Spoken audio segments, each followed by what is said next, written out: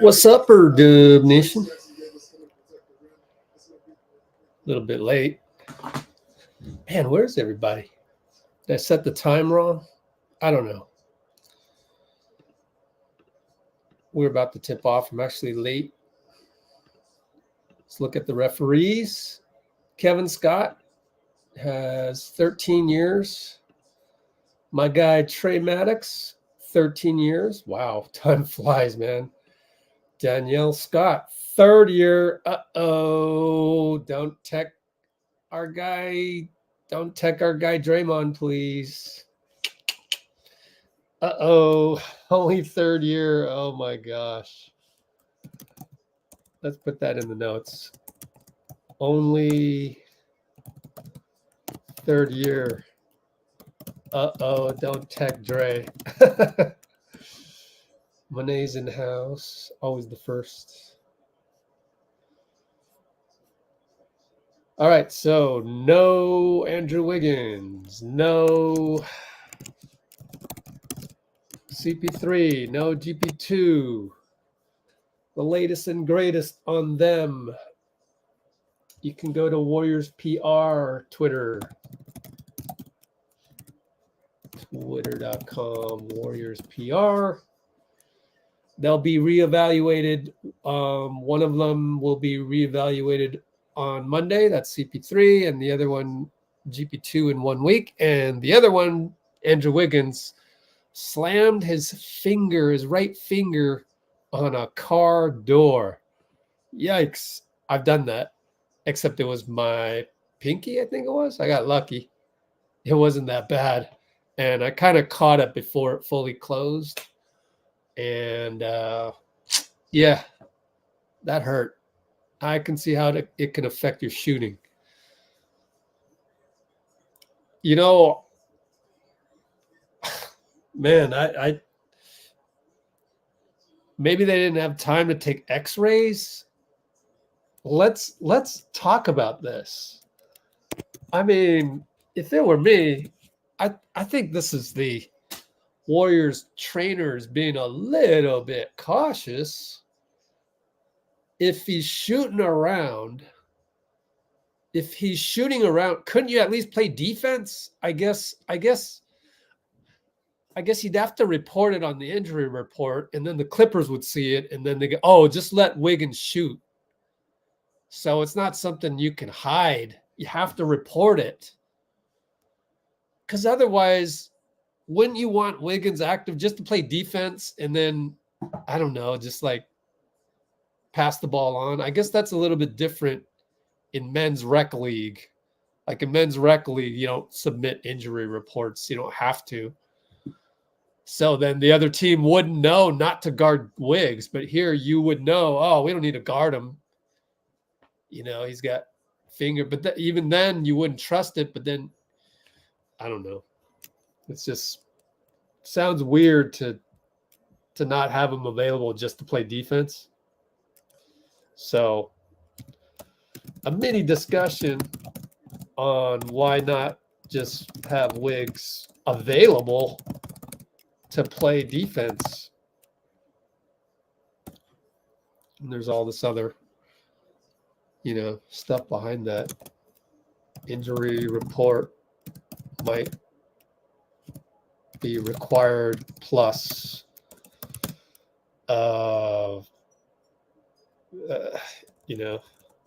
then Clippers would know not to guard him. I don't know. Question mark. What do you guys got for me? What's up, everybody? Arbel holding up the fort on Twitch. Man. Yeah, Clippers played last night. So hopefully they're a little bit tired, especially their old guys.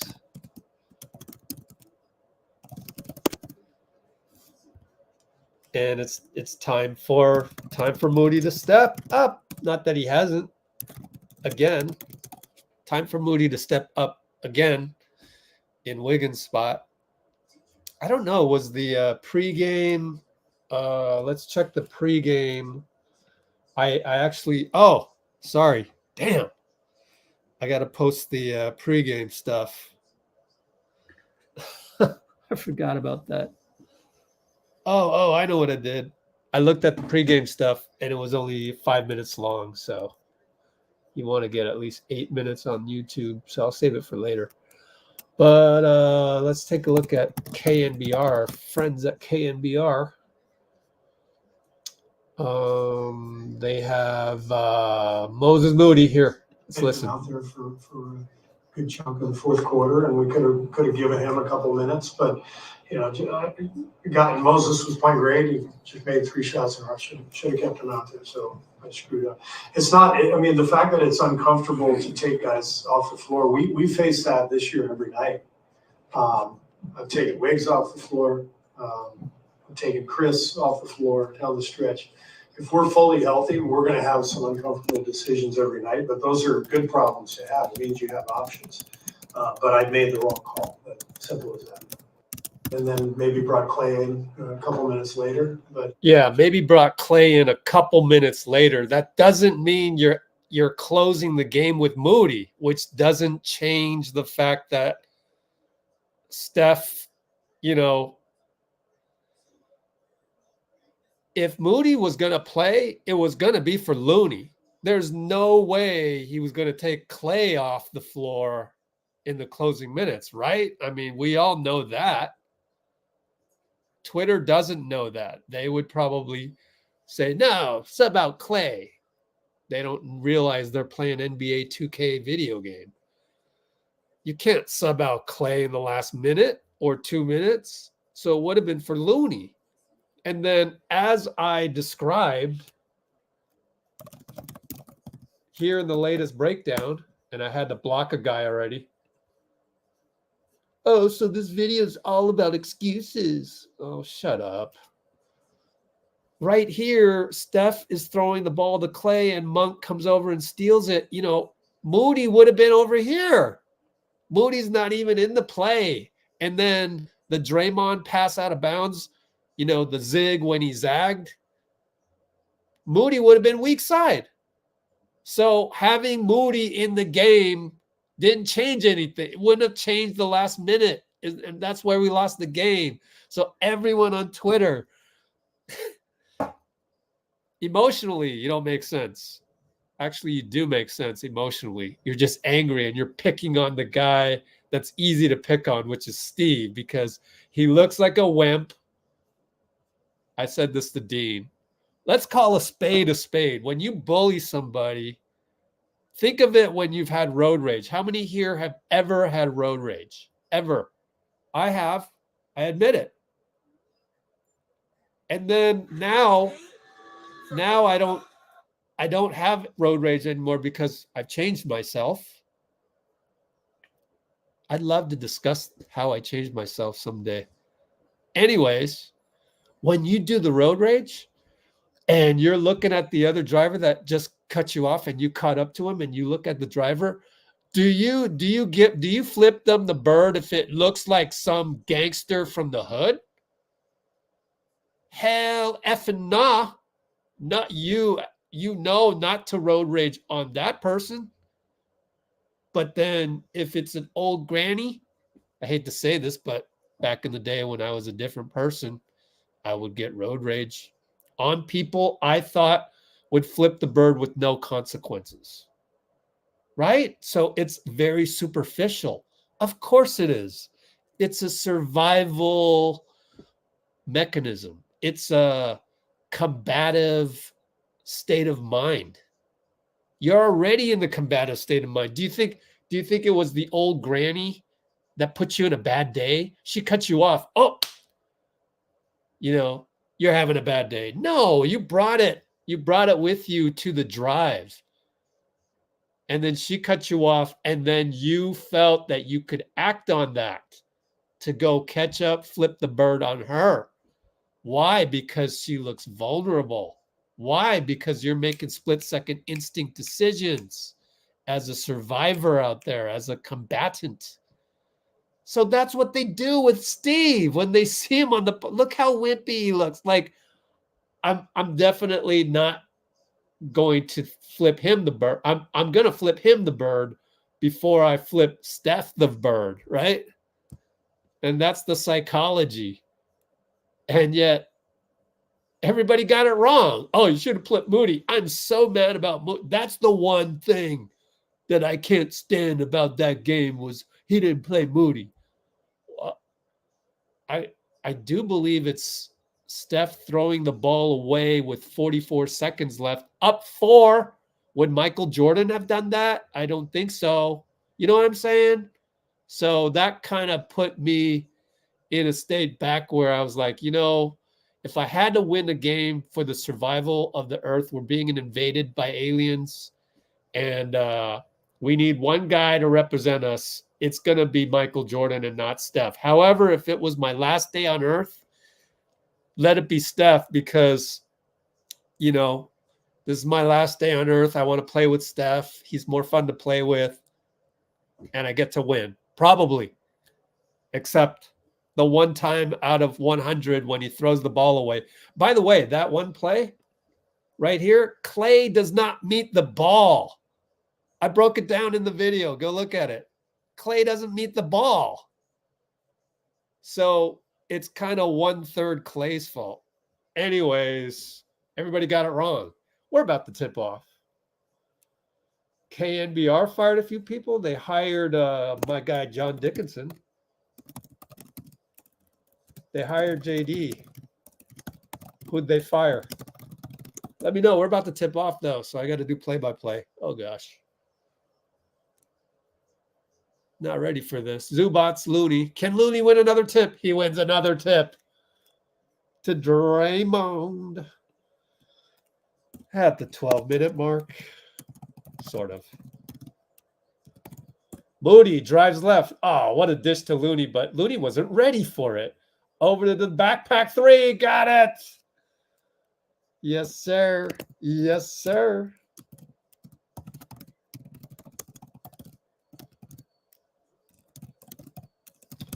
Up 3-0 as they proceed with their slow-footed offense because that's how big 3 teams operate. Zubac's in the lane. We have to give that one up, and that's the one we gave up. So you can see the game plan there, right? Zubac's middle. Oh, Klay for 2. No good. We have to let him have that. Kawhi in the paint. Dishes out to PG. Extra pass to Terrence Mann. No good, luckily. Steph was a little late to that, but, I'd love to watch the replay on that. Look at Moses' spin on Mann, but couldn't get a shot off. Back out, late shot clock. And Klay gets it knocked away from Harden.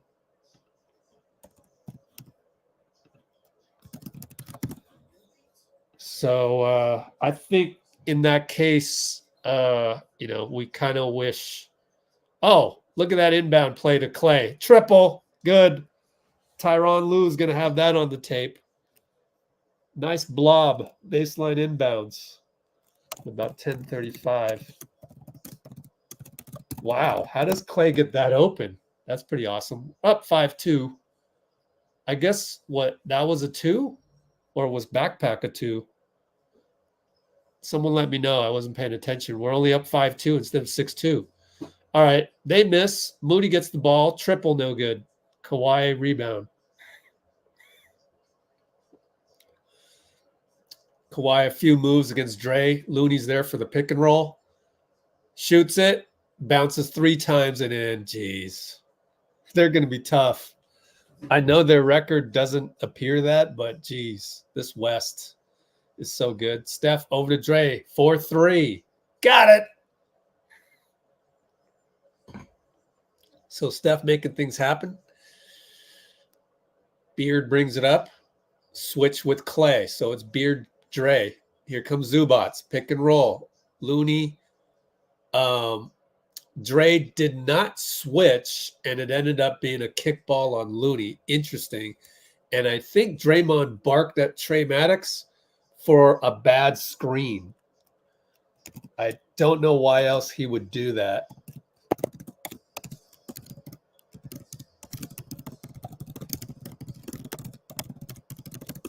All right, PG against Moses. Great defense by Moses. I'm impressed. But of course, that's not really, the same as point of attack downhill. Moody looks at his feet for a three. No good. Looney rebound. Over to Moody. Saves it, but loses it, and it's out on James. Thank goodness. So what was that? Oh, Mo, great D on PG. 8:54 to go, up 8-4. So wait a minute. Did they change it back to a three ball? No, I'm confused. Yeah, 2 threes in a row. Thank you. Wait, no. I don't know. I messed up. Klay's was a 2. So Klay's foot was on the line. My bad. I haven't looked at the comments yet. Looney gets the inbound. Draymond up top against PG. Curl by Steph, and Draymond threw the ball away. And that's your reps problem. But he defends PG on the break. Excellent defense. And we got an outlet to Mo, but it's 1-on-3. He'll still attack Mann. Looney cuts. Zubac swats him. That sucks. And then they find Zubac wide open. So I wonder what happened there. Let me look at the replay. Yeah, where's Looney at? Looney got back real slow. Strange. Looney shot misses. Yeah, I guess he had to shoot that one.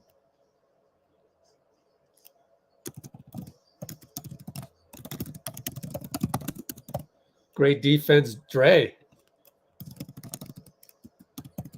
Great defense, Looney. But it gets kicked out to the beard for 3. No good. Steph rebound outlet, Klay. 1-on-2. 1-on-3. 2-on-4 now. It was against his buddy PG. And Klay gets a 3 ball. Nope. Sort of early offense. Back rimmed it. Still up. 8-6. Beard gets a pick. High pick. And somebody's late to that. Steph's late. Draymond's late. Wow, Draymond. Again, we didn't know who we were picking up. Strange. Klay attacks. PG gets blocked. No call, but put back. That was weird.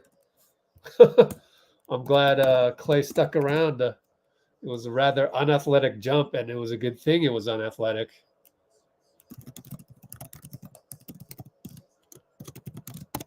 So now we got James again, working, step back. Against Steph, gets it. Steph got to be careful too. Almost was a landing spot. Now we're down 12-10 as the Clippers looking very talented. Draymond attacks PG, gets a foul. 6:43 to go. Mandatory timeout. Down 12-10. 6:43. Please speak English.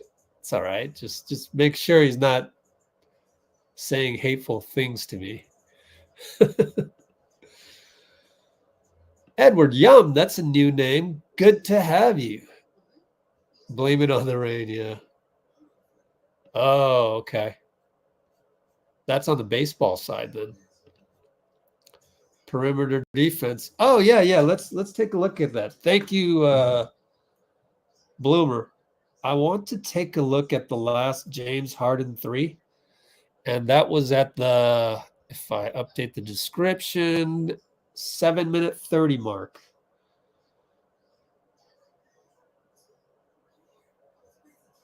Yeah. Oh, wait. Here it is. Okay. Oh, hold on. Go back 15 seconds. Okay. Let me get this.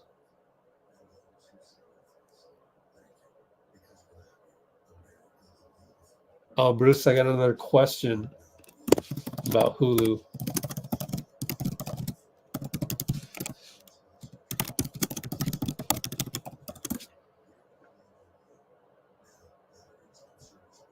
Very strange defense there. I don't know what, I didn't even really watch it as I was typing the message to Bruce.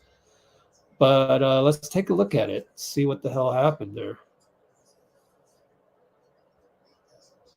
And then the first time when Zubac was wide open down the lane, I think it was just 5-on-4. Looney hadn't gotten back because, you know, Looney takes a while to get back on defense. But anyways, let's take a look at this. And let's see what the hell was going on here. Do that. Stop screen, start screen. What the hell happened here? Okay, so we miss. Here comes James. Draymond is trying to figure out who he has. Klay's going to get James. He says, I'll get PG. Looney has Zubac. Moody has Kawhi. Steph has Mann. Oh, so Klay, he leaves PG.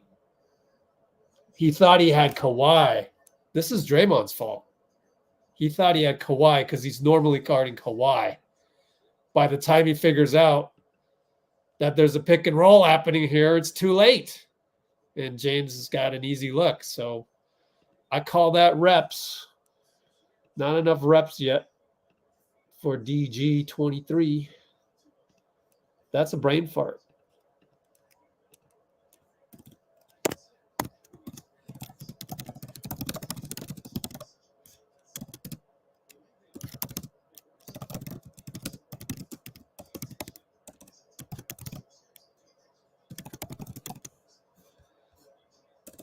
All right. Did he hit both? He hit both. 12, 12, 638, 637, 636.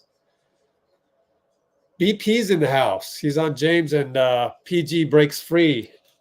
Man, that's a breakdown. So it got past Moody there. Not too happy with that play either. Easy curl versus Moody. Moody 3, no good.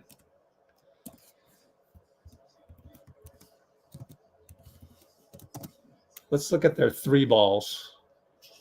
2 for 6. Usually the young teams like to shoot threes on us.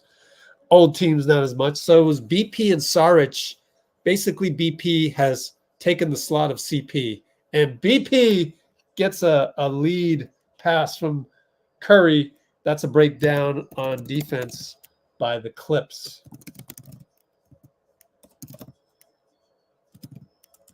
Zubac's pick and roll, slam down the lane. That's too easy. Wonder what happened.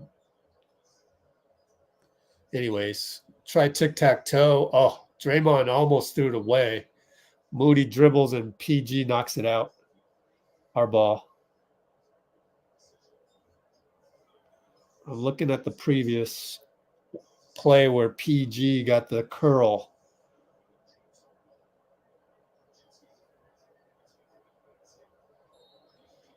I don't understand that one. Draymond could have helped out on that curl, but he didn't. So, whatever. They leave Draymond wide open. Misses the 3. Oh, we got Corey Joseph in there. Wow, we're pretty small right now. We're super small. Wow. So he came in for Klay. All right. Draymond attacks, misses it. Wow. I guess maybe he thought with Kojo and BP in the game, we got to be in zone, right? Triangle and 2. I think we're in a triangle and 2. Kawhi and PG. I mean, James. Heart of Kawhi takes it. Interesting.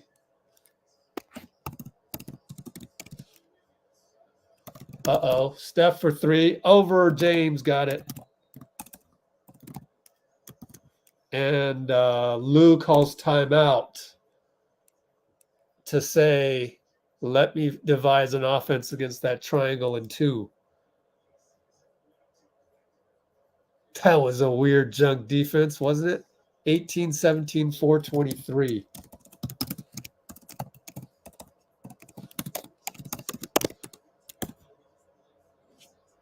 Well, also not just the Greg Popovich timeout, but also the yeah, it's a combination, I would say.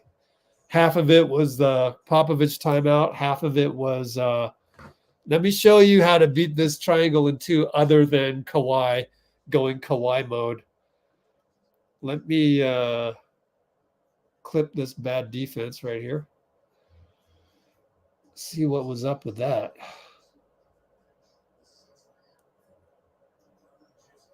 Okay. Well, that's the same thing. We were in triangle in two. PG. A 558. Oops. Yeah. Then he got the cut. Brandon got the cut. Wow. This is interesting defense. It's a long screen record on my part, but let me see.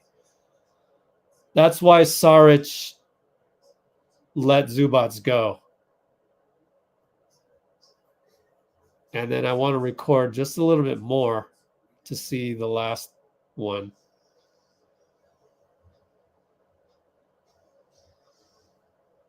Let's get past this.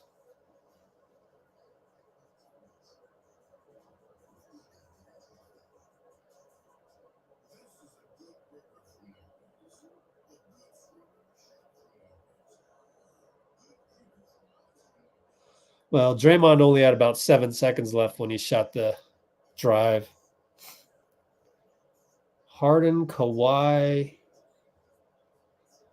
What the hell kind of defense is that?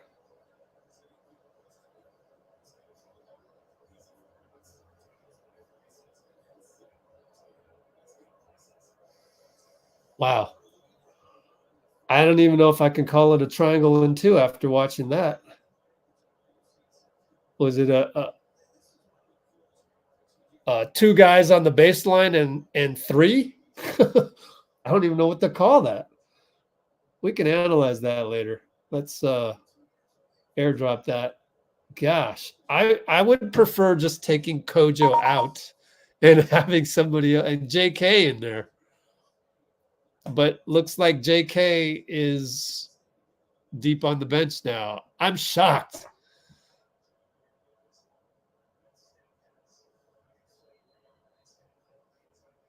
Hey, DP. Okay, let's see. What are we in now? We're back to Mann because they subbed out PG. Nope, Steph's still playing zone. All right, whatever. Anyways, JK's in there. He's guarding Kawhi. And there, it seems like a man, but not sure. Oh, I thought Kojo fouled Norman Powell, but they call a traveling on Powell. The hell kind of defense was that, man? Look at it one more time.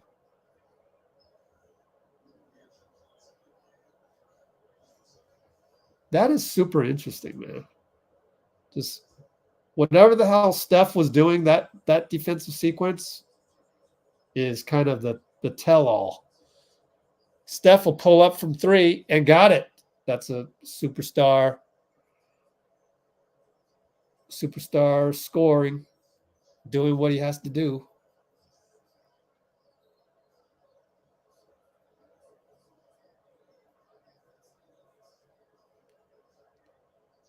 Oh, Steph is going off, and they're going to give him a T. But I'm glad. I'm glad. Glad he did that because I've been waiting for that, quite honestly. Haven't we all? I didn't get a chance to see just what transpired before that, but I'll catch up in a moment as they shoot the technical. Let me airdrop that.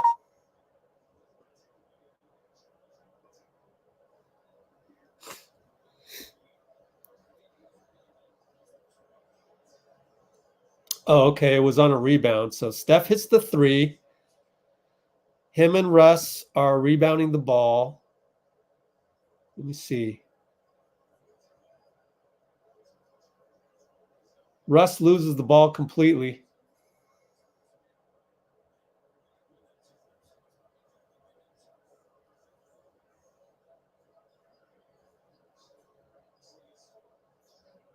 And I heard Kalena say they're not going to win that challenge. So,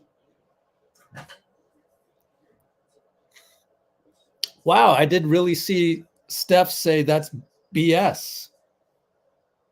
Spelled out entirely. I don't even know what happened, but now Steph loses the ball to Kawhi. Oh, boy. AAU turnovers.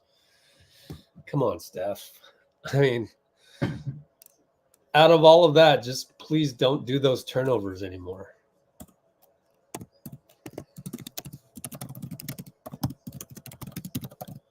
Kuminga against Tice. Over to Saric. Good job, Kuminga. I think this is one of the teams that Kuminga would play well against with kind of the new haircut with the braids.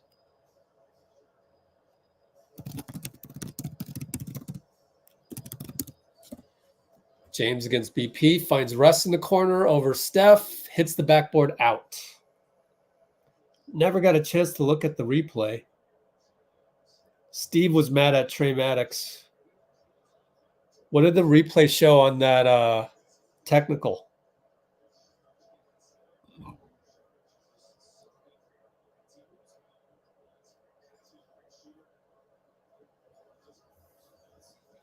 Damn, can't get it timed right.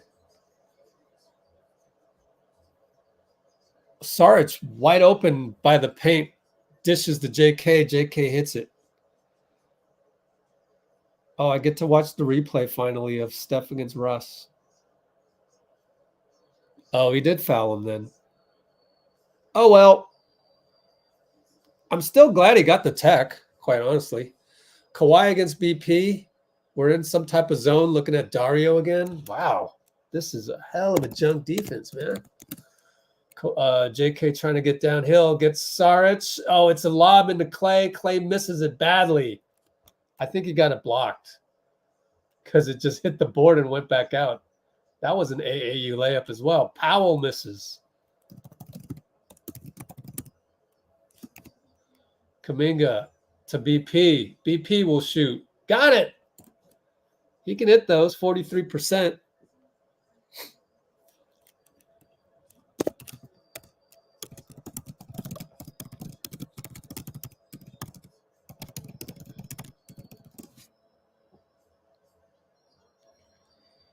I guess I'm going to have to show you guys the Jason Kidd interview at halftime. Kawhi over BP, no good. Oh, they're going to call a foul on BP, and he goes crazy. He wants a review. Was it a landing spot? Maybe it was landing spot. Kerr's going to challenge it, and he's emphatically challenging it. And he says, I'm tired of this, Tre, yelling at my guy, Tre Maddox. Now, Tre Maddox is my guy, right? He's my guy. Do I have him in my top 10 in the NBA? No, I don't. He's not even the lead official tonight, is he? Isn't somebody else the lead official? Why is this? Oh, gosh, why are we playing that? There we go. We got to get it back on that. Why do I have my referees way over here? I'm going to move this over. Kevin Scott, the guy who gave Steph the T, is the lead official. Anyways, challenge 28-22. Are we up? We're actually up. How the hell are we up? That's pretty good. Pretty cool to just look up and see that we're up. All right. Did I screenshot that and send it over yet? Looks like I did. Not the foul or the challenge of the foul, but man, let's try and make heads or tails out of this junk defense. They're still reviewing it, so I do have some time. Oh, they're going to announce it right now. Unsuccessful? Was it landing spot? Oh, his elbow got him.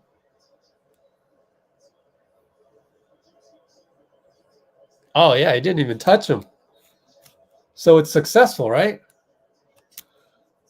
I should add the volume up. Anyway, go through this. Look at this defense. Yay, we won the challenge. So Kuminga's going to jump it. We'll come back to this. Look at the junk defense at halftime. And they win the tip.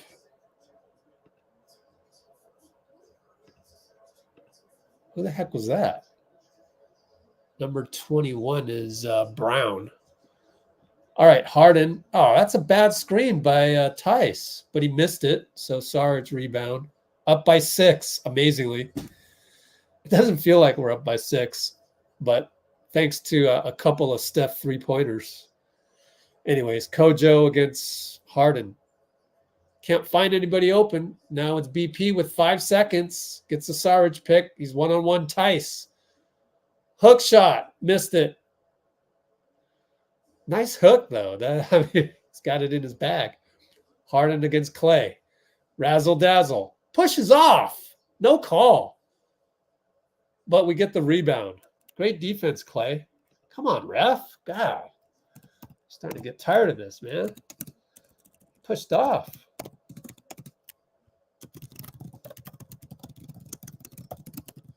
And Dario, late shot clock, 6. Just go on him against Russ. Finds Klay, hesitates, and gets the foul on the hesitation. Foul on Kobe Brown. Wow. I don't know this guy. Draft. Ooh, number 30 pick. Okay. Rookie. Rookie in the house. Glad we finagled the foul.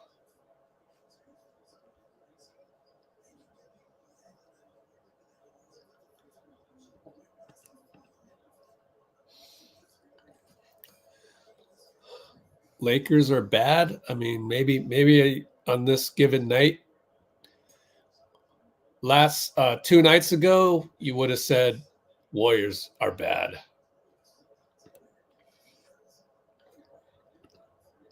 Thanks, Steve, by the way.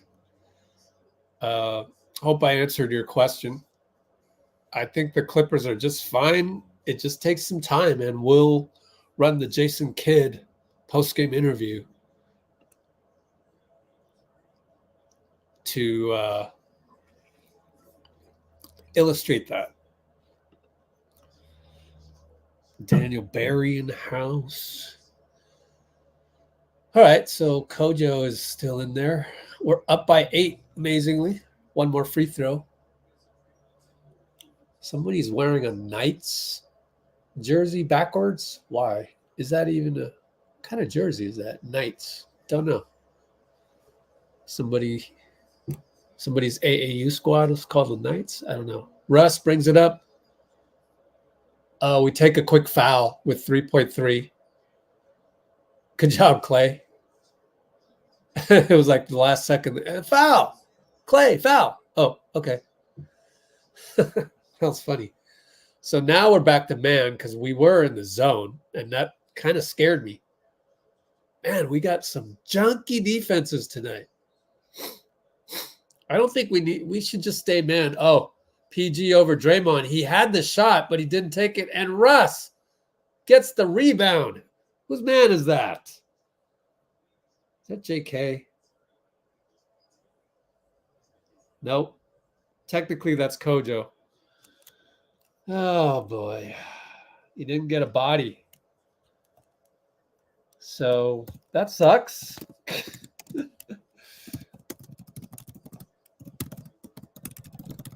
I hope that doesn't come back to haunt us. Vegas Golden Knights. I know, huh? We're up by a touchdown, believe it or not. How the hell did we do that? Harden and Westbrook at the same time, right? Crazy. Okay, so let's take a look at our junk defenses, which, knock on wood, are working. Oops, I closed out of it. It's so interesting, man. Where's my screen? There it is. All right, let's forward this a little bit. So BP scores, okay, remember? BP scores. Bring it down and look. I believe these two guys are in a zone. And then these, I think it's a triangle Kawhi James and a triangle and Kawhi James. In other words, BP's man-to-man, Dre's man-to-man, everybody else triangle. Why? Because look at Saric. Saric just drops back, and it's not the standard. It's not the standard pick and roll defense. You're not getting any help. This guy's stuck here. He's stuck there, and Zubac's easy dunk. Let's forward again. What, Steph hit a 3 here, I believe? No, it was Moody out of bounds. Then can't just literally show the video, right? You know that. Dario over to Draymond back. Oh no, late shot clock with 6 seconds left. He attacks, he misses. Remember that? So now let's look at the next defense.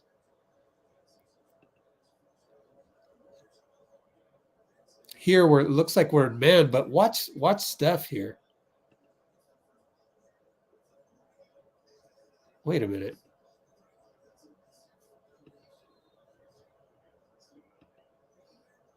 BP over there. I can't figure it out. Maybe that's just man. But then the one after that, I'll show you later. Kuminga blocks Russ on the way back, starting the second. Good block, young fella. And then he draws a foul the other end. Yay, we got good Kuminga tonight. That's good physical defense by Klay. That's the type of point of attack you want. Moody doesn't really have the lower center of gravity for that. JK misses a free throw. Man, him and Wiggs are like the exact same player, it feels like. Don't you think? That's why I probably would have started JK if Moody hadn't played so well, but he played so well that he deserves the start.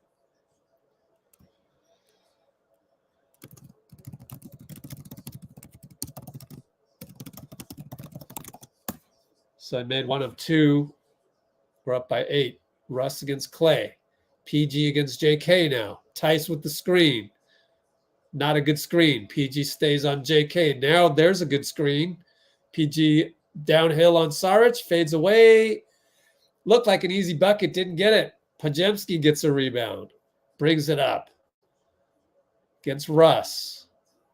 Looking for Klay, but Powell's holding him. So Saric pops out, hits a 3. Excellent, excellent read by Saric, right? That's what we love about him.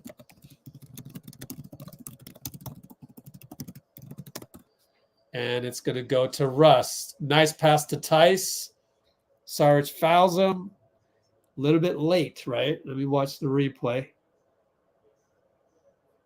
Well, I mean, we don't expect Saric to suddenly turn into a speedster to recover on Tice. It is what it is.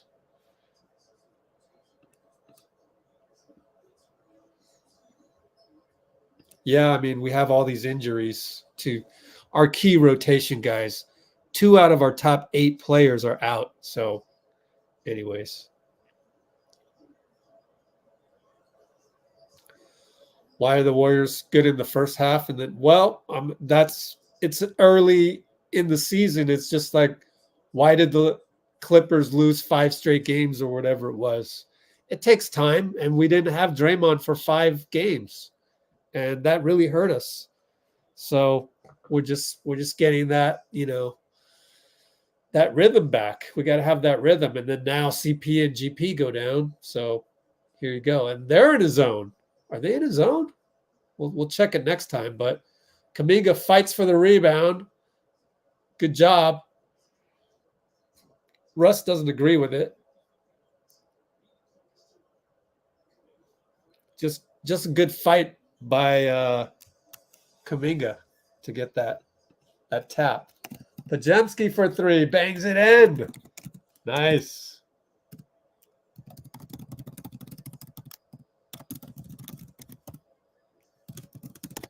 All right. And it's a dump off to Tice. He misses from the free throw line. And we got Saric up top. Over to Klay, and Brown tramples Kojo on the screen.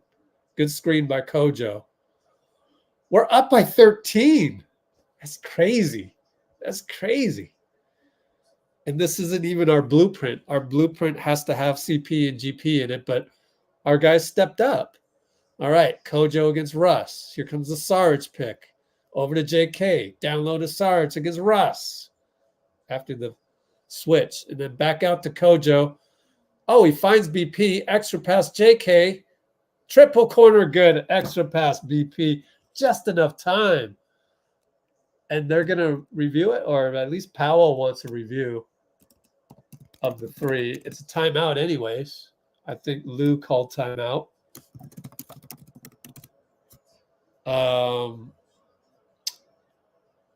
Let's see if he got it off.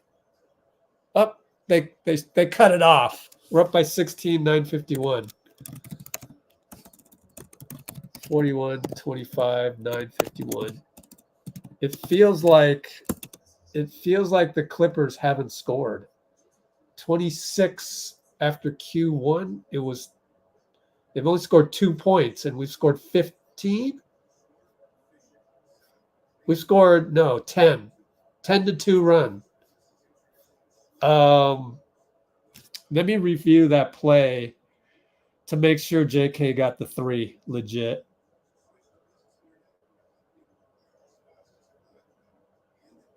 We watch the shot clock. We watch the backboard. Uh-oh. I don't know about that.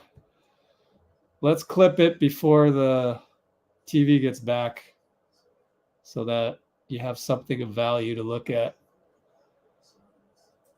I don't know if we got that off.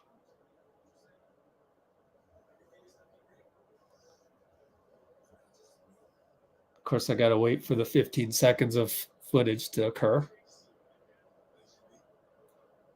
I don't know, guys. Let's send that over. Airdrop. Boop.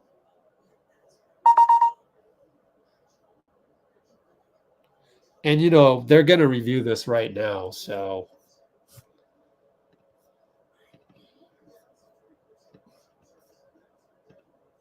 Here we go. Stop screen, start screen. All right, 0.6. Let me turn off the volume. 0.1, it's still in his hands, right? Let me see if I can hit this real quick. Ooh, I don't know, guys. You see that? I don't know. That's the best I can do, guys. But that was fun. That was fun to look at. And we'll look at more of the junk defenses at halftime. I'm more excited for that. Pretty good, yeah? Did pretty good right there. Analyzing if JK got the three off in time. Did it count or what? They're taking the ball out from the corner, from the baseline, so I believe it counts.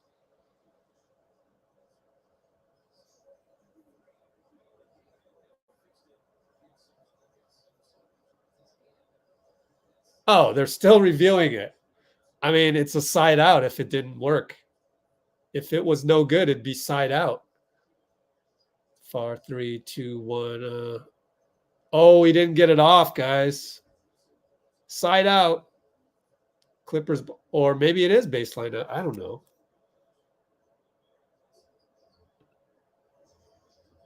Yeah, they took it out. Why is it baseline? I thought it was side out. Okay, maybe for TV, you still take it out of the baseline. Russ downhill to Tice, no good. Kojo in there in the scrum, but Russ dribbles it back out to Klay. One-on-one Klay. He backs up. Look at the way he backs up. Good job. But Russ still scores. You got to guard him on the right hand, in my opinion. Just give up the left. Let him hit a lefty first, and then guard the right. JK gets a 3 via Dario. Way to find him, Dario. That's elite finding.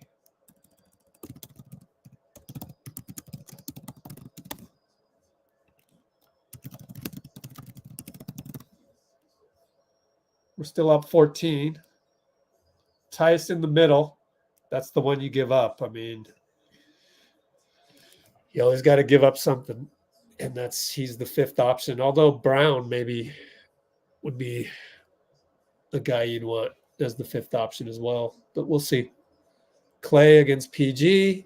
Good fake. Missed it. But JK's there. Good putback, JK.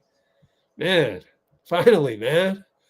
JK comes alive and rebounds. Exactly what we need with Wiggs out, because he was non-existent against the Kings. PG. Good switch by Dario, which leaves Russ open for 3, and he misses it. JK, another rebound. He has 5 rebounds. Dario, catch and shoot. Got it. Yeah. I can't believe what I'm watching. We're up by 17. Just the execution. What's our shooting percentage? 50%, 62.5 on threes. BP makes a brain fart.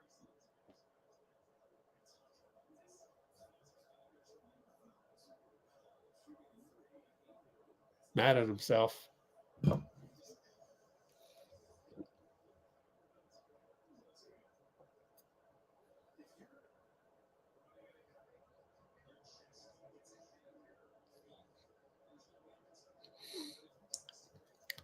You know, that's also technique, not to close out. I mean, we should just run drills with Draymond on how to do closeouts, right? And I'm sure they do, but that's what I wonder. Maybe I'll ask Dustin Van Loo.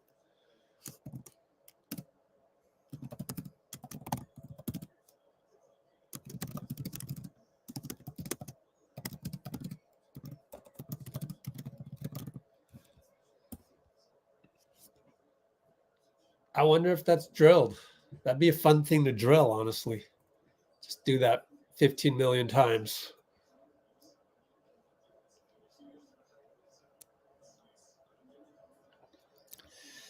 Hey, Bruce, thanks for catching Brandon Katz. Isn't that funny? The dude made yet another user ID to come on here. Dude, get a hobby. Brandon, if you're watching this, bro, what are you doing? Anyways, Looney. Oh, almost had the and one. Good attack by Steph to get them off on their heels. Basically, a double pick and roll. Oh, that one is a nice one. I should clip that for you guys.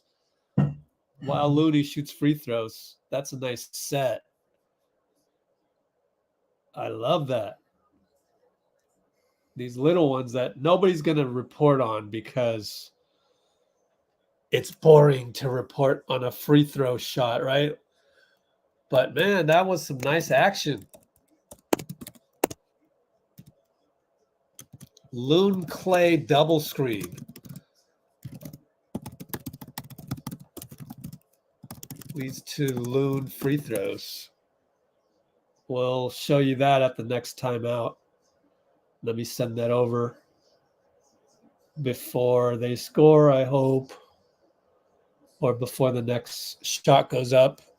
And Well, Powell scores. I was right. How did that one break down? Pods couldn't get around the screen. These little things. BP attacks. Gets a layup. He got him back. He got Powell back. He's just so tough-minded. That's the thing you can't teach. Excuse me.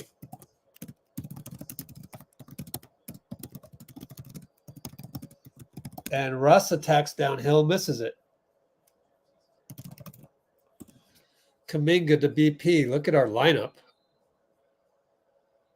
Russ fouls Looney and got hit in the head. Hey, good call by Danielle Scott.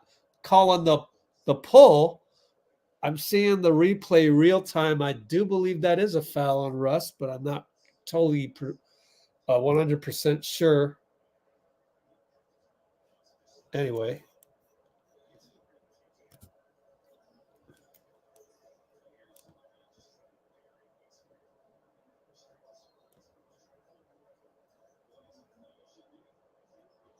Good to have you, Deck. Anyways, BP up top against Kawhi. Steph and Looney on the opposite side, and thankfully, Kevin Scott calls a foul. And it's a bonus time. So why don't we look at the last set, guys, while they're doing these free throws? Let's watch the last set because, man, I like this stuff. I like it. Look at this. Okay, we come up here, right? We're going to do a pick and roll with Looney. Oh, but let's throw in a little interference. Let's have Klay join the party and just mess it up for you guys. So Klay joins the party, messes it up. Now this guy's got to go through all these bodies. Steph easily gets in there. Now it's 2-on-1. Now you got the roll by Looney. Love that set. Love it. And that's what you can do with Klay. So when you say trade Klay, do you want to trade away that? You can't trade that away. You got to roll with it, ride or die.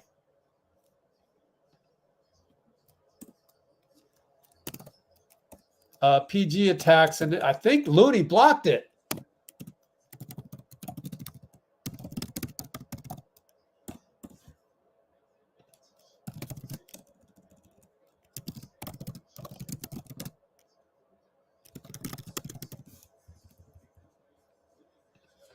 Steph will pull up for three. Back rimmed it.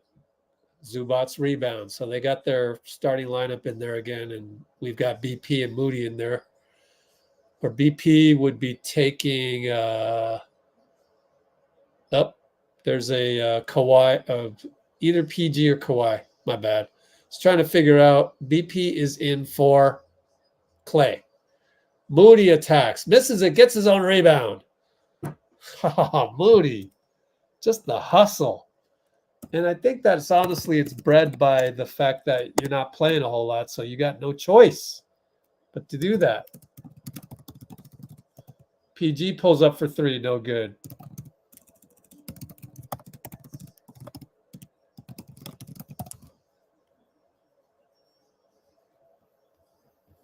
Oh, I got to fix those. Steph for three, misses it. Moody, nice tap. Looney saves it.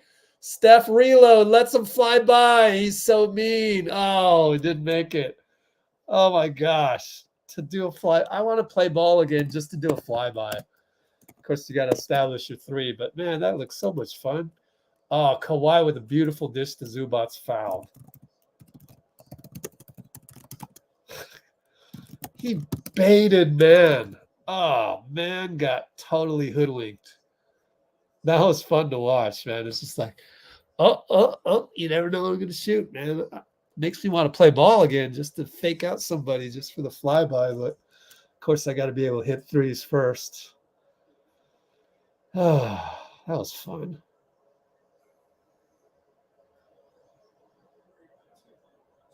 Forget what I was going to say.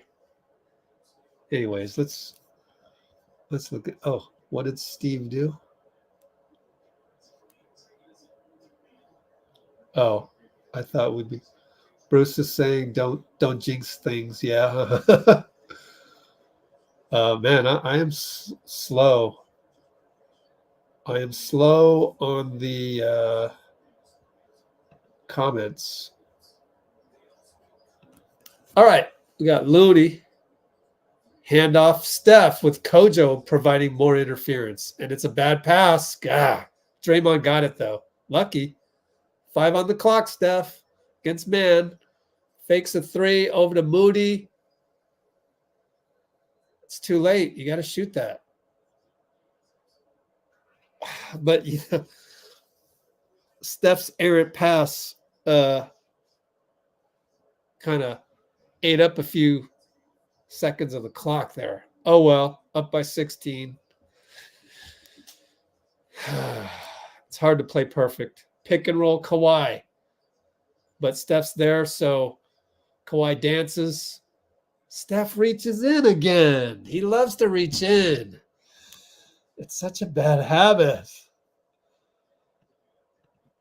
Was he shooting? No, he passed the ball at least. God, Steph.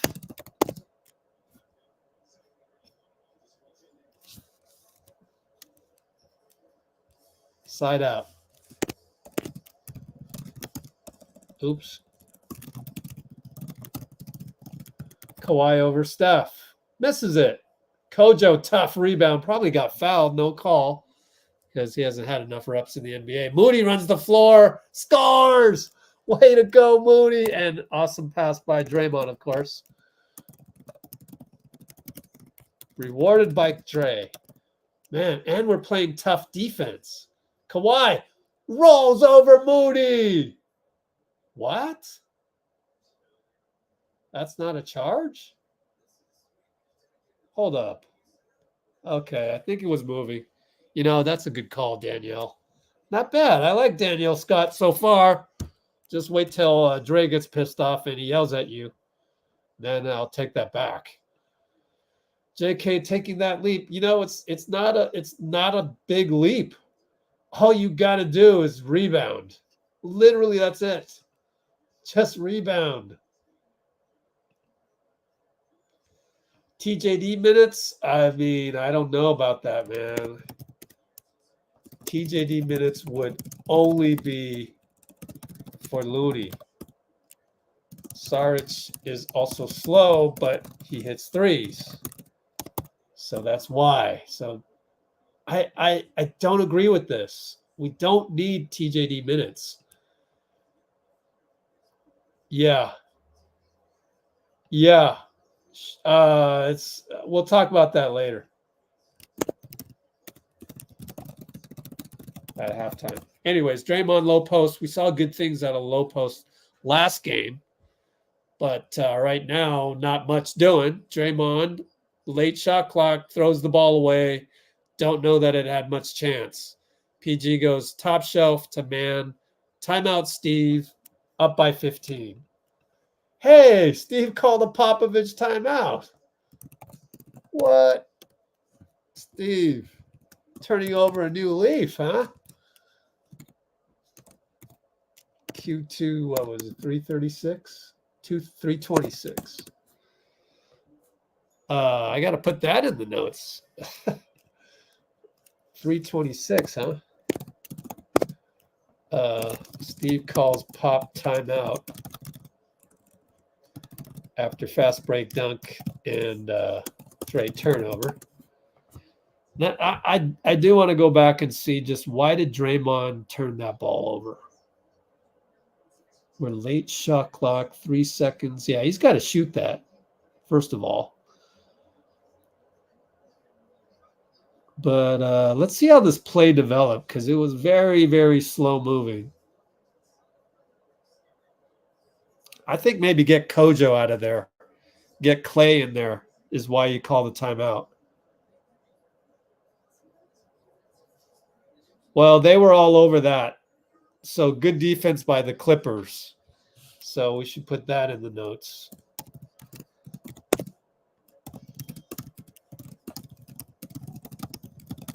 They didn't fall for the Kojo bunch screen.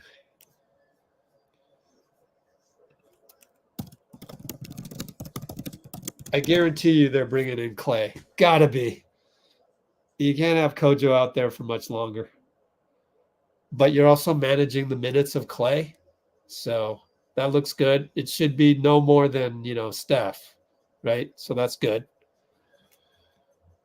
We'll talk about Kerr. If I forget, that will remind me in the comments. I said it in the video here. I just think Steve felt guilty about not playing a guy that played awesome. I think that's it.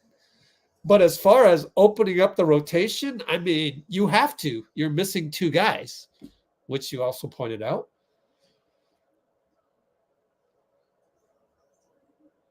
Klay needs to earn his minutes. No, you guys got it all wrong.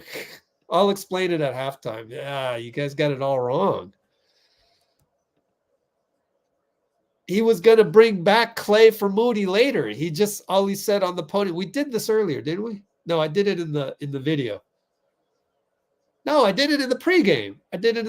Today. Go look in the beginning. I played it. He would have brought Klay back in for Moody with 2 minutes to go or so. Just a couple minutes is what he said.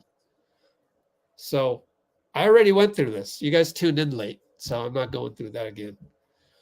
We'll run a wheel play over there. Weak side, swing to Klay. Oh, missed it. But Moody gets a rebound thanks to Draymond's tap. Reloads the Klay, misses again. Come on, Thompson. Kawhi pulls up, hits the three. You knew he was going to do that. He's like, got at least 2 or 3 of those every game. Like, just lull you to sleep, and then laser that ball in there. Steph over to Dray, pick and roll. Up top to Moody, good. Tic-tac-toe. Pretty standard Dray, Steph, pick and roll. Usually that's Wiggins, right? So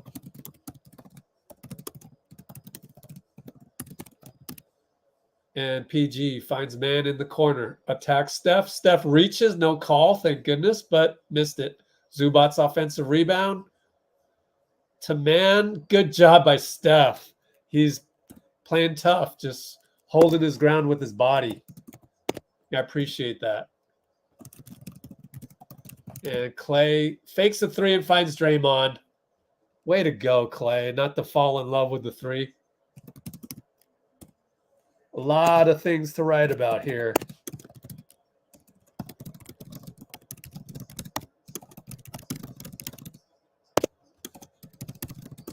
PG against his buddy, Klay. Over to Zubac. Good pass, good finish. They're going to get those. I mean, this is good game planning. Like what our coaching staff did here. They deserve some credit.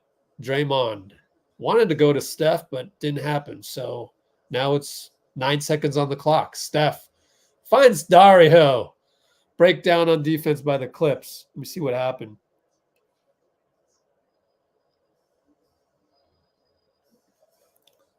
Kawhi, it was gravity by Kawhi onto Steph.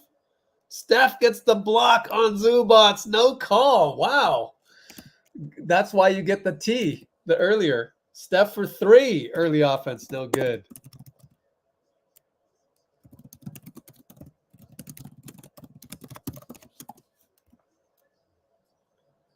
And Zubac scores in the paint.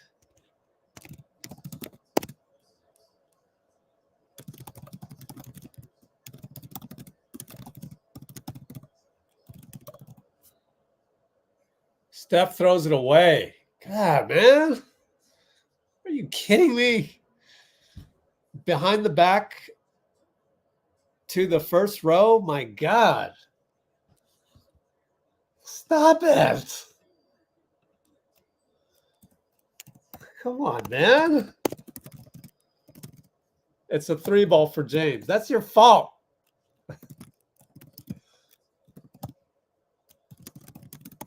You just cost us 3 points, man. Nobody on the internet is ever going to blame Steph. And I get it. It's all part of the package. But for us to get to the next level, you got to cut that out. I have put the limit at 3 turnovers per game. Draymond late shot clock, no good. Uh-oh, here comes Harden. Step back, Klay, missed it. Mann rebound, missed it. Thank God. I'm telling you, Steph, you have 2 turnovers. You got 1 more. The moment you get 4, we should check the record to see what our record is when he has 4 or more turnovers. It's probably really bad. And then we'll check if it's 5. Oops. GSW 6150 halftime, I should say.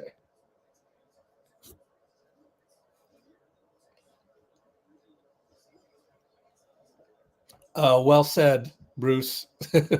Sorry for the tough love there, but you know. BP, yeah, for sure. It's the mentality number 1 for BP. I mean, he doesn't have an athletic body by any means. Okay, maybe he has good, body mass index for his height, but it's all just toughness.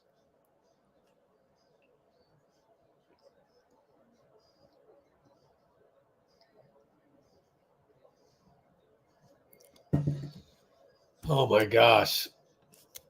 Really? Here's my problem. Was Draymond playing? Was the blueprint there yet? Blueprint meaning, CP and GP2 also in there. There's not enough sample size. Granted, Trace has played well when we put him in there. That's what you want. He's played above expectations, but we've put him in there because we had to. It wasn't like, you know what I mean? Like, we have a system. Like, where have you been the last couple years?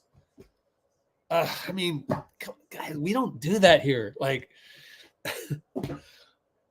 this is not a video game. This is not a video game. This is real life. This is actual chemistry that is unquantifiable in a video game. And Trace Jackson Davis is not going to leapfrog Looney or Dario. And then you forget Draymond is the 5 and we close small. It makes no sense to want to see Trace more right now. Come on, guys. Come on. Sorry to give you the tough love. I appreciate that you haven't thrown Steve under the bus while making that assertion. So I applaud you for that, but it is the wrong analysis. And me and Bruce are going to call people out for that. Why? Because on Twitter, it doesn't happen. Everybody on Twitter thinks it's a video game. And if it were a video game, if Trace Jackson Davis's algorithm, like if the video game was set up where he plays well, then his rating goes up. The thing is on NBA 2K, he would never play that well, in that many games in a row. And that's also not real life. Brandon Pajemski is breaking the video game habit, right? Brandon Pajemski is not compatible with NBA 2K.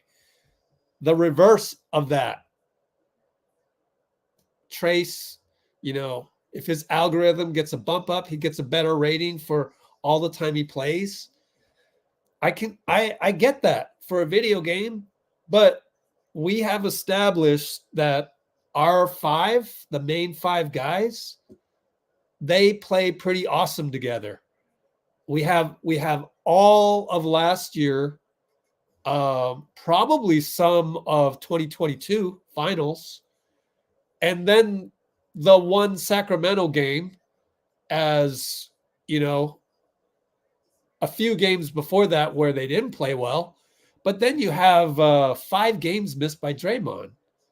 And so, of course, Trace got to play more because there was a front court guy missing. So you had to promote Trace, and he played well. That doesn't mean that you totally ditch your blueprint and suddenly force Trace into it. Now, Brandon is kind of different because backing up CP3, that spot is still kind of in flux, right? I mean, Kojo's great in terms of veteranship, in terms of doing what you got to do to win a game. Like, he's not very athletic either. He's like, like Kyle Lowry is like the ceiling of Kojo. Like, Kyle Lowry is as good as you can get without having much physicality, jumping ability, height, whatever. So Kojo is like a very poor man's Kyle Lowry. And like that spot can be overtaken by another playmaker like Podziemski. There's enough rotation among the other three positions versus the other two, which are the front court players. And it's really 1.5 because late in the game, we're probably going to go Draymond Looney or no Looney, only Draymond, right?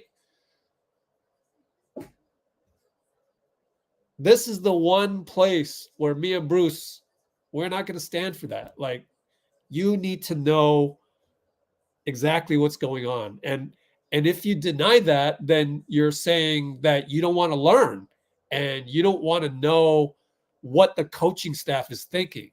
Because ultimately, that's what we're relaying, is what the coaching staff is thinking. It isn't like Bruce and I sat down in a room and got a spreadsheet and did our rotation and concluded that Trace wouldn't be in the rotation. No, we're just embodying what the Warriors are because that's what we do at Let's Go Warriors. We root for the team, we support the team, and we learn what the team does so that we can embody that so that you can feel like you're more the 19th man on the squad than anywhere else on the internet. And that's why I spent, 10 years posting behind the scenes videos. The whole goal, the whole time, throughout the 12 plus years or whatever that I've done this, was to make you feel like you're the 19th man on the squad. That's why I go and film. I used to film, Damian Lee pregame workout. Why would I do that? I want you to feel like you're part of the team. That's why. And that has transcended to this point. We're still doing that. And for us to say, nah, Trace should play more, or nah, the biggest problem Tuesday night was that Moody didn't play in the fourth quarter or after he got subbed out. Like, bro, no, that's for Twitter. What we're doing here is we're embodying what the Warriors are doing. And in fact, I didn't think taking out Moody was all that egregious. I get it. I understand at the time, in the moment, because I've been there. I've been a coach, amateur teams, fly to New York, fly to Vegas, fly to Houston. We played everywhere. Amateur Asian American tournaments. I'm the coach, and I got to make the substitutions. I got to do that. I got to take out guys. I've had my fair share of guys hanging their head, giving me evil looks, my own teammates. I know what that is like as a coach. And so I understand that you're just trying to win the game. So mathematically, you're processing that Wiggs should come in for Moody to guard Fox for 5 minutes. Okay, I get that. But also, those 5 played extraordinarily well in the first quarter of the same game. So I'm thinking I'm probably going to close with those same 5, right? So I don't think Moody would have closed the game regardless. But I will give you that if there was one guy to take out, it would have been Looney, not Klay. Like, it was misreported, I think, by Monty Poole, was like, oh, he would have would have Klay in there. I mean, he didn't clarify it, but we saw, you got to rewind this, go all the way back in the beginning. I put Steve Kerr pregame was saying that he should have left Moody in there for a couple minutes, just a couple minutes. He wasn't going to close with Moody for Klay. Are you crazy? Like, you know, first of all, Klay can sometimes be a dick, right? Like he's going to complain about that in the locker room. We know that. We know the culture.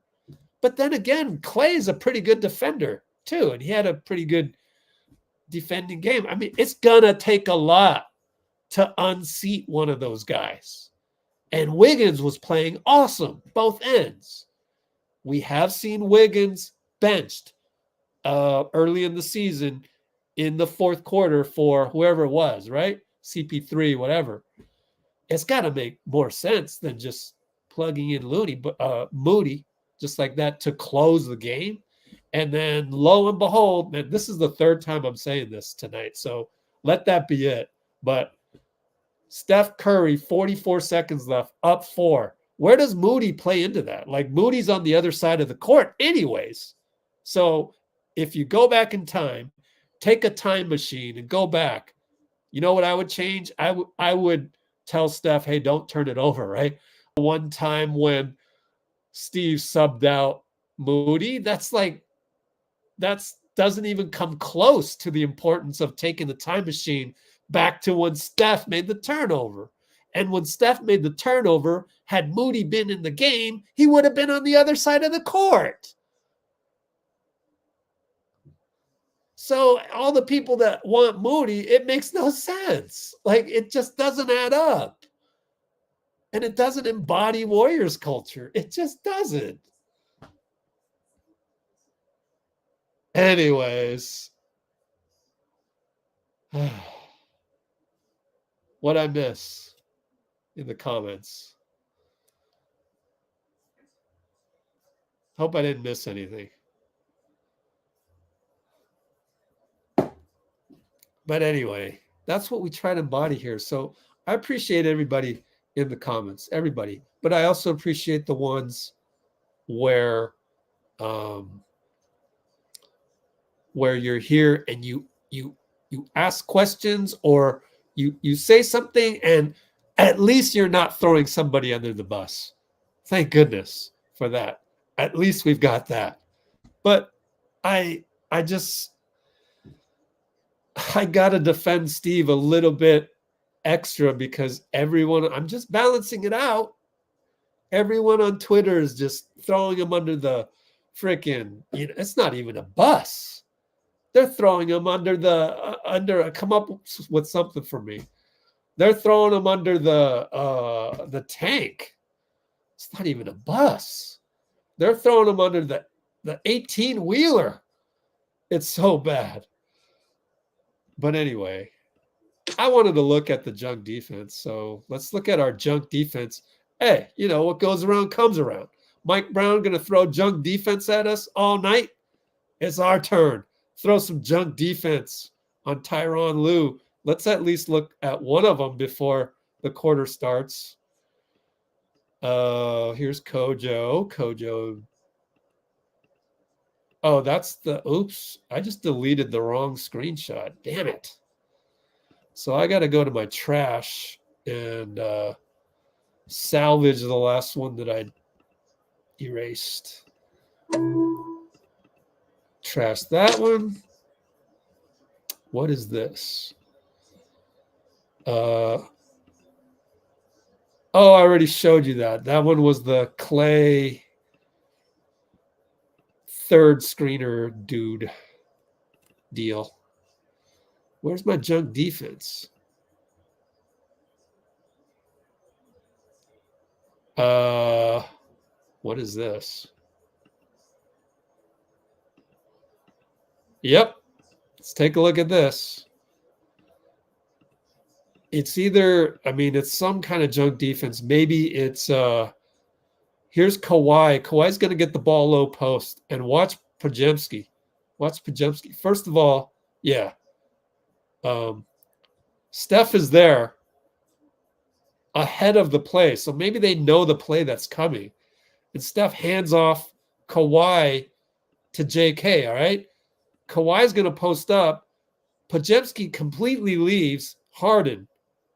So, like, I feel like it's some kind of a zone, right? You see these two guys?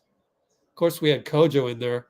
Again, to me, crazy. Who would have thought to have 3 guards in there that aren't 6'3"? So Podziemski doubles Kawhi, goes over to Powell. Powell attacks, goes back up to Harden. And then that's where Kojo fouls Powell. Anyways, we're back to action. Oh, well, never got to the comments. Hope I didn't piss too many people off. And then you know what's going to happen? Steve's going to play Trace. Watch. Kawhi, double baseline. Fadeaway, no good. Good double. Steph, maybe go because it's 5-on-4, but he doesn't realize it. Still got 5-on-4. But now we're late in the play. What the hell was Steph doing? That was weird. And then Klay throws it to Mann. What the hell? Layup. Oh, my God. They do that again, you got to call timeout. Come on, guys. After a good double, and then you don't run the ball up.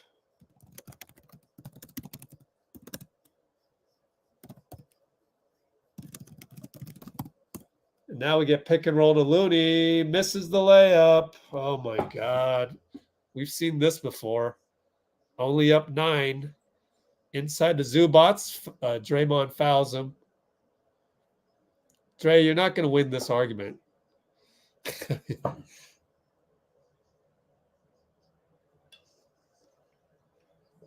Zubats with the, is he Serbian? Serbian special. I mean, they all know what to do in that instance. You're never going to win that.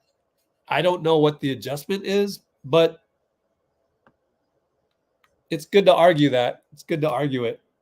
Just keep arguing about it and let them know you got to watch that. You know, that's questionable. I hate the fact that Zubats is smiling right there.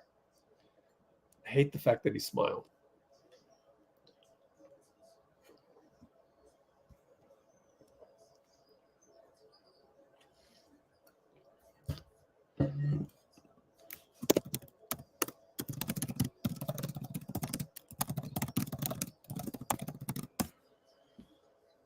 Steph gets the reload, probably fouled by Zubats, made it anyways.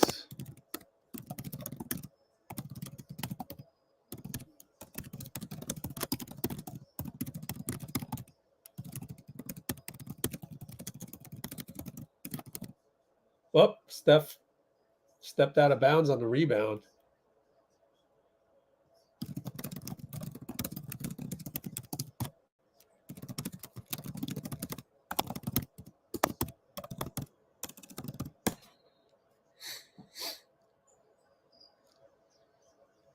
That's why I came down hard on the whole trace theory. Because everywhere if I see something that everyone's talking about and nobody's talking about the other thing, then I'm going to talk about the other thing more to balance it out. Of course, most of you probably don't deserve that, but I know, I got to assume Ian comes on here after seeing other stuff on Twitter that says we need to play trace more. And then you go, oh, yeah, we do. Yeah. Oh, yeah. And it's like, let me balance that out. So then I go hard on you. That's just the way it goes. You go tell people on Twitter to shut the hell up, then I'll tone it down a little bit. But if they're talking nonsense, then I'm going to come, just same thing. I'm going to come back hard on that. And I'm gonna give you guys the reinforcement that you can think the right way. When you see some BS on Twitter, then you can come back and go, oh yeah, actually, Rich gave me inspiration that I feel confident in saying that it's just as much Steph's fault as everybody else's on Tuesday night. All right, Looney inside attack against Zubac, loses that battle. Oh boy. Part of it all is Looney's got to make layups. I know scoring against Zubac is hard. So now Kawhi scores, by the way. Draymond pushes it up, and it's only a 6-point game. Klay against PG, he had Looney, and then he throws it away, fouls him, and he knows what he did. And if I were Steve, I would shorten the rotation now, meaning when you were going to make changes earlier in the game, do it now. So I don't always agree with Steve.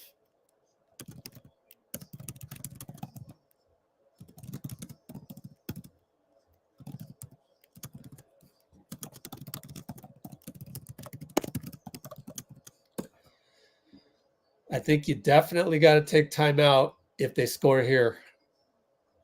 Kawhi against Draymond. Draymond doing what he can. Oh, Mann didn't shoot the ball, even though he had Steph not looking. They definitely go to Kawhi, which is not the right thing for the Clippers. Mann should have shot that. Would have got a timeout. Instead, Klay misses a corner three. We missed one more. I mean, timeout, man. It's time to go second rotation. But then again, they got to deal with all three of these guys. Harden misses a three, and Moody left Mann on the baseline. Oh, boy. So and there was an egregious non-box out. Should I clip that for you guys, or will I break the internet by saying Moody did something wrong? I'm just having fun with it, guys. I'm having fun laughing at all these platitudes on Twitter. We must play Moody more. He is flawless. Let me show you he's not flawless. The film don't lie.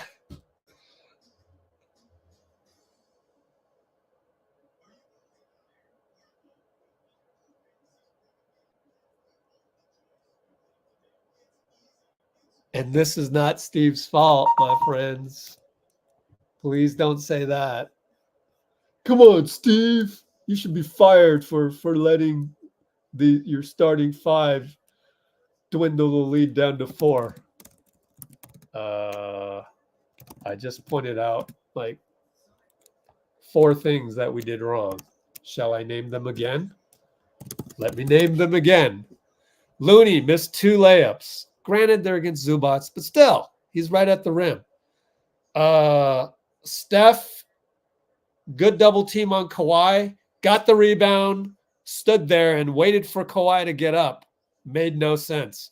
Led to Klay throwing the ball to Terrence Mann. Layup. AAU stuff. It's everybody.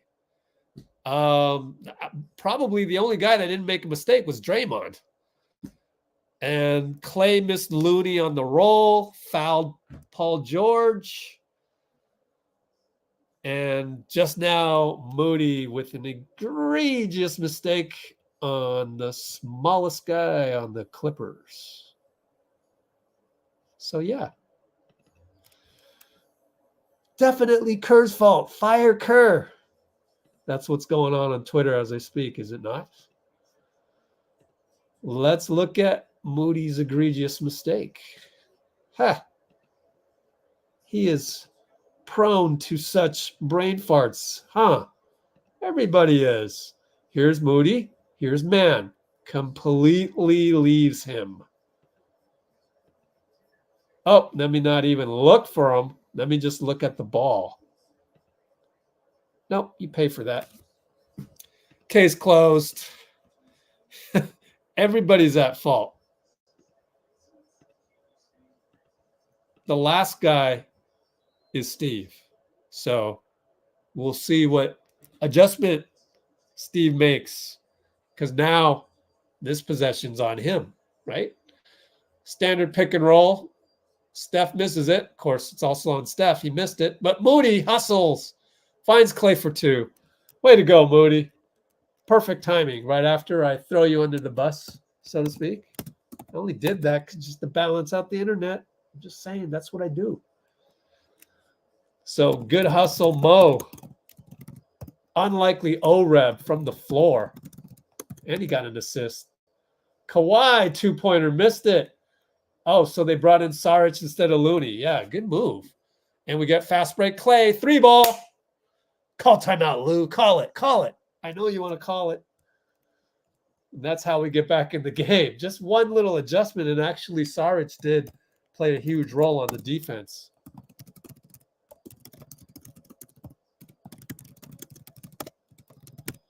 All right, now Saric switches. Zubac's in the middle. Steph, look at Steph. Look at him. He's playing great defense. His positional defense leads to a steal. He deserves that steal so much. And he gets by Harden. Look at Steph. That's the Steph.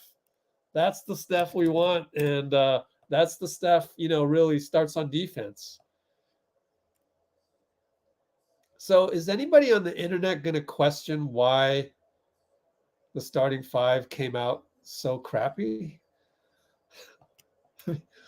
Is it going to be Steve's fault again? So anyway, Steph, great positional defense. Leads to 94-foot layup. Actually, great positional defense and steal. So, yay. We stopped turning the ball over, but it started with the defense.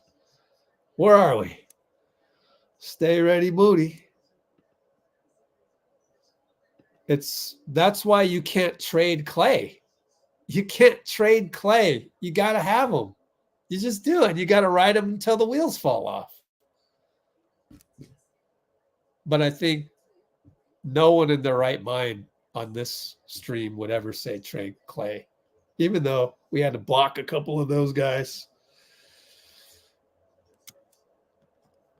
But I think it's time to let's see. What should I do? Oh man, there's Marjorie again. Good Lord. I'm tired of it. I'm blocking Marjorie. Nice profile pic. I'm sure a lot of, guys would say the same, but I'm tired of it. She just keeps commenting everywhere, all this negativity. Stop it. Like, oh my God. Bye-bye. It's nice knowing you. Oh gosh. Good profile pic, but terrible attitude. Good Lord. It's probably a fake one.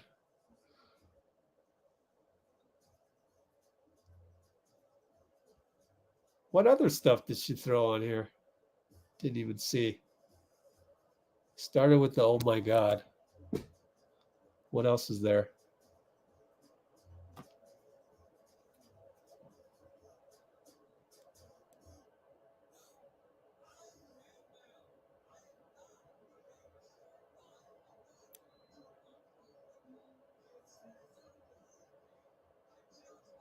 Draymond had antics? What did Draymond do? He restrained himself on the Zubac's Serbian grab. I think he's Serbian. I'm not sure. Maybe he's not. But EuroLeague grab, everybody in EuroLeague, all the big men in EuroLeague do those shenanigans. Yeah. There's a lot of YouTubers out there that suck. There's a lot of bad information out there. It's not just Twitter. Anyways, Clippers have the ball. I forgot to put the score last time. Oh, well, just check it up here. Harden against Klay. Good rotational defense, especially by Steph. Did you see how he sold out on Kawhi? That's the right move. You dare Tre Mann to hit it. Not Tre Mann, Terrence Mann to hit it. And he didn't. I'm so proud of Steph. Over to the backpack three. Missed it.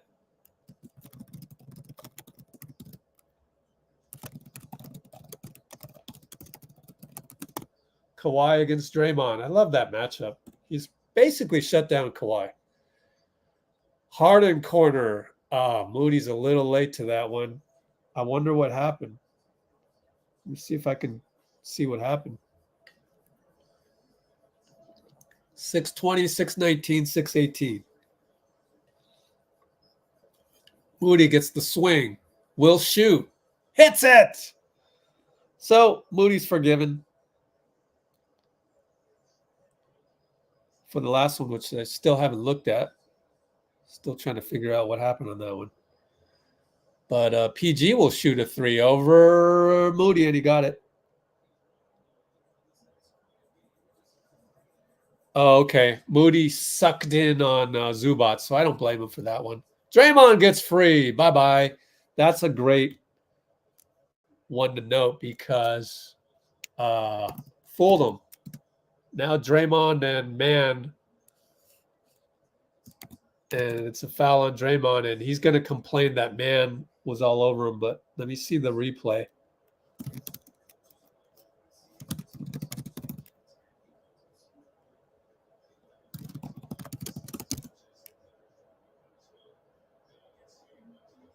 Oops, I'm way behind.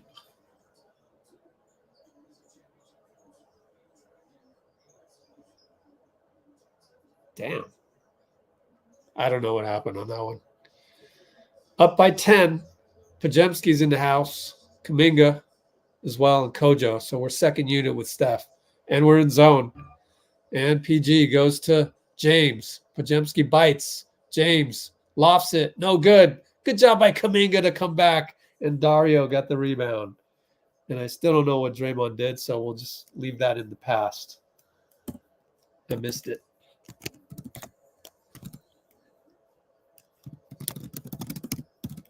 Oh, JK with the fake hezzy. Wow, what a move. Got him a bucket.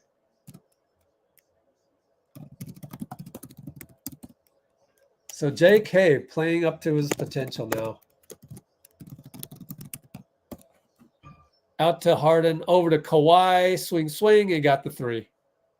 Oh, well.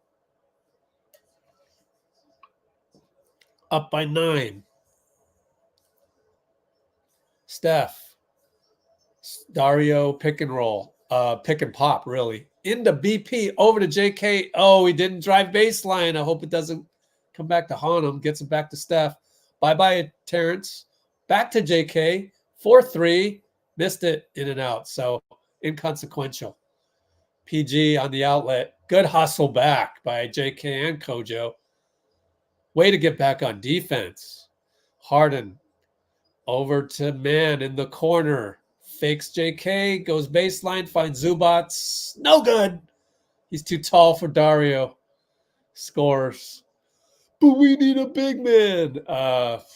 Dario's the same height as Trace. And Trace doesn't shoot threes as well as Dario. So we got to live and die by that. They're going to score every now and then. You don't expect Zubac to score 0 points. Steph scores, did a GOAT layup, and right when we needed it to sort of stop their momentum and kind of just use JK as interference. And got the and one on Zubac. So made it up on the fly, doing GOAT things. 14 points, 6 rebounds, 7 assists. That's amazing. He's leading the team in rebounds.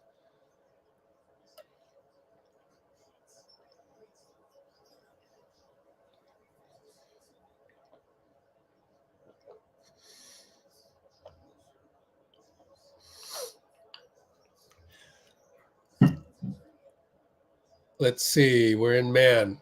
JK, Steph, interest over to PG for 3. Missed it. Good thing they're missing. I mean, their 3-pointers are 7 for 21. BP brings it up to Kojo. Kojo. Over to BP. 12 on the shot clock. Gets it knocked away down to Saric. Saric against Mann, 1-on-1. He's trying to, pretty good defense by Terrence. Jump hook, no good, or not jump hook, but just a hook. A falling, unathletic hook, and they call a foul on Terrence. He can't believe it. I don't think that gets called in the playoffs, quite honestly. But I'm glad they called it tonight. We need everything we can get. Yeah, he's got his right hand on Saric's body, so that's a good call, actually. Oftentimes we're failing to look at the opposite hand, and that's a trick that you could probably get away with in rec league, is to, you know, use the opposite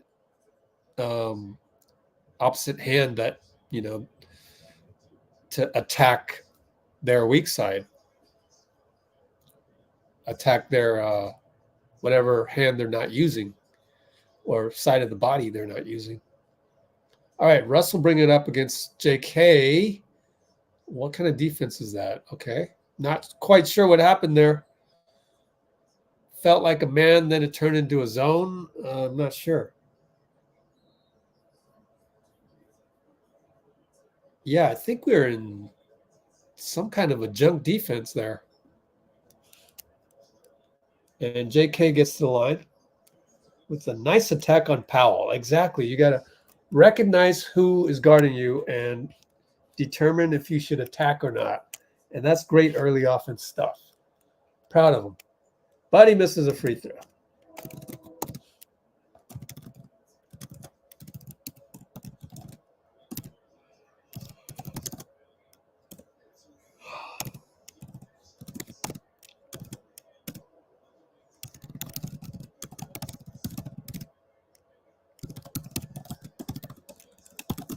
What's Kuminga's free throws? Ay. 1 for 3. Got to make this one. Don't want to look at the box score. It'll spoil it. 11 points already for Kuminga in 12 minutes. So he's making good choices tonight. Anyways, let's see this defense. Yeah, it's a zone. It's got to be. Look at the way. Yeah, 1-2-2. Yep, 1-2-2 zone. With Dario stepping up as needed. Russ misses it twice. Dario fouled him. Pretty good communication by Kojo on that one. Told Dario to step up on Russ. I mean, not on Powell, but Russ sneaked in on the baseline. So, you know, Kojo having to choose between Harden and Russ, you go with Harden. And you hope that you get that rebound, but they didn't.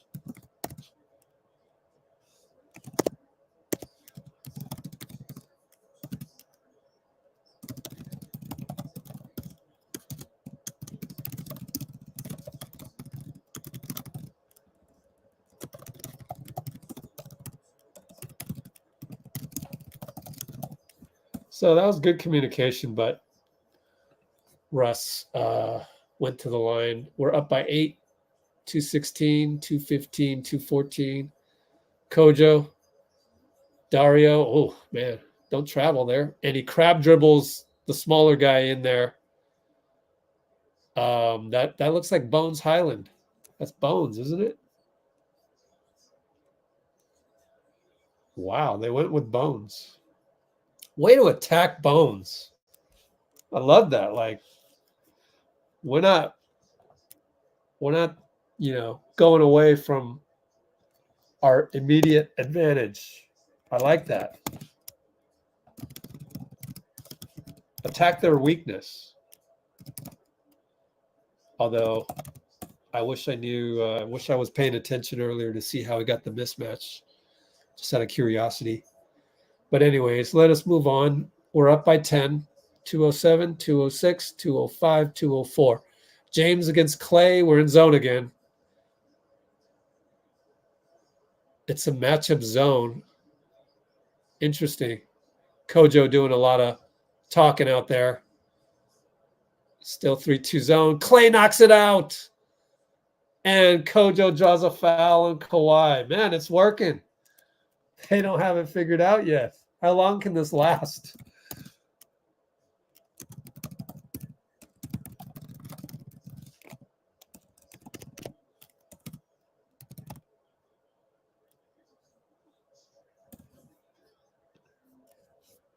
And that's why you want Klay. They're going to check for a take foul. That's why you want Klay. Should I say this? That's why you want Klay in the game late against Sacramento, because he has the ability to knock the ball out like that on the point of attack. So you don't have Moody in for, I mean, how many times have you seen Moody do that as opposed to Klay? But I'm beating a dead horse, at least on here. Sorry about that.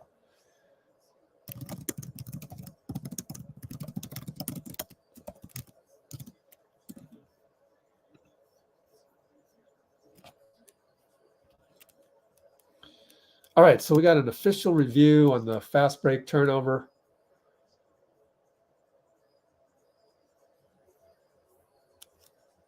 I mean, I think so, right? I mean, why have it in the rule book if you ain't going to call it? I mean, that's what it's in there for. Review.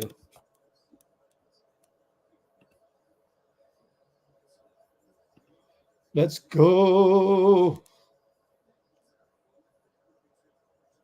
I know, when Zubac goes out, who's the backup for Zubac? Don't they usually have a guy? Tice. All right, he's not that big. See, not every team can double up on the big guys. So did we get it? Did we get it? It's the bonus, so no, we didn't get it. So I don't understand the rule. Whatever. Oh, Plumlee's the backup. All right. Yeah, that makes sense. You know, Plumlee is kind of plodding along. It's very similar to Zubac's, kind of a little bit taller than Tice. I would think having Tice as the backup is good enough, but you know, you don't want to. That's when you normally build a team in the NBA. That's what you want. You want like a carbon copy of your starters, so that there's similarity. Oh gosh, Russ missed a dunk. He wants a foul. I wonder if he'll get a tech over there. He's jumping all over the ref. Give him a tech. Come on, Orr. Is it JT Orr? No, Scott. Kevin Scott. Anyway, our ball. BP will run out of time here. So he does a crazy move. It's short. And Harden picks it up. And he wants to blow by BP. And he blows by BP and one. What a finish. You got to tip your hat to James Harden there.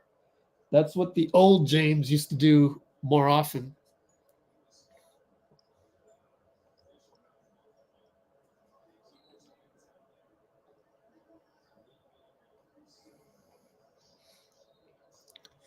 I can see why Kojo was complaining about the call, but I think BP got him just a little bit.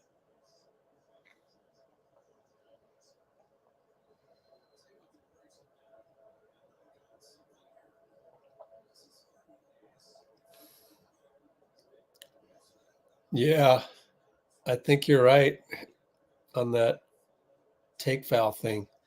I know. I wish they teed him up, man. Oh, he missed the free throw. Draymond's back in there. Good sub to get Draymond back in. 1 minute to go now. 59, 58, 57. We got Klay coming around the secondary wheel, secondary curl from BP. Now it's JK one-on-one. Just got to go. Loses it. There's the bad JK. Well, I mean, he had the right idea. Kojo gets a steal. Give him credit. JK brings it up. Over to BP corner. Oh, air ball. Oh, I was going to say he's about to join the Splash Brothers. That would have been crazy.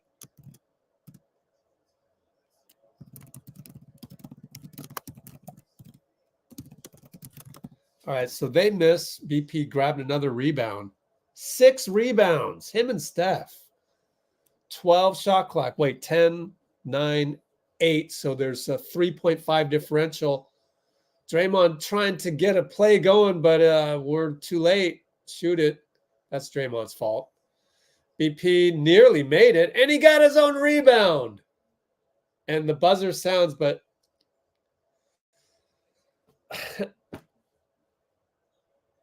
I mean, Dre, look, here's my thing. Draymond, just talk about that tomorrow in practice. You're running out of time, man. I mean, common sense. That's Draymond's fault.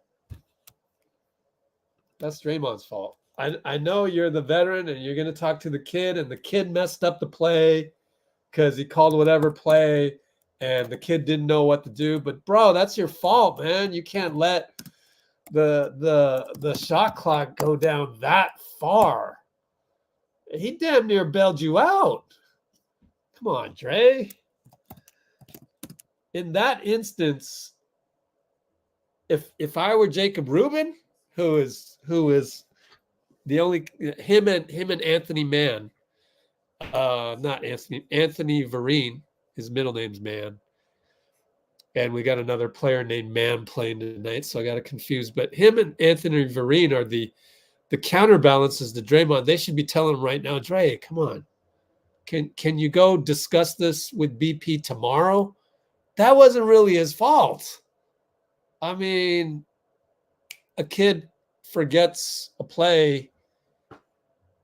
I mean, there's only 5 seconds left, and they forget things with 5 seconds left. Like, you work on it in practice. But you, the veteran, you got to go, man. I mean, make a move. You got 5 seconds left. That part was a little annoying in terms of Draymond's personality, but that's who he is.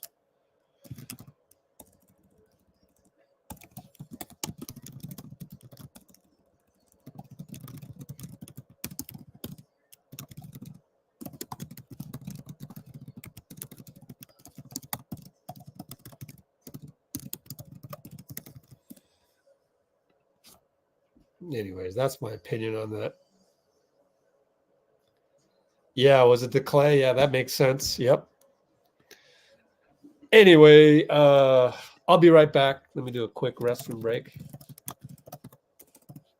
Only one of the night. See what not drinking frappuccinos will do for you?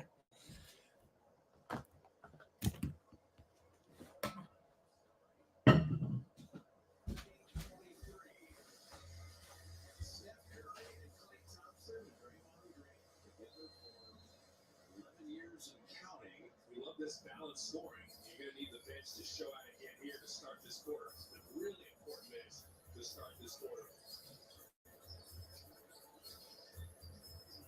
Vezenkov, Klay, Kuminga, Sharp, Corey Joseph. Shot clock at 7. Double charge on this Kuminga, open for 3. That's a good start. Paul George didn't want to close out. Not too long. That's broken Paul George, Northern Powell, Daniel Tice, and Bones Highland here.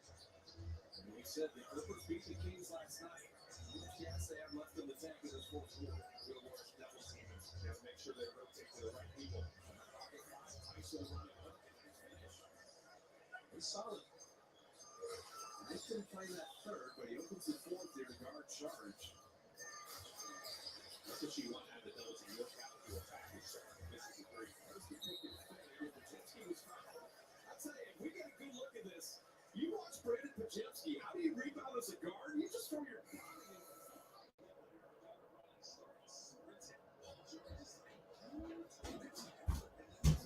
All right, my bad. Little late getting back. I guess Dario hit a 3.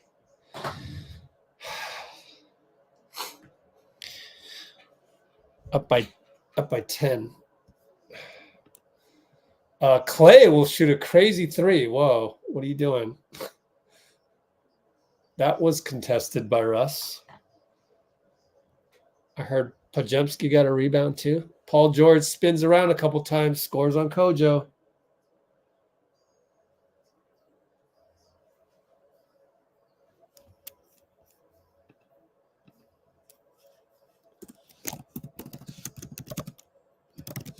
JK shoots a 3. No good. Are they in a junk defense? No, they're in man.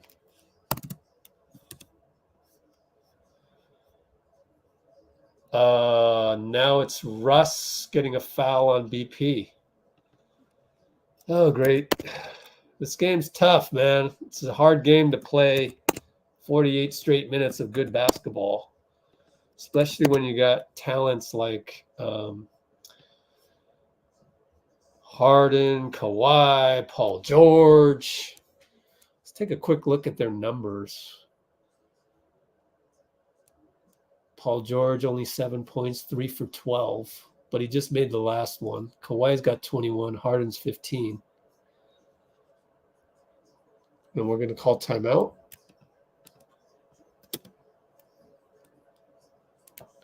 Don't jinx it, man.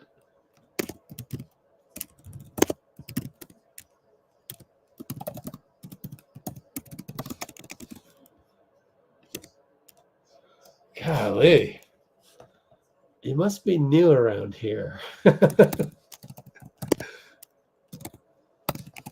All right, what do we got in this timeout? Why was it called? We got timeout Warriors or who? Yep, Warriors timeout. So what? Get Steph back in there. 25 minutes. You got 10 minutes to go. I don't know. Who do they got in right now? Try and backtrack on my laptop here. See who they got. They got Tice, Russ, Mann, PG, and Powell. No need to bring Steph in right now. We got JK, BP, Dario. Huh. I wonder.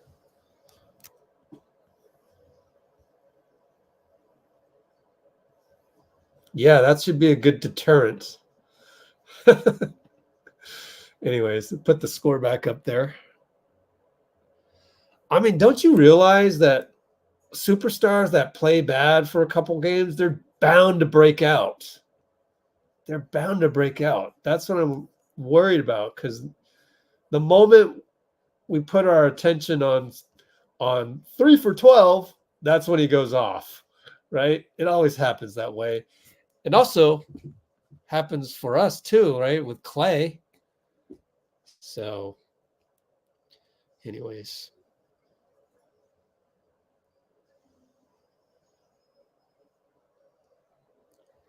Dre's contract? Yeah, I don't think so.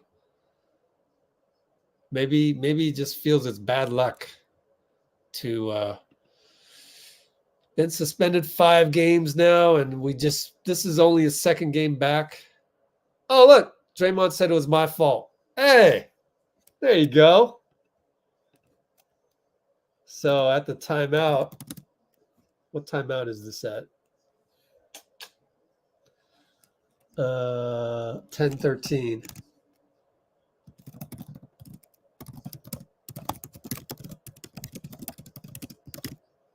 I'm glad he said my bet. Oh, and Russ missed a free throw. Hey, I wonder if there's an analytic on that. Oh, call timeout in between Russ free throws. I wonder. They would know. I mean, the Warriors have a dedicated analytic guy. BP attacks over to JK. We're running 0.5 basketball.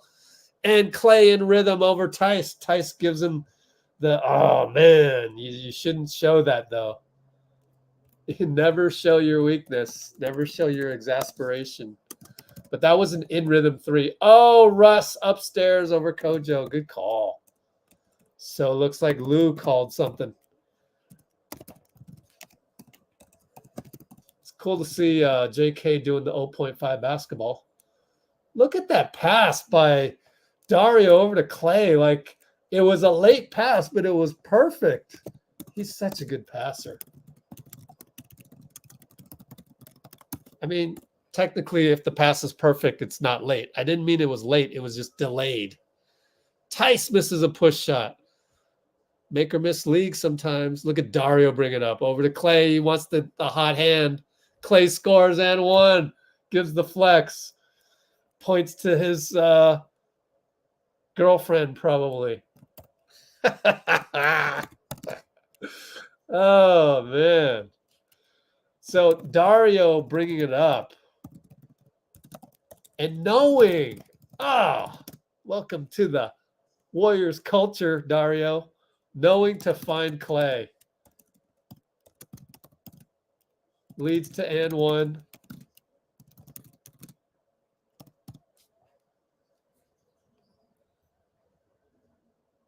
And he hits the free throw.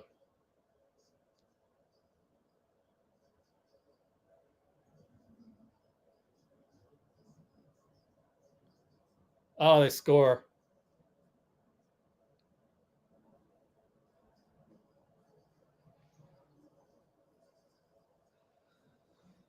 All right. Let's do some more 0.5 basketball. Klay and Dario. Back to Dario. Oh, man. I wish he did something with it. Are they in a junk defense? Is that why he didn't do anything? Kojo, a long rebound to Klay. Klay layup. Oh, my gosh. The end of Clayups. Lou's got to call timeout. Oh, my gosh. Wow. I want to watch that play again. We really had them on their heels. Like the 0.5 basketball really worked there. Let me rewind it. Let me screen record this, man. That was some exciting basketball to watch. That's Steve Kerr basketball for you. Is he going to get any credit? Calls timeout, and now we're going 0.5 basketball every time down. They're switching everything. What a pass by Dario, though. Everybody is making the right decision. And as luck would have it, Klay got the ball and he scored the layup. And that's what you get when you play the right basketball. The basketball gods reward you.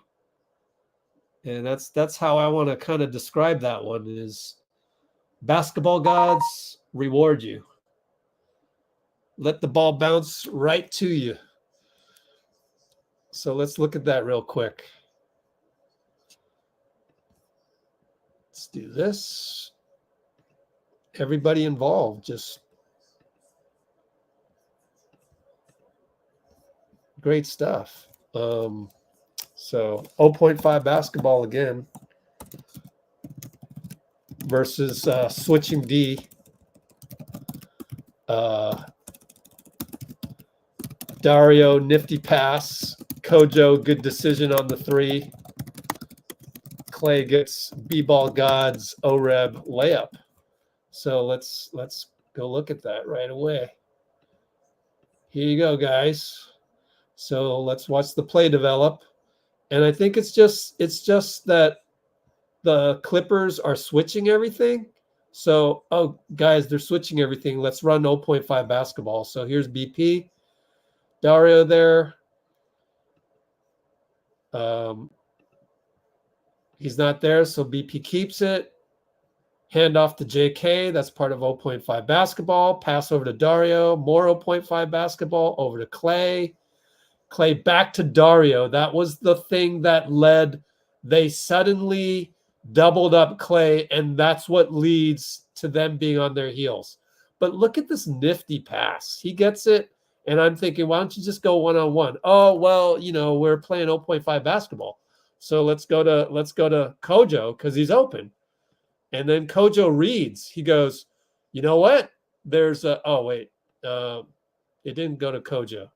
It goes to Dario? JK? Let's see. Oh, yeah.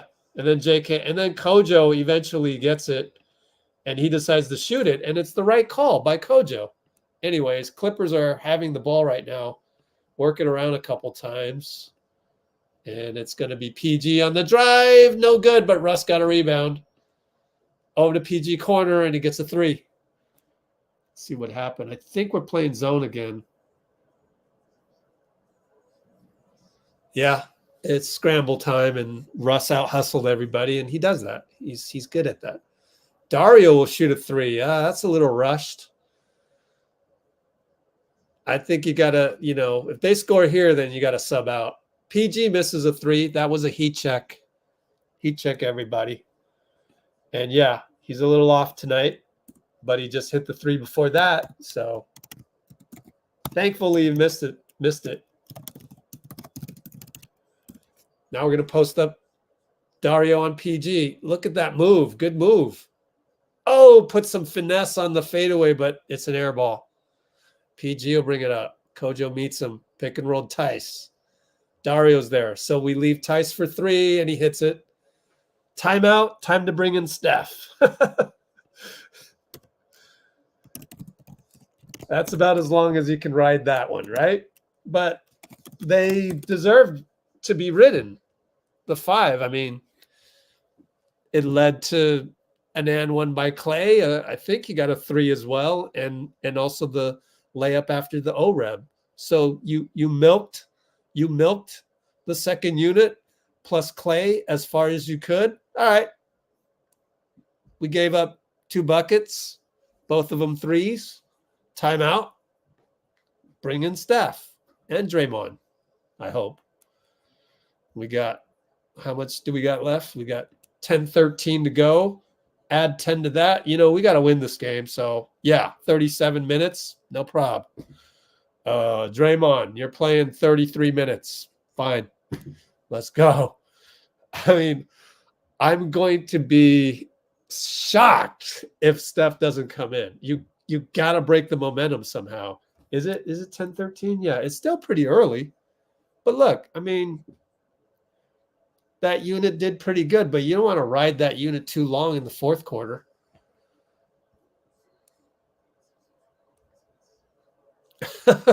Are they going to trap that? The thing is that that's a good question, right? But I think that there's Draymond. The difference tonight is that one of the guys trapping isn't super quick, a la Fox, and the other guy might be slower and less longer than Vezenkov, right?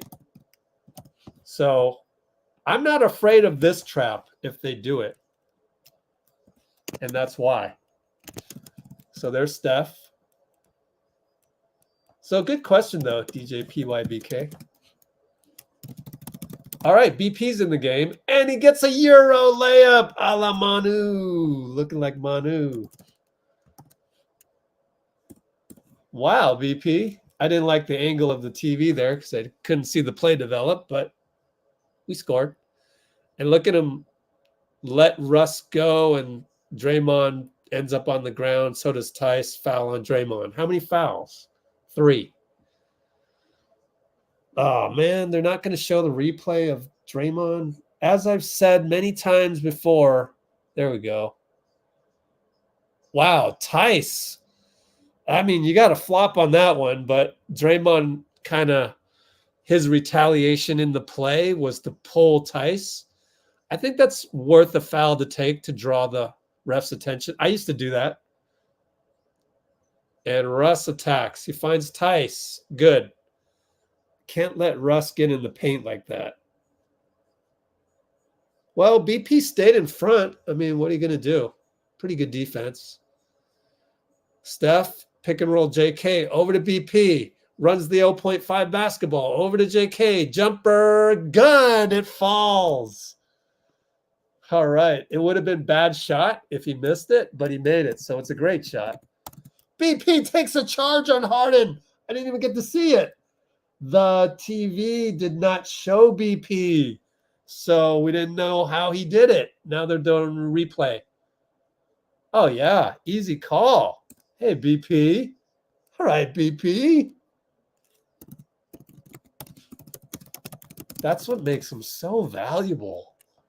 You can't take him off the floor. He's just so good at this. I applaud that, but probably Klay will come in for him, specifically to give Klay a breather. And Steph with the razzle-dazzle. Reverse layup, GOAT style.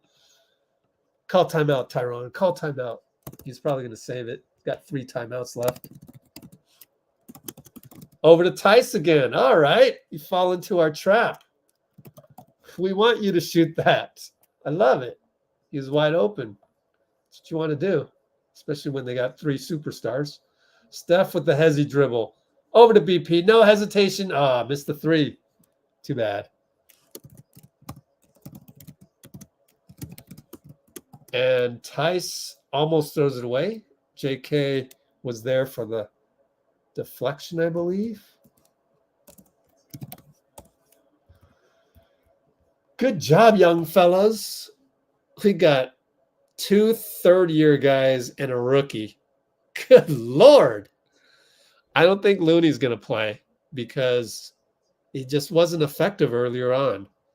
Looney has to have a good start of his rotation, and he didn't.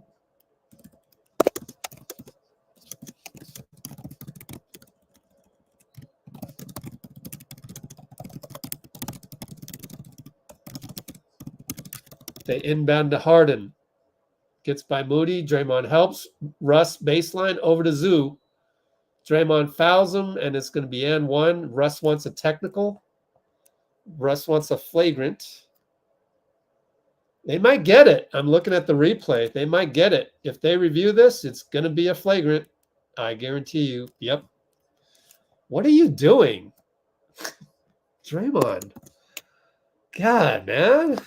What is this? What is this logic? And you're going to yell at it, but it's strategic, but it's another brain fart by one of our veterans. What are you doing? I don't understand that. That's going to be a flagrant 1. I have no doubt in my mind because of the Draymond rules as well. How much time we got in this game? Stupid box score is not updated. 5:04 to go, up 9. Good Lord. Don't let this be a turning point, guys. 5:04 to go.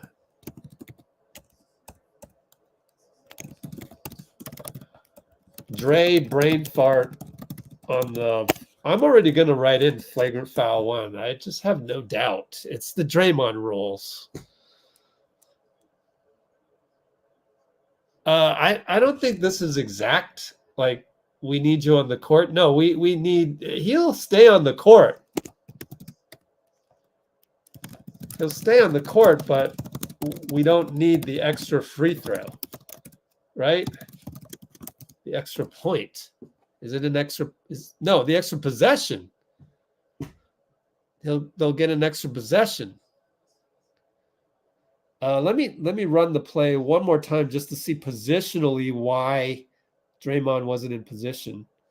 In fact, he goaltended right before that, so he's got multiple brain farts going on. He grabbed the net.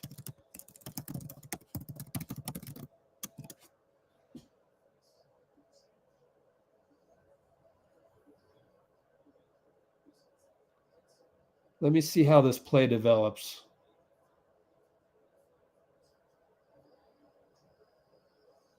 Well, I hate to say it, but if Moody stayed in front of Harden, we would have never got to that point. In fact, I don't even know if I can blame Moody. It's just that the inbound was poor. The inbound was poor. So let me screen record that and see how much time we got left to really go through this. Probably not much. So it wasn't a flagrant? You got away with it? Wow, we got away with it. Incredible. No Draymond rules. Way to go, my guy Tre. I don't know if Tre Maddox had anything to do with it. But we'll go over that and see if Moody's point of attack was at fault there. We'll do that later when we have more time. But for now, I'm thinking none of that would have happened if Moody stayed in front of James. But I don't know. It was bad inbound defense. And Steph will shoot a 2-pointer, no good. And Draymond climbs all over Zubac. It's a foul, but it's our 4th team foul. And I believe Draymond has 5. What are you doing? 2 consecutive brain farts. I talked about this in my previous breakdown where we have waves of mistakes, and I even said Draymond could be the savior for that. Instead, he's the one doing the wave of mistakes. What's up with that, man? What are you doing?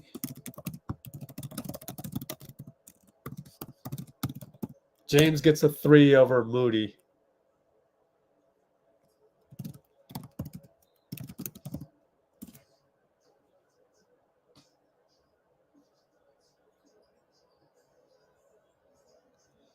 And got 419, 418, 417. Steph, pick and roll Dray to BP over to Moody. Running out of time. Over to Draymond, 4. And he fakes the handoff, and JK upstairs fouled. Maybe look at that one. That was a dangerous foul by Kawhi, quite frankly. Let me look at the Harden versus Moody. Well, Harden doing what Harden does. I can't blame Moody for that one, the earlier one.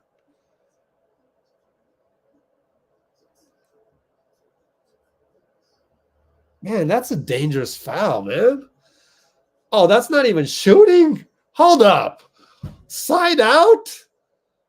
Oh, my God. That should be a new – they need to change the rule book. What the hell's going on with this? Steph finds Moody, and Moody with the fake, and then layup over Zubac. Beautiful fake. Thank goodness. So he saved the day. So we don't have to say the refs suck anymore on the side out. Come on. I mean, if that's not in the rule book yet, it ought to be. Russ with the corner 3. We give that up. Klay with the monster rebound against Zubac. That's impressive.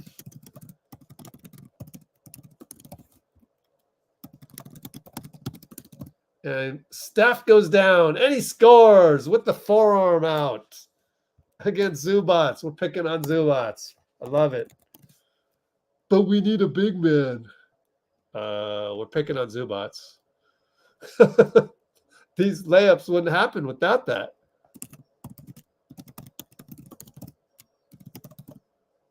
Harden clanks a 3, but Russ gets it to PG. Reload. Missed it. And Steph there to rebound as Dre had his hands full with Zubac. So good box out, Dre. Give him credit.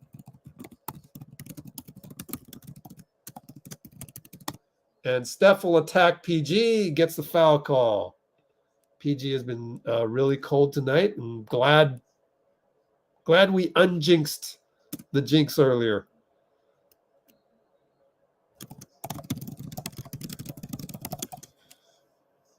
Do the big man people realize that we don't need a big man? If we had a big man right now, we wouldn't have the defense. I mean, I hope I didn't jinx it. We're up by 9. There's a timeout. If we had a big man, then he would be slow and plotting, and we'd have to go pick and roll every single time. I mean, this is why. People have to understand this is why we don't have what you're seeing right now. The last few possessions, it helps that they have a big man and that we don't. And that's why we have Draymond in there to cover Zubac. Now, if Draymond gets his 6th, then we got to bring in Looney to cover Zubac. Then I'm worried. And yeah, you might go, oh, but we should play Trace. He hasn't played all game. You don't bring him in cold like this to face Zubac. You know, Zubac is pretty awesome as a 7-footer. So they're challenging something? Wow. I didn't even see what happened. Q4 10. Oh, no. The box score is wrong. All right. Thanks for letting me know what's going on in the comments. Let me look at this.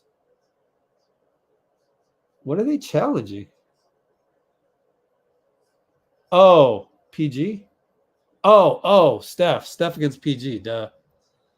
109, 100 with 344, is that? 109, 100, 344, right? 244. 109, 100, 244. Thanks, Ian. Well, they didn't win the challenge. That's a desperation challenge. Steph misses a free throw. All of Clipper Nation is going, ball don't lie.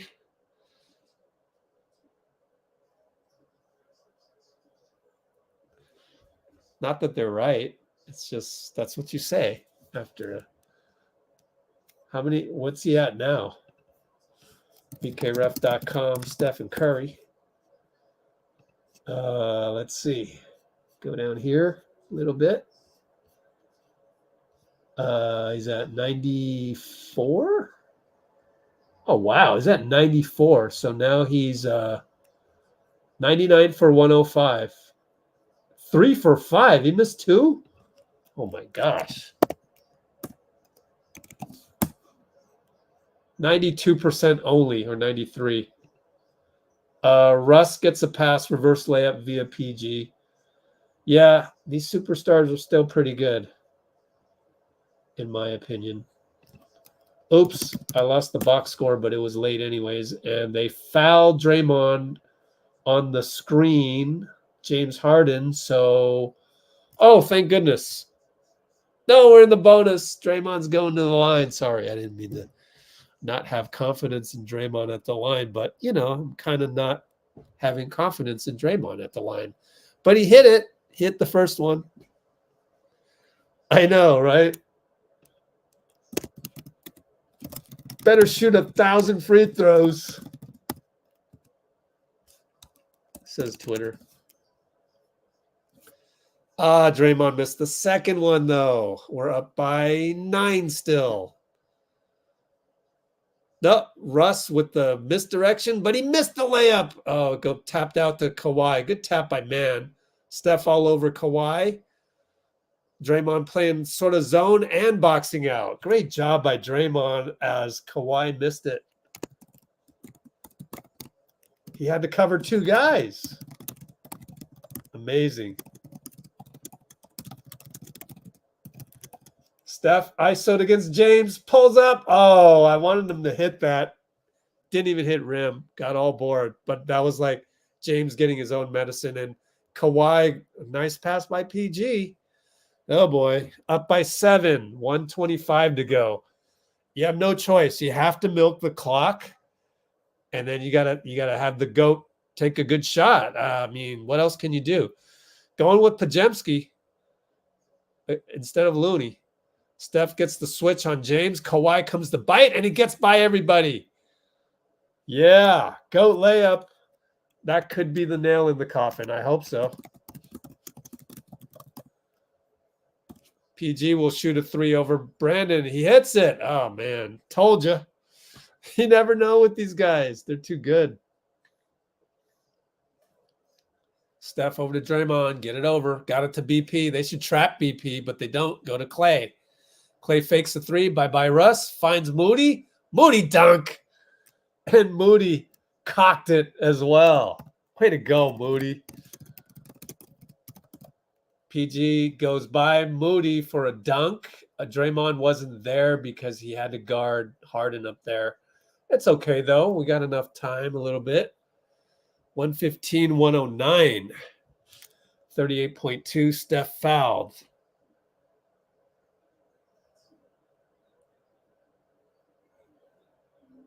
Yeah, that was a little too easy. Let me replay that.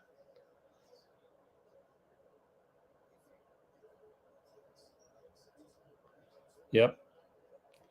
That's just a superstar going by a third-year player, man.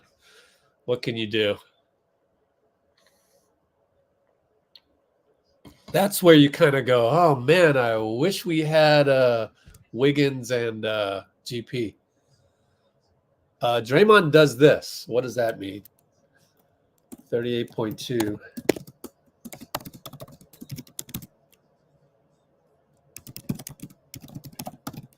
What's going on? Got timeout? Draymond tries to poke out the 3 ball after the whistle by Mann. I don't think he was successful. 38.2 left. Up by 8. Good game. Got to close it out, but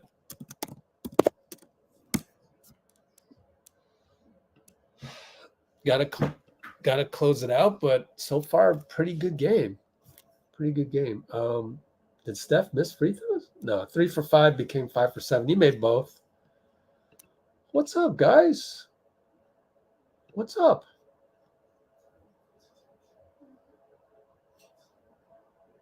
Clippers selling by not trapping? As I said, they don't really have the pieces to trap. I mean, I guess they do. No, I take that back. Kawhi and PG are pretty damn good defensive pieces. I'm just thinking about Harden, quite honestly. The moment I said that, I was thinking about Harden, and then I thought about Kawhi and PG. It's like, Harden isn't really the trapping type,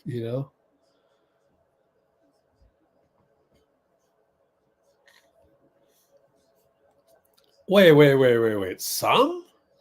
Klay had some horrendous shots?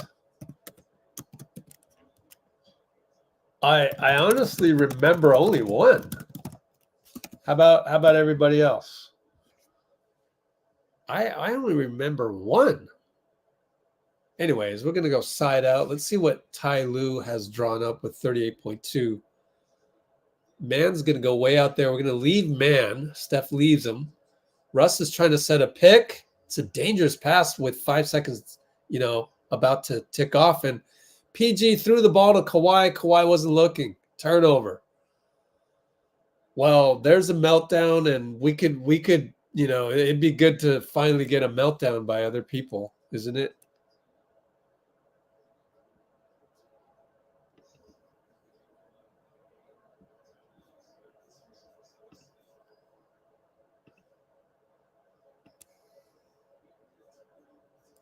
Thanks, Blue Wrenches.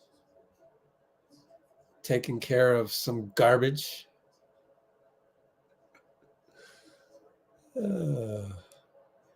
Who's winning? We're winning by 8. 33.4 left.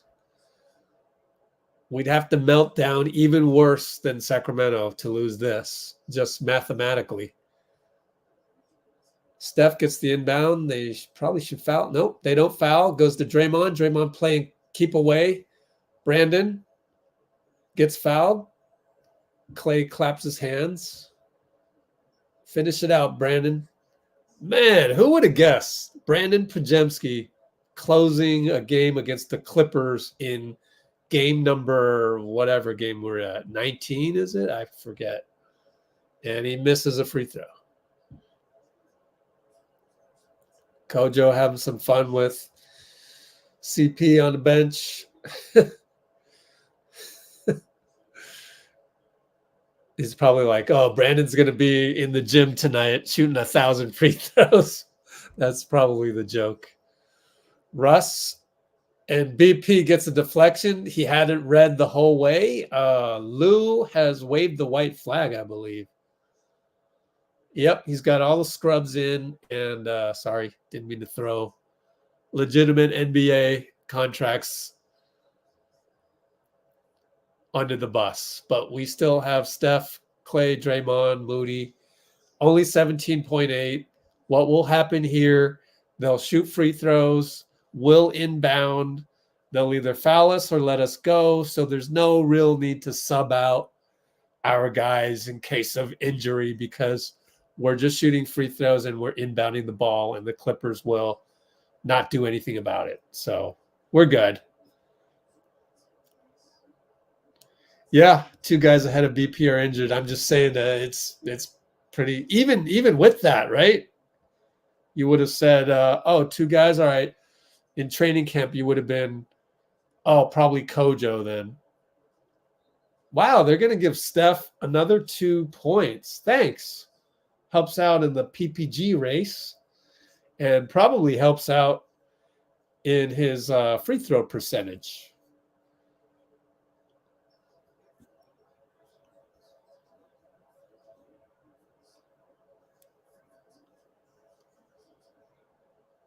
every team plays hard against the Warriors. Yeah, the thing is that the Clippers are an older team, so they come out and they're actually not shooting 4 for 10 from 3 to come out in the first quarter.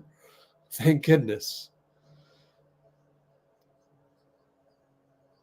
Yeah, Harden has pretty good defense. I don't know. I didn't really see too much of it tonight, but I don't know. I'm just not as fearful of a trap from the Clippers as I am Sacramento. Oh, Terrence Mann, 3 ball, doesn't matter. 2.9 left. We will win by the modest score of 6. Unfortunately, wasn't 9, but we'll take it.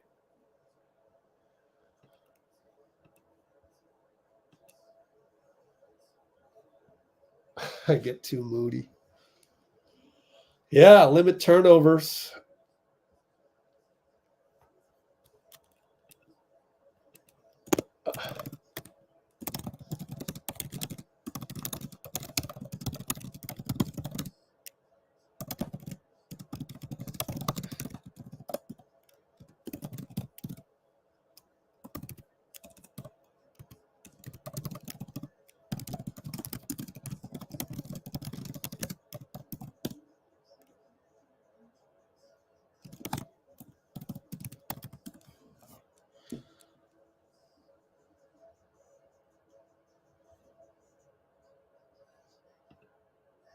Are they going to trap? I just don't know. I mean, they should try it because it worked for Sac. And then I would expect Steph to get through that trap. Actually, we kind of did. Passed it to Draymond earlier. We kind of did. There was some of that. Doubling Steph. Oh, let me just go to Draymond right away.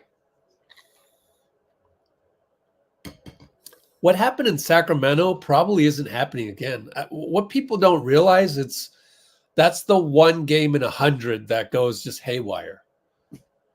In fact, Steve said that, or 1 in 82.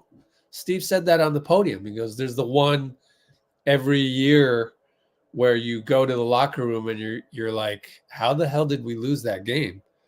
So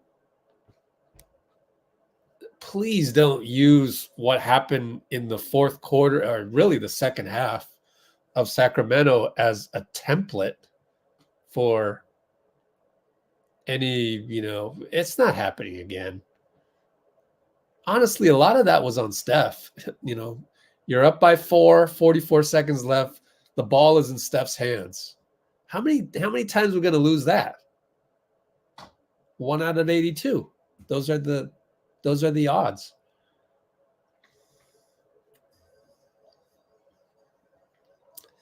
I think this Marjorie and Margie are the same. It's the same. Man, you went through the trouble of making a fake profile. Hilarious. I'm glad you guys got to it, though. Definitely trolling. God, you really hate me that much that you would come on here and, man, I mean, this is the new me. Like, the old me would have just fought you and everything. It's just like, I already know you're not worth my time. And the new me actually kind of feels sorry for you. You have literally nothing better to do but to troll and thumb type in a 2-dimensional environment. That's why I got off Twitter and started doing these live streams, because for me, it's 3D. Obviously, I'm here. Granted, it's 2D how you're receiving me, but it's 3D in terms of what I'm doing right now. It just gets transmitted to you. But what I mean by 2-dimensional is, golly, man, like, you're giving up a whole, well, really, what? Like what time? 4-dimensional. You're in a 2-dimensional world. I'm living in 4 dimensions.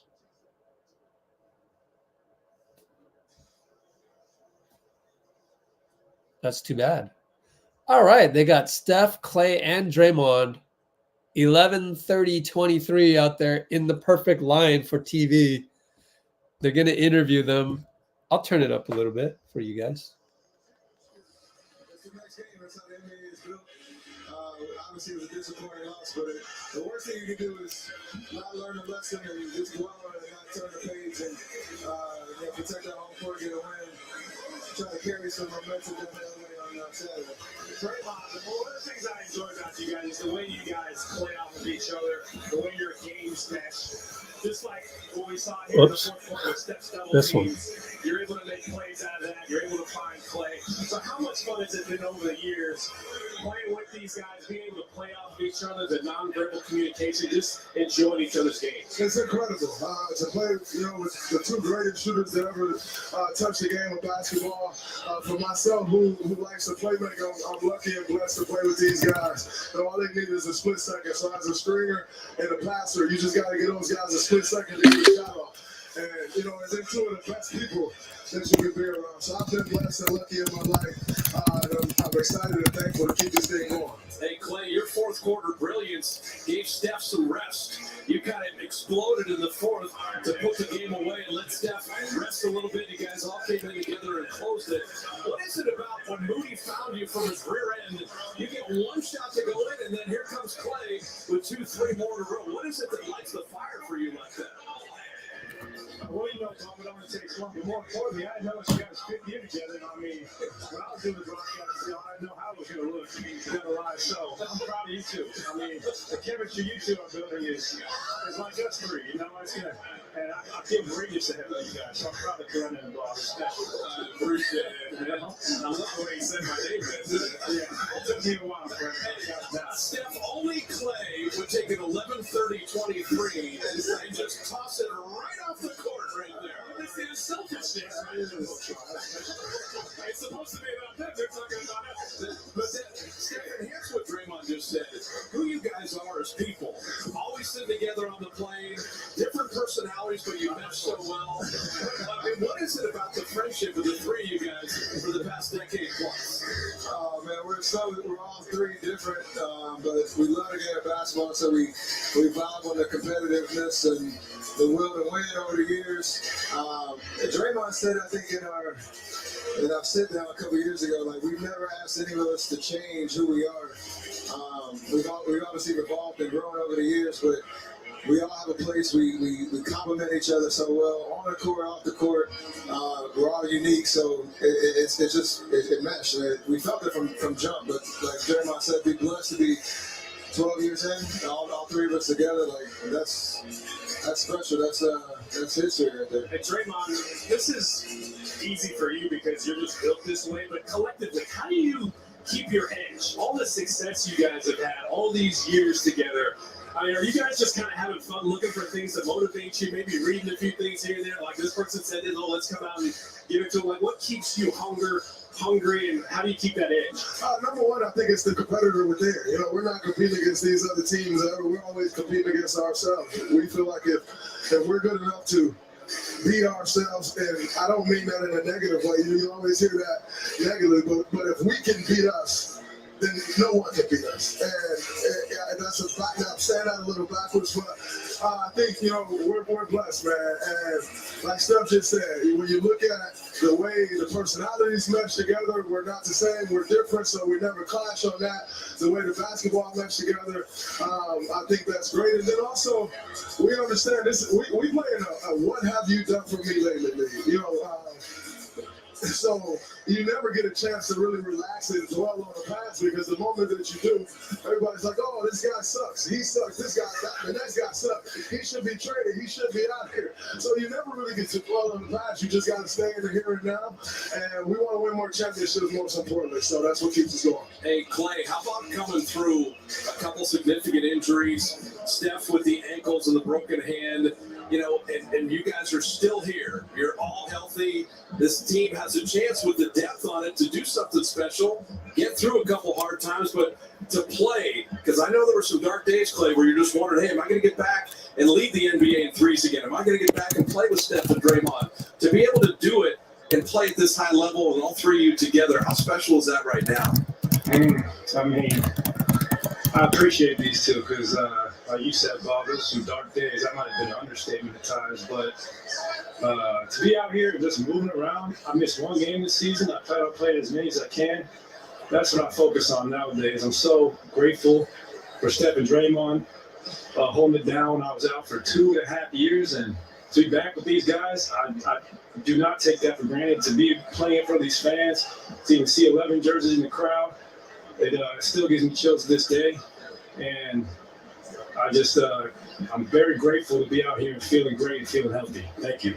And Steph, the longevity, like this late in your career, you're still killing the game collectively, all three of you, this late in your career, still playing so well.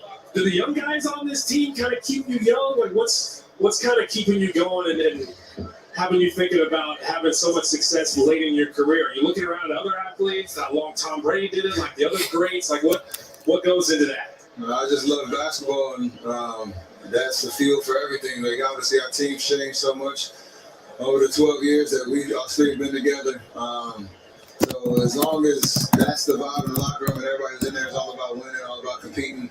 Obviously, I'm gonna have fun and bring joy, and really, like just live life out here on the court. And as long as I can do that, then I think my body will kind of follow. Obviously, we work hard to prepare ourselves for this because it matters that much, and that's what's gonna keep us going till the wheels fall off. We're gonna let you guys go. Before y'all go, I just want to say one thing to our organization. Like, this is special, man. And I never thought of 11/30/23 date. I know our organization went to bat with the league for us to get this game on this day to celebrate us. And so to Joe Laker, Peter, Raymond Ritter, Kirk Laker, the guys who were in the trenches to make this game happen for us, I just want to thank them because this is special. I'm at a loss for words. I know you heard how awful my answer was the first time. But this is a special feeling, and I'm very thankful for it. So thank you to everybody from our organization who made this happen. All right, all you guys have joined us on broadcasts at various times. We don't want to see you with headsets on because we love watching you play. But when you're done, there's going to be statues in front of this building of all three of you guys. But it's a long way till statue time, guys. I'm about to say, thanks for giving us our flowers now, but we got some more work. Absolutely. There you go. Go right the story. Thanks for stopping on 11/30/23 and get the W. We appreciate that. Is Klay Thompson, Steph Curry, Draymond Green. It's a long way till statue time. They're still at a high level. They got the win tonight. There's a friendship. All right. Thank you, Nicole, for that screenshot. I try to put all the screenshots that I can on Instagram or what have you, but not all the time is it possible. By the way, I want to say shout out to Austin Scott. I just found out, I checked my text messages and found out that he was part of the large layoff at KNBR. Now, John Dickinson did go to KNBR, so that's great for him. But it's sad that Austin Scott doesn't have a job with KNBR anymore. And that just plain sucks. So best wishes to Austin Scott. And I told him, let's keep in touch. It'd actually be good to still have him on here if possible. But we'll see. We'll see how that goes. I'm going to take a quick break. Best wishes to Austin Scott, formerly of KNBR. All right, so give me a quick restroom break, and then we'll get Steve here on the podium. And I don't know, what do we want to look in the right here? What should we look at while I'm gone? Just be a couple minutes. I don't know what to look at. Let's see. Videos. Oh, you can watch some of this Warriors breakdown. Nah. I'll just be back in a couple minutes. My bad.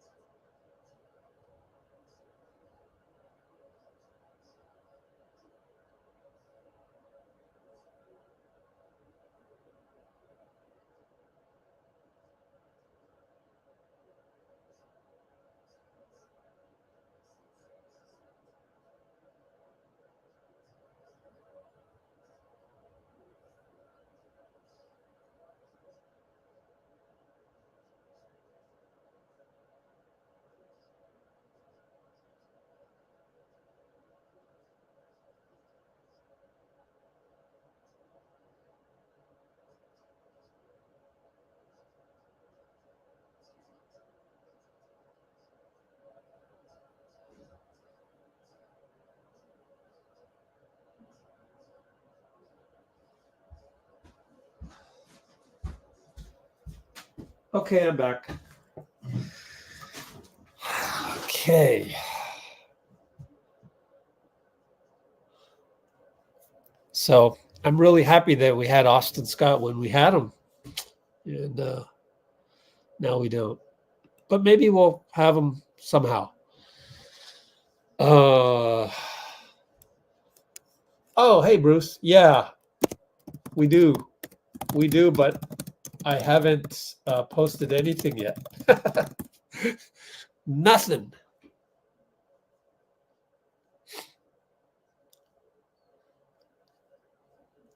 Oh, yeah. Forgot about the likes. Oh, gosh. Since we forgot about the likes, how many likes do we have?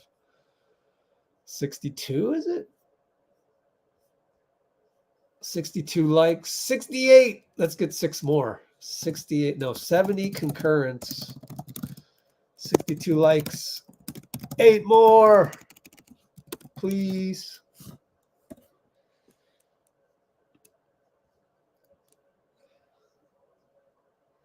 Moses and Moody needs to be on that lineup all the time, even when Wiggs comes back. Whoa there. Ban Nicole. No, just kidding. There we go. Yeah. Had some junk defenses. You know, going back to KMBR, oh man, I tell you, it's tough. It's hard to run a radio station. Nope.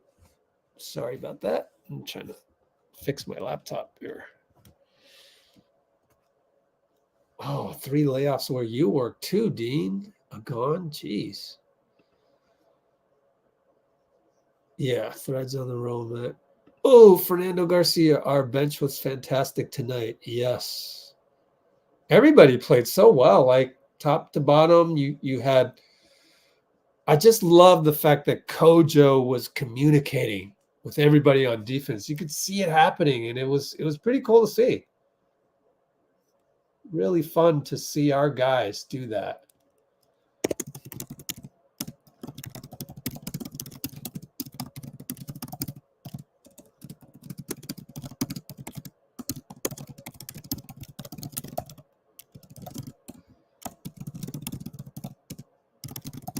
The junk defense. Oh, yeah. There's probably, I mean, there's got to be somebody out there that made an 11-30-23 shirt.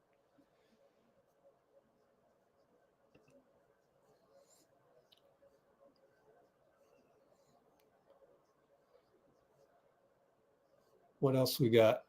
Thanks for being on, Al Milan.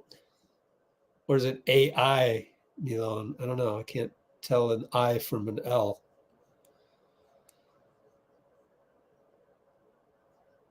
Where else are we at? So deck tabs. Remind me to keep tabs, pun intended. Keep tabs on my Instagram to see if Draymond got the message.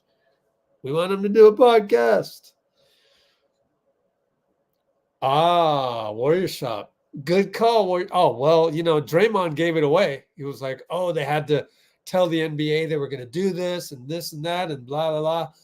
Well, you wouldn't, part of Raymond's job is calling up the merchandising. Hey, we're doing this. Time to make some extra money.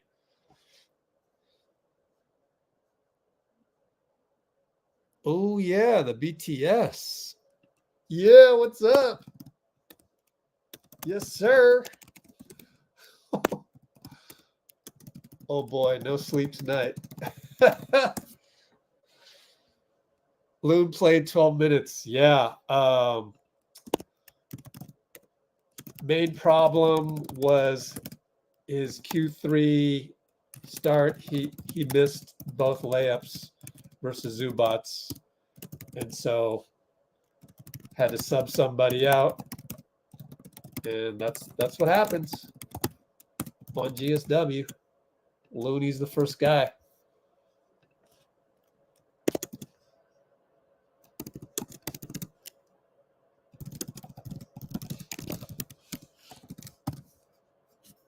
What else we got? Steph looked a little tired. I don't know. I can't tell. I'm going to disagree, actually. I can never tell. 6 guys shooting 50%. Oh, missed the first half. You mean the second half? Because third quarter. First half. Let me, everybody played well first half. Let me see. Look at my notes at Looney.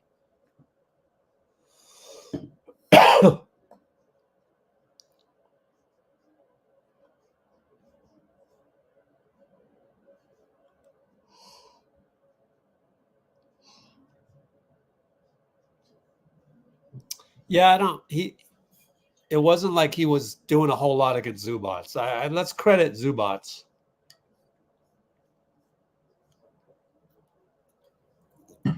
Oh, by the way, if you're gonna use if you're gonna buy that at Warrior Shop, be sure to use our affiliate link. There's our affiliate link, right? Warriors Shop affiliate link. If you're gonna buy the 1130, hope I'm not too late, but yeah, use that link. I'll get a cut of that. No extra cost to you.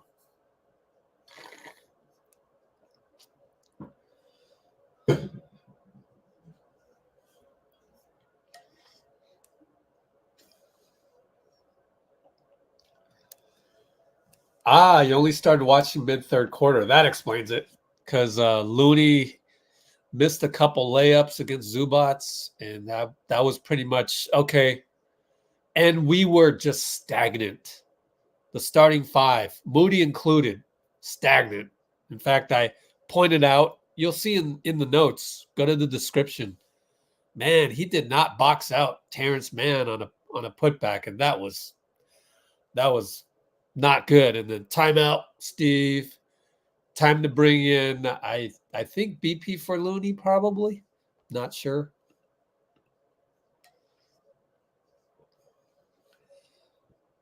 Klay looked like he didn't want to be at the post game. Of course. He always looks like he doesn't want to be on the post game. But no, I think he wanted to be there with his buddies. I think so. I didn't really watch it intently. I was just listening to it in the background like you guys. Steve at the podium. By the way, the next game is in 2 days, and it is in the middle of the day. Go look in the description. It's in there. So we're going to do Steve post game right here. So hang on tight. Steve post game audio.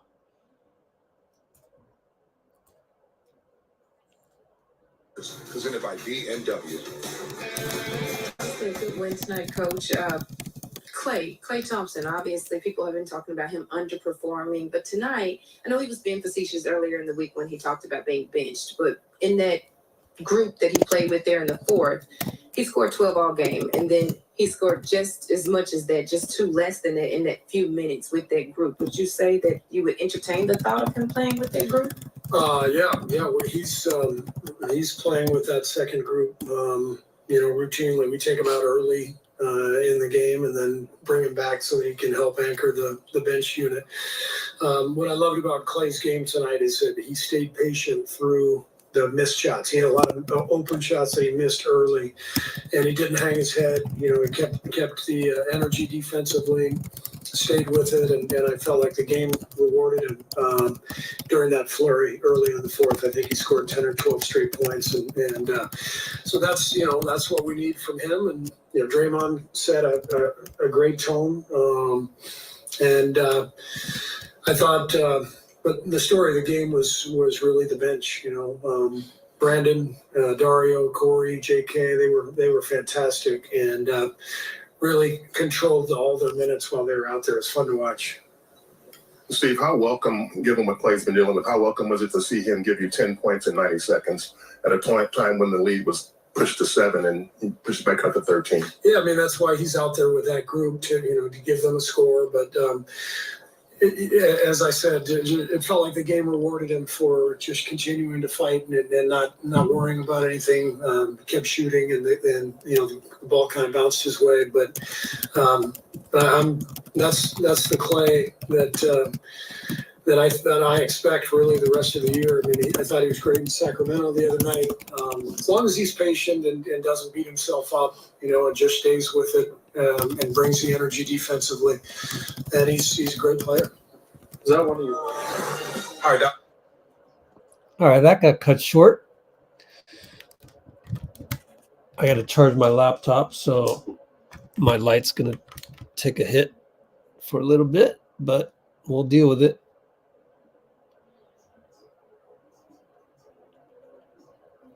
Let's see. Hold on. Do this.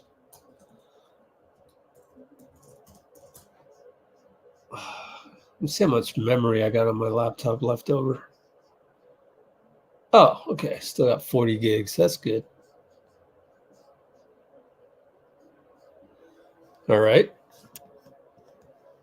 Watching the Warriors from Florida.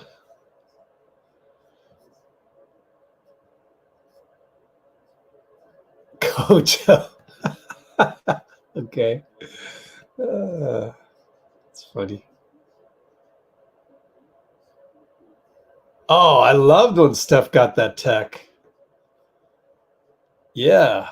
Finally, show some, get on a ref for once. Really get on him. And he did, and it worked. I thought it worked. Don't you think it worked? I thought it worked.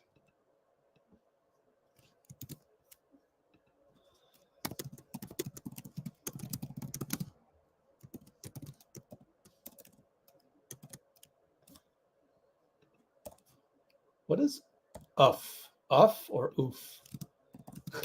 I'm just messing with you. I hope they ask him that. Did you purposely get the text so that you would, get through the refs for one time? Because it didn't work in Sacramento. You were complaining to them. Sometimes you just got to get a tech.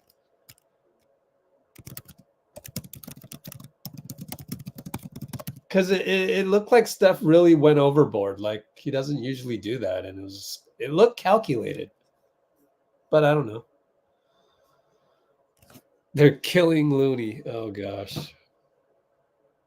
Good Lord, really? Oh, my gosh. They don't have anything else to do. They can't celebrate a win. They literally can't celebrate a win. They're so negative, so addicted to it. It's sad. It's literally sad.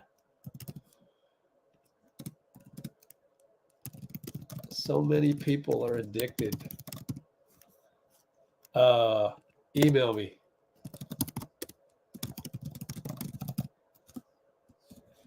Email me, Bruce.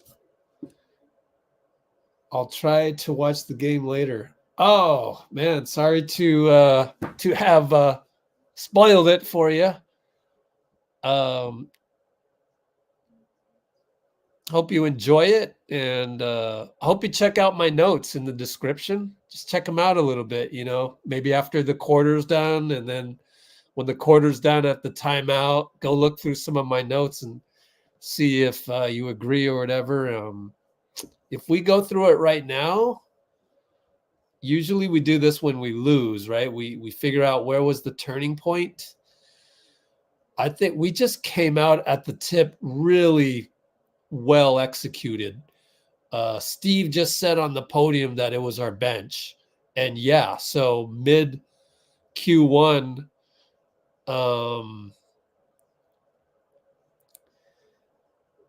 let's see. Oh, we did the triangle in 2, Cholo, not to give it away, not to spoil it, but we did a triangle in 2 and they executed it perfectly. The Clippers weren't quite sure what to do with it. And even now, I still don't know if it was a triangle in 2. So why don't we check that out? We should check that out.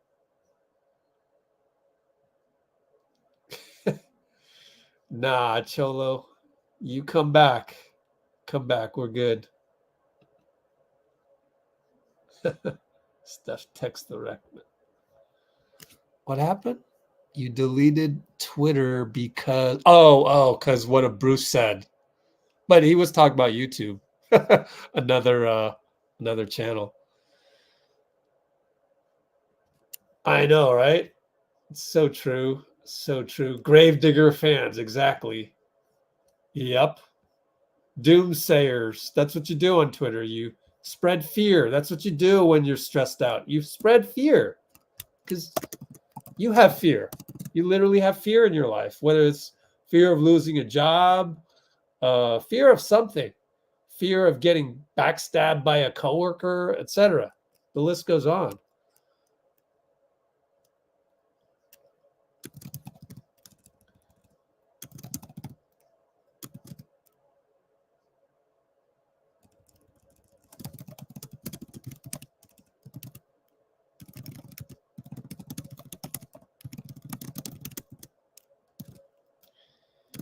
Let me finish this thought here.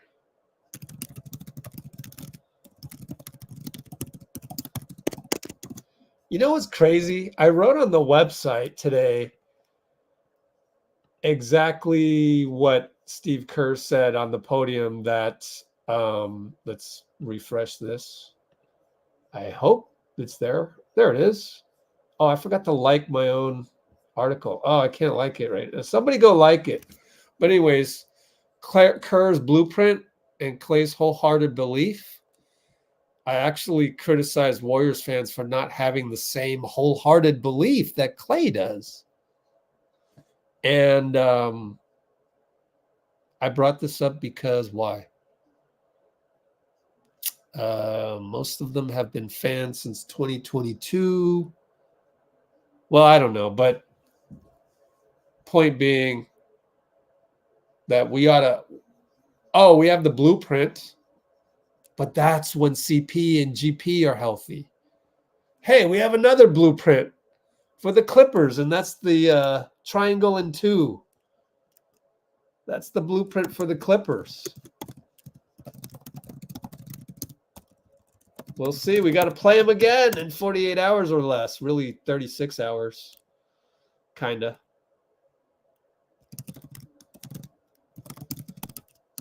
Bench execution of triangle and 2. And by the way, they just showed a replay of Dario talking to Draymond.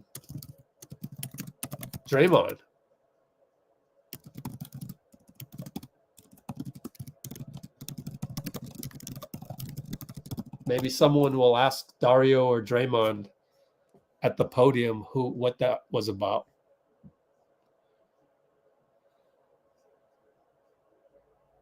Klay hating YouTube channels and TNT hosts. I know, right? Wait, did he say something? Is there a specific thing that Klay just did or something? Let's look on Twitter. Let's move this, become Twitter. Let's look at my notifications. Kendra Andrews, lots of praise from the Warriors bench. We just saw that. Kerr highlighted Pajemski's double switch, blowing up one of Clippers' plays late. He's going to be on the floor late in the game for us the way he recognizes stuff. Double switch late in the game. I wonder if I can find that. Is it in my notes? You can't see the notes because I ran out of characters, but I opened up a Gmail to continue the notes. And I don't know that I got that one. He took a charge again. He's so good at that. Says double switch. Oh, cool. Man, I wish I knew which one that was. I'd have to go back. Draymond got a flagrant with 5 minutes to go. Remember that one? And we were kind of like, oh boy. Let's hope this isn't the same meltdown as Sacramento. But would have been even a worse meltdown had they melted down from that one, being up 9, I think it was. No, actually, Sacramento was up 8. But Dre wasn't, he wasn't getting no tech from the refs. He knows better. Shoot. I don't know where it is, but, BP didn't check in until late. Here it is. Let's go. Let's move that here. And let's move Just Us 1, 2, 3 over here.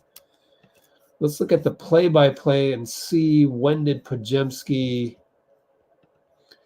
I'm not having allergies tonight. Isn't that great? I got a little space heater. Sub out Thompson. Oh, sub. It must have been sub out Thompson. Sub in Thompson. Sub out JK. Podziemski. Driving layup. He did a lot. Sub out Joseph. Sub in. Oh, he was still in there for the last 8 minutes? You're kidding. No way. I got to find Podziemski. Let's go reverse. Free throw. 26 seconds.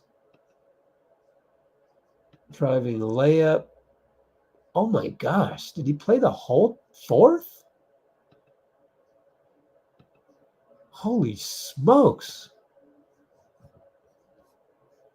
No, let's go back up. 10 minutes, 13. I remember there was a timeout at 10:13. So yeah. Sub out Green, sub out Dario. There's no Podziemski, so there he is. He played the whole fourth? Oh my gosh. This is a great tweet, by the way. Thank you, Shayna. One of the few that's remained objective this whole time. They got Kuminga in the foyer. Let me listen to it. I don't feel comfortable going that loud with this one. So I'll just let you know if he says anything interesting, but we check Q4 play-by-play and discover Podziemski played the whole fourth. Huh. If we need to keep a team from getting a 3. Oh, okay. I vaguely remember something like that.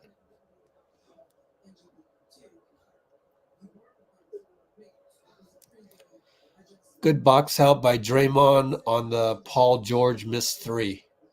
I wonder if it was that.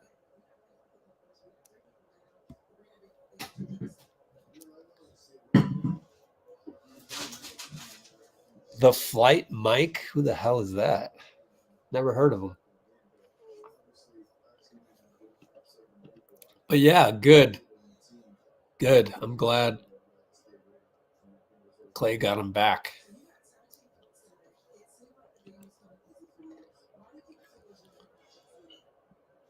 Yeah, I talked about that already. I actually had a comment on that in the latest breakdown video, which is go youtube.com. Let's Go Warriors.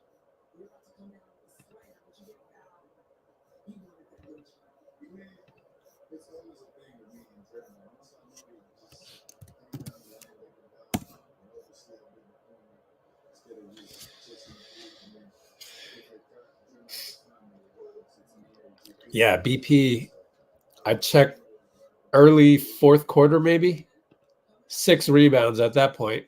What do you end up with? Box score, 8 rebounds. He and Steph were leading in rebounds at one point, and Podziemski ends up leading the team in rebounds. Also, that's Zubac's basically snuffing out Looney. Zubac's got him to go 0 for 4. So credit Zubac for forcing our guys to go rebound more. I didn't think the Kuminga interview was all that great. His interviews normally aren't that great, to be honest with you. I think it's just, English as a second language, number one, and then there's not a whole lot you can ask him. I mean, he either attacks his guy or he doesn't. You'd have to do a feature on him. You'd have to really go into detail, like, how are you trying to get better? What are you looking to do on tape? Are you looking at emulating Kobe Mamba mentality? Or, it's very nuanced. And I still want to do a video on that, but I'm getting the sense that he plays well against certain teams. So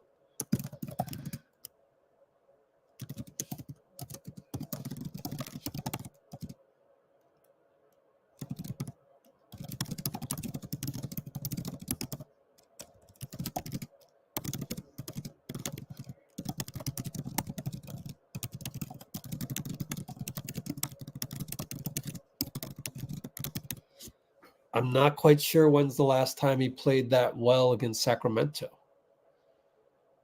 And they're a different team. You don't really get a chance to go one-on-one, post up a guy, number one.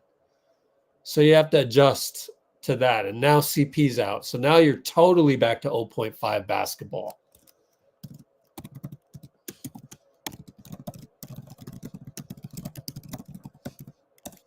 You can't do the simple pick and roll thing with Kuminga, with CP and Kuminga, which we saw twice. It's in my breakdown video 2 times ago. Right here, this breakdown video against San Antonio, he played well because it's San Antonio, I think. And then before that, he didn't play well, and that was OKC, I think it was. I think he struggles against OKC. I could be wrong. I mean, I haven't really dived into it. Suns. The Phoenix Suns doesn't play well against the Suns. And it all goes back to when we played OKC. Shea had 4 fouls, and I got all over him for not attacking Shea in the post. Didn't make sense to me. He was so passive on that one.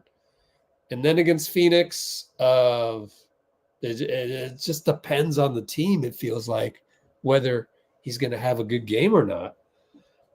So I think he matches up well against the Clippers, but also it's just circumstance. The circumstance is that, and I can see psychologically why you would play better against the Clippers. The team you're playing against, they're a little bit older. But then again, Phoenix isn't that young either. A little bit younger, I think, overall. But anyways, so I was just, thinking that now that CP's gone, we're going to play a junk defense, at least against the Clippers. And the cool thing is that we have the Clippers twice in a row. We just implemented the triangle in 2, which I want to look at with you guys. And then we get the Clippers again. So that's the perfect time to implement a junk defense, is when you're going to play them twice.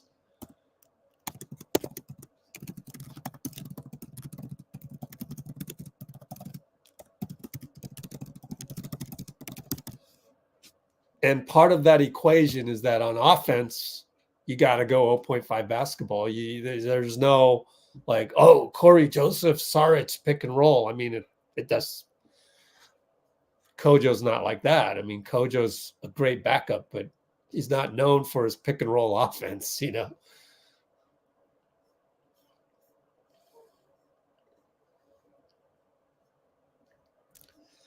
Oh, discussions on injuries. It's just look at Shams and Woj.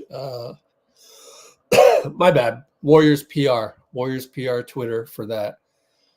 But why don't we go ahead and look at some of this junk defense? Let me find out which one it was. Was it this one? Let's see. No, that was the starting five. Oh, that's the one where Draymond was late on the James Harden 3. I wonder if there's no, I didn't do any clips of Podziemski late in the game, I don't think. Except the one where Draymond didn't box out.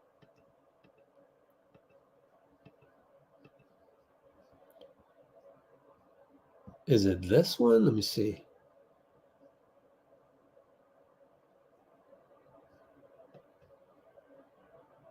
Here's a good one. I don't think we went into it. They're in the foyer and they're interviewing Dario. I mean, obviously, it was really hard to play against them. They were like moving the ball, they were playing different basketball, not that much kicker, Yep. Dario talking about our Kerr system. And, not play with them, obviously, kept feeling that spark a little bit. Obviously, we started the season kind of like slow, so, I'm looking forward. We're going to see more greatness for them, and for the team, and, the other guys going to step up, and it's going to be like a good season for us. I want to talk about that particular lineup. It was you with JK, with Klay Thompson, and Brandon Podziemski, and you and Draymond, and you all were phenomenal tonight. Being able to find your shot, being patient, ball movement was just key. What was working and clicking out there for you all? You only had 7 turnovers tonight.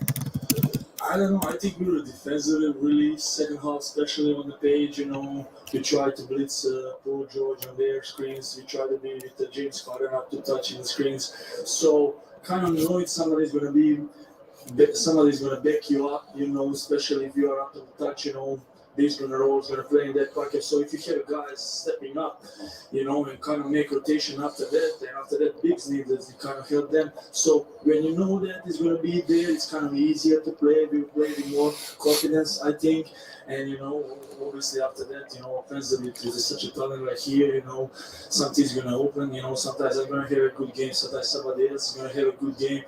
When you approach like that to the games, it's going to be really hard to guard us. I mean, I definitely saw the blitz. That help defense was active tonight, and so I definitely know what you mean there. Taking it to the offensive side, 5 assists, no turnovers for you. Obviously, passing is part of your game, but you take pride in that. What is so important for you to be able to open up opportunities for your teammates? I mean, obviously, they were like really, really kind of playing not so very well on the pin downs for the Klay, and I try to be same in that kind of pocket. But I see the helps kind of coming like really, really, really active on me, so I try to find open man another side. It's just maybe like basketball skill, maybe just read, That's how I like learn to play basketball. So it's kind of like just playing with that moment what defense gives you. Well, you definitely learned the fundamentals, and whoever coach you taught you well.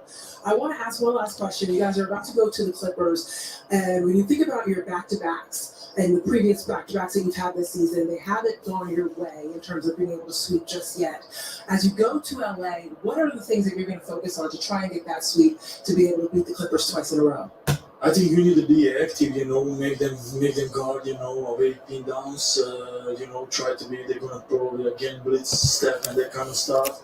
And, be on the same page, move out of the ball very well to open kind of angles for Steph and, to don't hesitate to shoot a ball if we are open, to don't hesitate, make a dribble, make a play. I think that would be very huge for us. So, it's going to be probably a different game. I don't know if they're going to approach with some different lineups or something, but, they were back-to-back, so I hope it's going to be like even more interesting game for the fans, and I think, we're going to be a winning team. You kept it interesting tonight, down 3 players, getting the win, and also bouncing back from that Kings game. Congratulations on the great win. Thank you so much. Back to you. All right. Well, here's a little bit of Steve, right? So let's go back here and turn Hitting the shots. What do you think of Kuminga's overall night? It was great. He didn't foul, not one foul. And he's out there guarding Kawhi and Paul George, and really tough matchups, and used his athleticism. Had 5 rebounds in the first half. Dove to the rim, and then took the three when it was there. The game just felt really clean to me for JK. Like he kept it simple, and that's what we've been harping on. And very happy for him because JK is a great young guy. He wants this so bad, but he gets frustrated at times, like a lot of young players. And things haven't gone his way lately, and he really stayed with it. So the approach paid off, and I'm really happy for him. All right, that one's good. Let's see if Slater has any other ones. Nope. Wow, 7 double-digit scores. Let's look at this junk defense that we had. Okay. And I'm being facetious when it comes to junk defense. That's just the terminology Steph uses. Analyzing our junk defense. Triangle and 2? I don't know. Let's see. Let's just analyze it together. From 5 minutes to go, Q1. Here we go. Let's check this out, guys. So how are we going to line up against these guys? Check this out. Check this out. Dario looks like Draymond's playing zone 1, 2, 3, 4, 5. He's probably got Kawhi, so it's probably Brandon playing zone. Zubac is trailing. And then let's just step through this a little bit. Okay. Step through that. So Zubac goes in the middle, and Brandon is there. And Dre doesn't leave Kawhi, really. He's helping Dario. So that's really interesting, right? It's pretty interesting.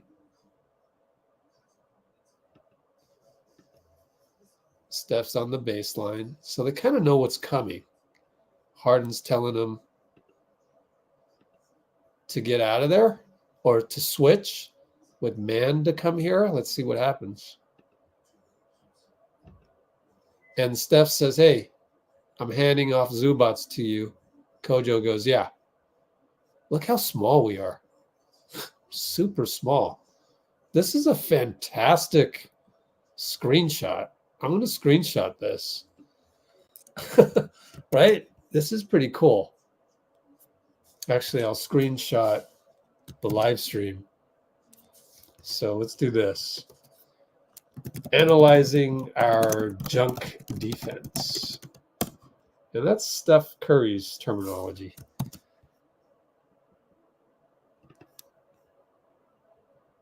All right. Let's continue.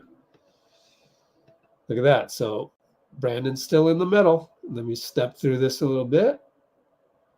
Now they go pick and roll here. Terrence Mann comes all the way up to set a pick. And it wasn't Zubac. And look at Kojo. He's got to maintain Zubac there. So pick and roll. Steph goes switch. Now it's James on Steph. Goes by him. Dario's there. Let's look at this again. Dario's there because he can pass off Mann over to Draymond. Now this whole time, where has PG been? We're at the 122 mark of this. Where has PG been this whole time? PG is just hanging out right here, hanging out, trying to balance the floor for James. So is this a triangle in 2 with Dario on James and Draymond on Kawhi? Interesting, right? Not sure yet. So now Steph says switch. Now he goes, but Dario's there to help out. Steph does what he can to stop it. Even Pods is there to show. And we're all just bunched in here. PG's open. Let's see if it goes there. Goes there. It's not the best pass in the world. And, you know, hands off BP. Hands off Zubac to BP. Can't stay in there 3 seconds, though. Swing it over to Mann. Another one over to Dario against Kawhi. So maybe it's just a 3-2 zone, but Steph did come all the way around. Steph came all the way around. We'll come back to this 125 mark, but Steph came all the way around. He was originally there. So I'm trying to find out if this is a triangle in 2 or a straight zone. What would you call this? Can't even really call it a triangle because Steph went all the way out here. You could call it a matchup zone. What do you got for me, guys?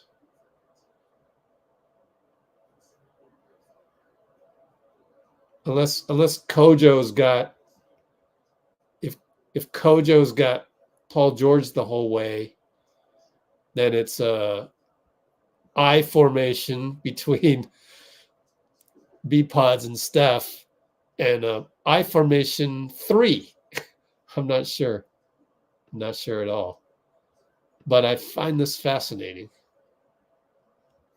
I want to make sure that I did the screenshot correctly.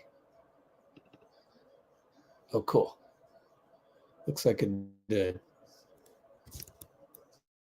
What is that? Oh, gosh. I'm all over the place now. Sorry, folks. Kind of lost myself there. One of my screens died. I don't know what's up with that. Did I hit the wrong button? I don't know. I lost the screen. Damn it. Anyways, let's keep going. Get rid of this. And so Harden attacks Steph. We swing. Kawhi gets it. Dario's there. Remember, Kawhi got it. Dario is there.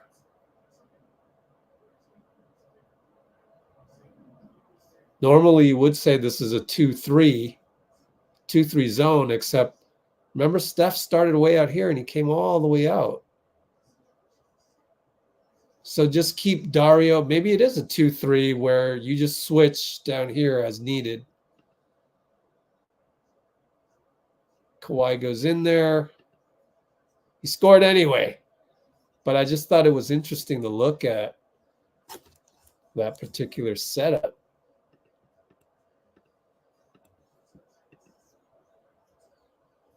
Let's go back to Anthony Slater here. So how did I lose my power on this? I lost the screen.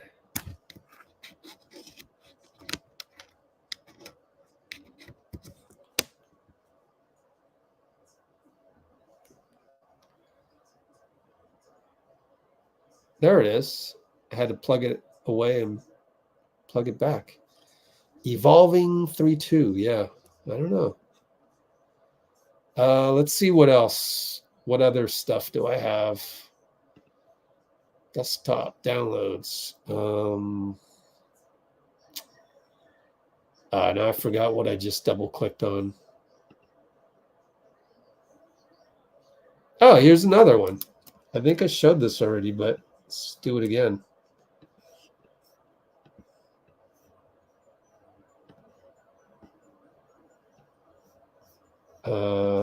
Since we're not getting a whole bunch of podium content at the moment, let me check the post-game content, see if they got anything. Not yet. So let's look at this one.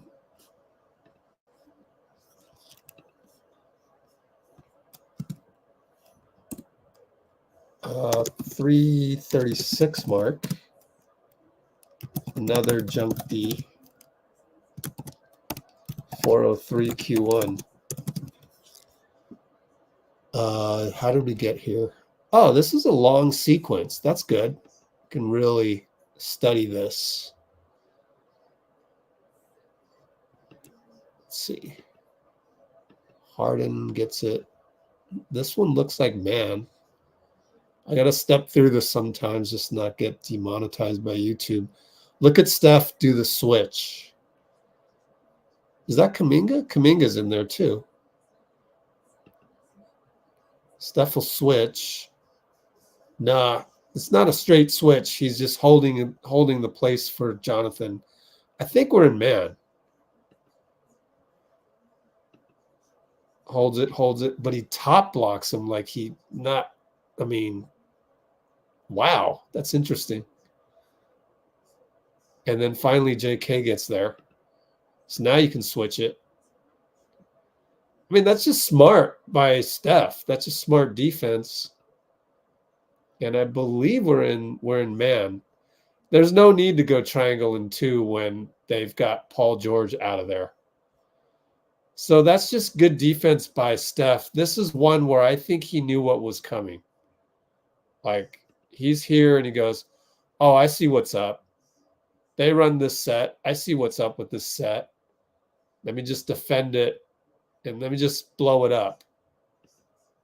So Steph blows up the play so that Kawhi still has JK on him. But look at BP. He's passing off Harden. BP's passing off Harden to Steph. This is just really high IQ guys executing the game plan, I think. Kojo, BP. You know BP's going to execute. That's all he's about, is executing game plan. So then they swing it over to Powell. And what? Kojo switches out? Look at that. So Kojo comes back in to help.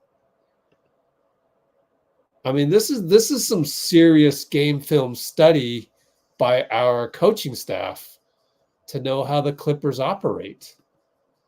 Goes over to Powell. Everybody stays home. James gets it. You're running out of shot clock. He attacks. They got to go to Powell. Now he's got to shoot it. And he traveled. It wasn't a Kojo foul. Powell actually traveled. So got lucky there. You never know. 50-50 call. So, yeah, it was just Steph blew up the Kawhi post up. Kawhi switch post up is what we'll call it. So that was kind of neat. Just an example of our guys really executing, and that was deep into our second unit. I mean, all of our second unit are going to have Steph or Klay in it tonight. We saw that. And so that's how the script was built by the coaching staff. Let's take a look at some other tweets if they exist. Pajemski gained the utmost confidence after the Minnesota game. I think that's the one he scored 21 points or whatever. Extra emphasis on moving the ball. Nice picture of 11:30:23. He's feeling relief. Come on.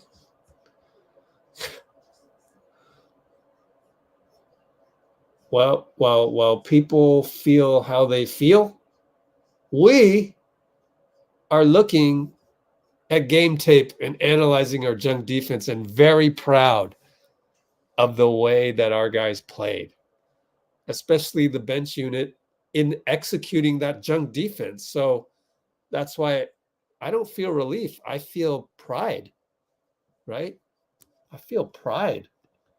And sometimes it does take a little bit of nitpicking in the game film to get to that conclusion.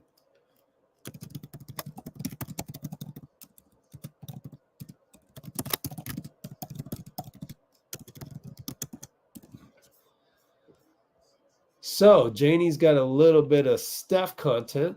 Really like, you know, reflect or like watch the highlights and all that, just because it's, you know, we're still in it, we're still trying to chase more, stay competitive, you know, continue to evolve as people and as basketball players. But every once in a while, you do need a reminder of how special and legendary, like,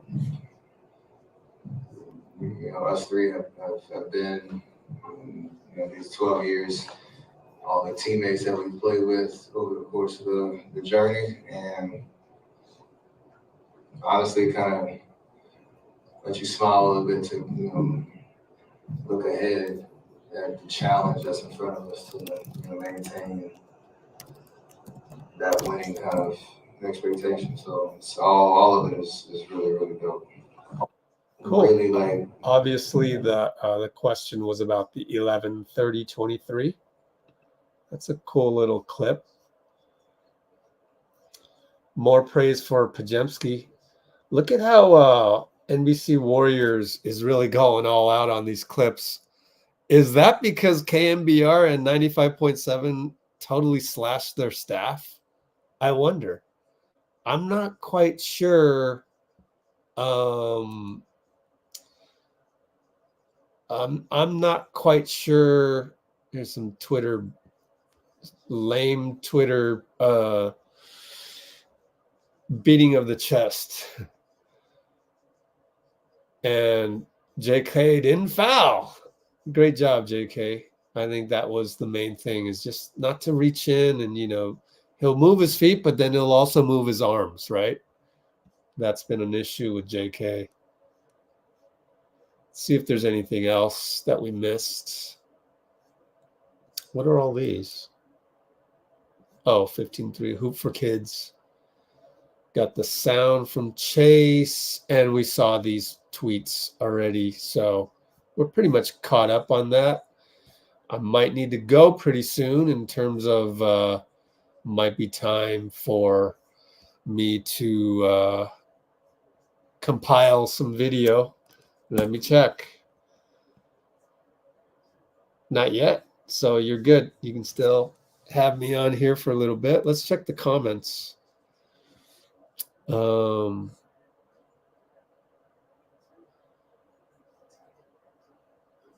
Yeah, Bruce is right. Like, yeah, every time, well, you know, we got to get healthy. Let's get CP back. CP's going to get a reevaluated on Monday, which is not too far away. It's Thursday tonight. And then a week from now, next Thursday, GP2 will get reevaluated, but his coming back, GP2, is more on the order of weeks rather than days, whereas Chris Paul is day to day, literally. So I think I agree with you in terms of I agree in terms of the energy that and dedication to defense. But yeah, Bruce has a good point in that to expect them to play perfectly every single game. I mean, it really just depends on the team we're playing.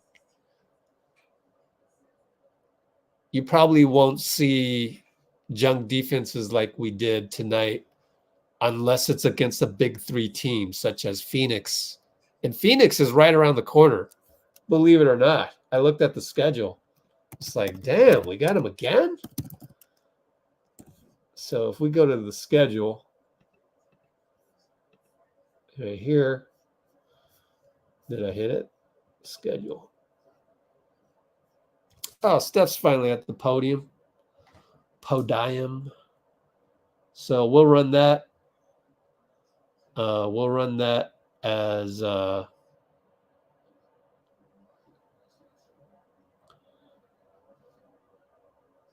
I queue up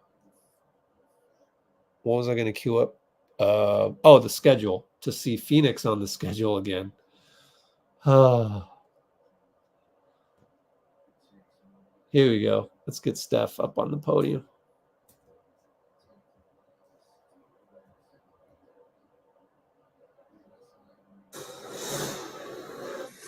Stephen, what are your thoughts about the art in the room behind you there? I mean, it's special.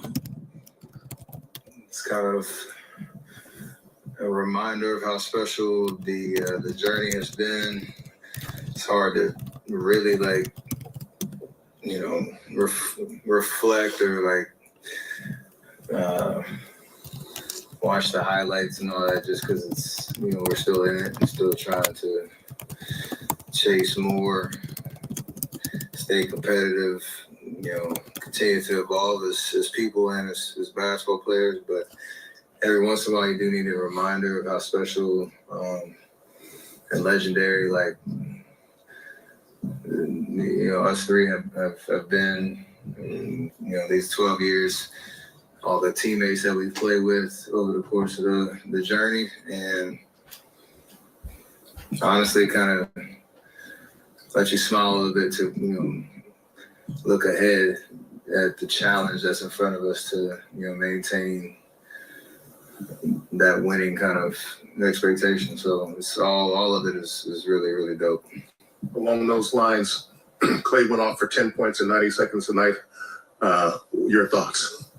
We needed it, and he that was, a timely run, especially how our fourth quarters have been, or how they were, how it was in sacks. So for him to, get hot, he hit a bunch of different shots. He hit, I think it was a three, then an elbow jumper at the and one. I think another layup. So it was, it's a reminder, again, with the way our team is built and the way teams defend us,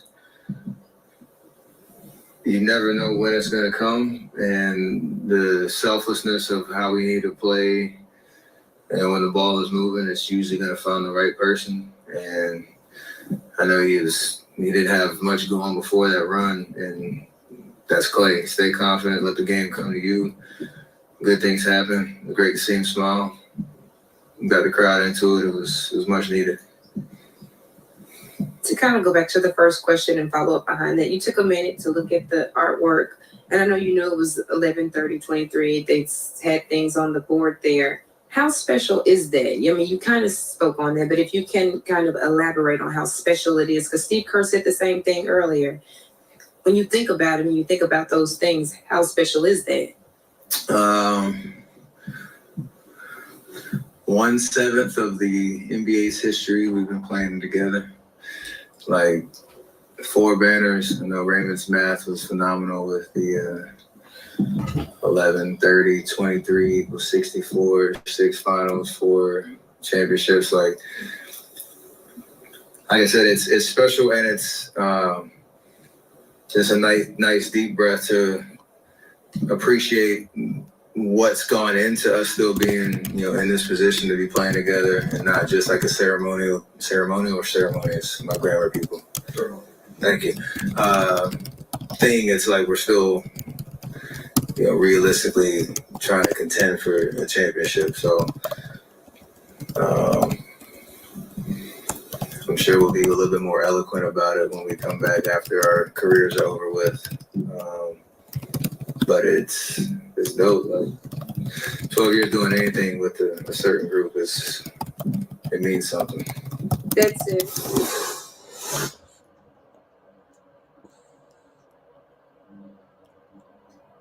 Also got Klay. Let's just go to Klay right away. First of all, the backdrop behind you. Pretty cool. Pretty cool.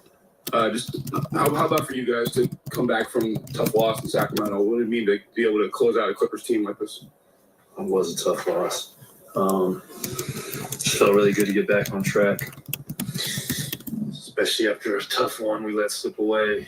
And hopefully we build off it and go do the same thing in Los Angeles. It's the second time you guys have come off a tough loss and found a way to win. You guys lost to OKC in an overtime game, came back and beat Houston tonight, come back and you beat these guys. What does it say about you guys as a team? Now we're still figuring it out, and we have the ability to bounce forward. I think our history together is an example of that, so it's never going to be easy. You can't win 65 games every year, unfortunately, but we can still end up with a great record at the end of the regular season as long as we don't continue doing the things that have us with a losing record at the moment. Key point in the fourth quarter, you guys are up 7. You scored 10 points in 90 seconds. You guys are up 13. What was that feeling like? That felt so good. At times I feel like I can be pressing, and I obviously want to make every shot I take. I wish basketball was that easy, but I'm proud of myself, even when I'm 2 for 12, whatever I was, not getting discouraged. I would have been very disappointed if I ended that way. Instead, I kept hunting good shots and stayed positive, and it worked out for me. It felt great. I wanted to kind of ask you about a specific player that started that stretch. Ball got to Kuminga in the corner. He kind of gave you a little DHO in the corner. What does that show about him and kind of the way he played tonight and his growth to recognize that, execute? Shows they trust me, and JK is sky's the limit for his career. He can do things you can't teach, especially his ability to elevate above the rim. His jumper looked great tonight. It was smooth and great backspin. And he took great shots. And he played very good defense on some of the best players in the world. And it's just a joy to see him grow. Sometimes we forget he's only 21 years old, and he's got so much basketball ahead of him.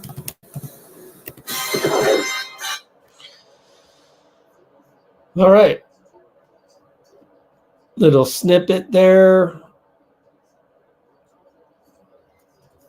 of Steph and Klay. As soon as I get the full video, I probably got to go. But it depends on how I obtain that stuff. We'll see. Yeah, I might have to go now. I might have to go. But we can call Bill real quick. Bill Huang in the house. Ready? He's gonna call. We're gonna call him by phone. Remember Bill? So let's just call him and see.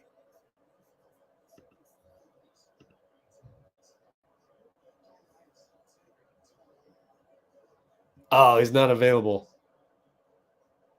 Oh, wait. Let me try him one more time. He just texted me back.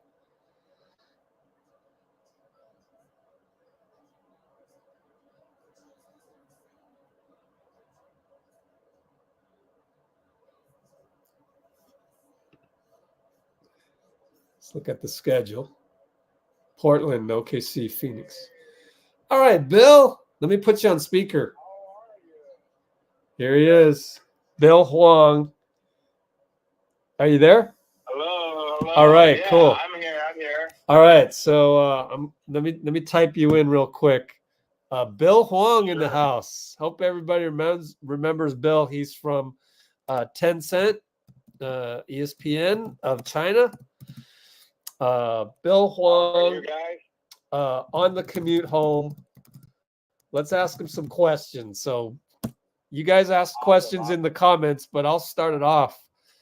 So what was the atmosphere like tonight? All right. So first, glad to be back.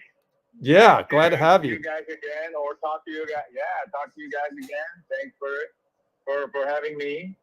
I would say I didn't have much expectation. We had a really horrible loss, on Tuesday. We shouldn't have that. the second half of Tuesday's game was pretty bad. But I mean, going to the pre-press meetings, pre-game press meetings from the coaches, I went to the Steve Kerr's one. I mean, he was cautious. He was, but he's still trying to pump everybody up, you know. And then it was a business as usual type of feeling. It was not really a downside or people were down. When I was watching Steph and Klay warming up on the court, actually Sarge was talking to one of the assistant coach and breaking down some of his defensive moves. I think he helped. He played really well tonight again. Vezenkov, Brendan, he was eating popcorn on the bench, and then he was in a good mood. He was yelling at Steph. He was joking with the other players and coaches. So he was in a good mood. I mean, maybe in my opinion, because of Paul and Gary Payton II was injured. So Brendan knows he's going to play tonight, so he's a little bit in the light mood. So overall, they came out business as usual, not really down. I think that they realized it, right? So the game was for them to lose. So as long as they can tighten it up, I mean, Steve Kerr emphasized over and over since last year, no fouling and no turnovers. Everybody is doing these two things well. Warriors going to win. And I think I noticed on a Wednesday, Steve Kerr hop on 95.7 The Game radio station. He mentioned Yeah. the first half of a Tuesday's game, Warrior was humming, right? We were playing so well, and everybody's was healthy. At the time, we were gelling together. We were playing on both ends of the floor. You know, we looked like a championship contender, you know, team. Yep. And Steve was happy. And then it kind of, after Auger got hurt, Gary got hurt, things got a little haywire. Yep. And then towards the last, towards the end, everybody saw that. So today, I believe they came out. I think only one thing that I was shaking my head was that Steph Curry behind the back. Oh, right. Yeah. Mm-hmm. That was the only one, right? Yeah. I believe Brendan, he lost it. So that was the one. Other than that, everybody else was fairly. There are some turnovers, but not too bad. And then we would keep it pretty low. So overall, I felt Warriors was not panicking. They knew. Clippers just playing at Sacramento last night, so they had a hard game. I know they won, but coming in, Clippers, all the core are older guys too, right? I'm not saying they're fossils, but they are older. Right. You can tell, like us, right? Like Kawhi was a little slower. James Harden, I was watching from the on the sideline a little bit on the fourth quarter. Steph just blow by him 3 times. Yeah. Not even, I don't think it wasn't James doesn't want to play D. It was just he was not be able to. He was turning around and chasing him down, but he just couldn't keep up with Steph. Yeah. Steph is 35 years old. Yeah. Anyway, so I think that we got that, and everything was good. Yeah.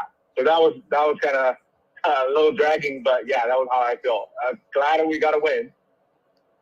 Yeah. I think you're right in terms of the Clippers being an older team on a back-to-back, having to go to Sacramento, probably took a bus to San Francisco, but, it does kind of wear on you. So, but, our bench was great, and they executed the janky defense. So we did well. You're right.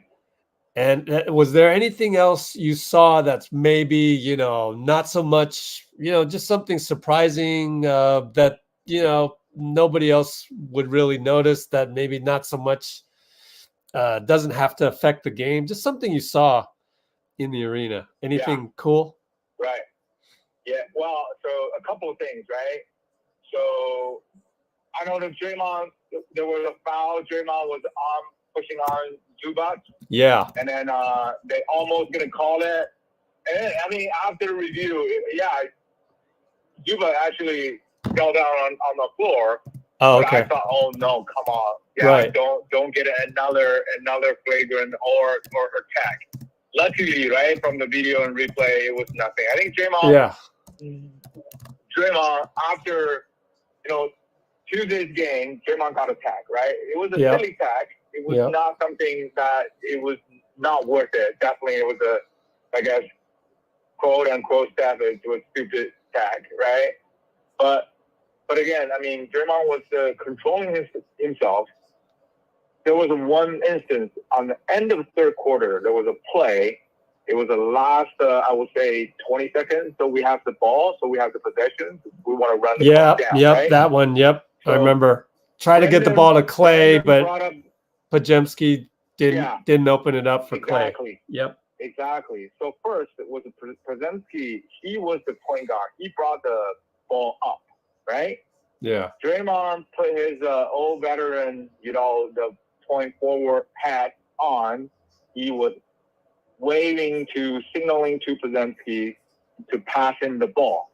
And then I think there was some miscommunication. Draymond, you can visibly see, I think he's like waving his hands very fast. Yeah. But he wants the ball. He wanted to command this last possession of the attack. And Vezenkov hesitated a little bit, and then he finally bulged. He passed the ball to him. And then Draymond told him to move, set a screen, or go down, set a down screen for Klay or something. So there was some miscommunication, right? Obviously. And then the clock was running out because of that miscommunication. Yeah. And I thought Draymond was a little unpleasant or maybe unhappy. Yeah. Yep. I mean, I Me was too. sitting from afar. Yeah. I could tell. Yeah. Kind of, you know, it could be a good possession, right? Yeah. But, for us to get a point or get a shot up, but kind of run the clock down, last shot, so we rushed it. Luckily, I mean, there was no time for Clippers to come back. Yeah. But here's what I saw. So as the quarter ends, everybody went back to the huddle. Yeah. I thought Draymond gonna get mad a little bit, but he actually walked up to Vezenkov, dabbed him.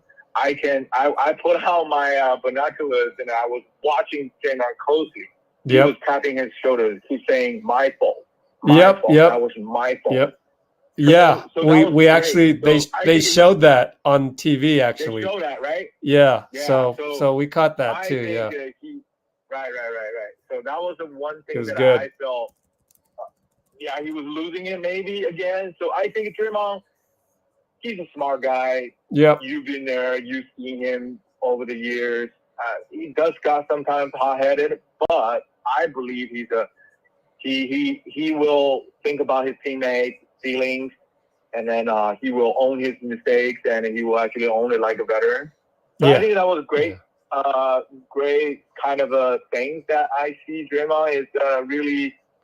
He knew he crossed the line, you know, by getting banned for 5 games. I think it really he will be good for a while. I mean, if not the whole season, but he will be good for a while. So that's one thing that I kind of picked out on not on-court performance, but something interesting. Yeah. No, obviously the biggest. Go ahead. Go ahead. No, go ahead. Oh. Right. So obviously the biggest thing on tonight is today is a special date. I'm sure guys we're all fans that are aware of, right? November 30th to 23. Yep. So it was funny. So 10th ESPN, our anchor, Tao, she has right to interview, post-game interview, right? Yeah. And before game, she told me, Raymond told her, she can get either among Klay, Steph, or Draymond, any one of them. She could get one, right? And then TNT might get another. Whoever, maybe TNT get the hottest guy of the game, maybe Steph. Yeah. But at least she, Tencent ESPN should be able to get either Klay or Draymond, right? So that was a promise. And then towards the at the end of the game, she got to interview actually Kuminga. The reason being, Raymond actually came over after and apologized to her, saying them three were insisted to be interviewed together. Yeah. To be interviewed together. Yeah. So that was funny. So that was one. And they had a lengthy discussion. They were on the headphone for a good 10 minutes. Wow. After the game. Everybody left. A good 10 minutes. Yeah. Yeah. And you can tell, right? You can tell the last caller, because I was not watching TV. I was right next to them and just kind of listening, but I can't listen to the headphones. But the last one, I think it was Bob Myers actually interviewing them, calling them in. Bob Myers. Draymond was saying, Bob, so before we go, we want to do, so he started talking more. It might be, it was Bob Fitzgerald. It was Bob Fitzgerald. Oh. We were watching that, or we were listening to it. I see. But yeah, Draymond went pretty, he did the extra one. But yeah, I mean, you know, Tencent is the powerhouse of NBA in China. So, you know, that's what Raymond has to deal with. And so sometimes he's going to get caught in the middle on some of these things. And it just happens. Right. So, especially tonight. Right. But it's a tough job. So it happens, you know, Raymond has been fairly fair and good to us. Yeah. At least to my knowledge. But I'm sure, you know, sometimes we don't get to interview or the players that we want. But anyway, so Draymond was having a lengthy interview. I mean, all three, and you can tell it's special to them. I was reflecting while I was sitting there watching them get interviewed. I'm seeing them. I'm seeing this past 10 years that we have been in the Oracles in the New Chase Center and all that. So we're fortunate to watch these three play, and I really hope. I know they're getting older and slower. Excuse me, but it's still a scene. Yeah. I mean, we're fortunate to watch them play. Yeah, did they have any like free T-shirts for all the fans on the 11/30/23 or no? Actually, not tonight. Oh, that's too bad. Yeah, they did not make too much a deal, I would say.